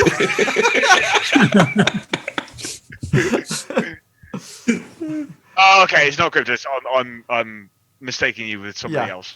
Okay, so what you need to do, guys, between now and next week, or the next session, if you stick anything in the D&D campaign chat, anything that you would like to do or find out, then I'll have that ready for the next adventure. I'll just tell you. Please remember, I will post how many experience points you have for this adventure, and then you can add it onto your current totals. And on now? Well, that should be on your character sheet. I have 905 on my character sheet. That sounds about right. Yeah. Have what? And you have. I think you need 2,000. Yeah. Yeah. Let me just check. Yeah, I think it's something like, to get 4th level you need 2,700. So you've got a while yet at 3rd level. Flat and Big stayed upright for the full session. They certainly did. They did really well. I'm very impressed. Very impressed with them. I'm always on my feet. I've got a low sense of gravity. Yeah, do you want to know, Bazooka? I think you did very well with the fighting today. The only thing that let you down was that bless spell. Once that bless spell went on, that was it. Apart from having the girl finish the fight for you. Yeah. Hey, you fought fantastic as well when he got stuck in. And we will see what happens about that in the next adventure. So, to finish off the game, I always allow my players to say where people can find you if they wish to follow you. So, Flat, you're at the bottom, so you can start. Hi guys, my name is Flat Battery. You can find me on my Twitch TV page, Flat_Battery. You can probably find it however way you would like. You can also find me on Twitter as well. That link is on my Twitch page. That is Flat_Bat_Twit. So I keep everything updated as much as possible. I'm trying to do as much as I can to get back into streaming. I've had a bit of a layoff because of technical difficulties with my keyboard, and it's currently in repair, and future upgrades may be involved soon. So fantastic. Okay then, and didn't want your life story, but and Big, where can people find you? Me? Oh, yeah. If you go to my Twitch page, all the links in there, and Also, you can find me on Tuesday in inwils' stream playing Shadowrun. Yes. Oh, it's an exciting part in the game, isn't it? Yes, it is. Yeah. Because I think you're just heading out to the nightclub, and some Firebird gang members have arrived. I've got a plan for this. Are you walking out with one at least on your arm, Big Beast? You're slacking. And no. Just to let you know, Big, I actually was talking to Chugga and he's actually got some holy water ready for you. Just to give you a slight dusting. I think I already drunk that holy water. And Sprocketeer, where can people find you? Nowhere. Don't even look for me. Oh. I hate everybody. Okay. Yeah, I'm Sprocketeer on Twitter, but I mostly hang about in IRC with all the old school naughty boys. Don't stream, quite boring in that respect. Love the old role-playing games from 30 years ago. I would love to get some games going of the old stuff. So if anybody out there wants to play something old and you live near me, get in touch. Fantastic. And just to let you know, guys, my name is Inwils. I like to say thank you very much to the people who subscribe to me here on this channel, to Summit Horizon, to Meerhawk, to Ro, to Cryptex, to Ben, to Rider1, to Halo's Blade, and to Echoer for subscribing via GamesWiz to keep this channel up and running. Thank you also very much to my moderators, to Gamer Guy, to Chugga Wugga, and to Lost Dragon Claw for keeping the chat going and being nice. Thank you very much to the people over there who have been who are helping me through this campaign, because without them there would be nobody playing on this site. And thank you to everybody who's followed today, but more importantly and donated today, because that's been fantastic. And I'm definitely going to get the pro account for Roll20, which would be I'm so excited. I'll do it tomorrow. Anyway, but the most important people are you. Yes, you there. Yeah, you. Because you have come here and watched the stream, and it's really nice, and everybody on this channel will agree. It's very nice to have people watching, and rather than just doing this to ourselves. So I do really appreciate you coming along and spending some time with us this evening. Please remember that the clocks go forward. So even though it's 25 to 1 here, pretty soon it's going to be 25 to 2, and we're suddenly going to be up very, very late or early. Please remember you can find me here at 3 o'clock tomorrow, GMT time, or 3 o'clock today, doing operations in Star Wars. And then, like Big B says, we will happily be playing Shadowrun on Tuesday, and I have my radio show, Wilson Waffling Radio. Just search for it on the internet, and I have my live show tomorrow night at 8 o'clock GMT time. Nice cool down love songs and chilled out chat just for you. Anyway, it only remains for me to say to every single one of you, have fun, guys, and I'll catch you all later. And until then, consider yourself well and truly waffled. Have fun, guys.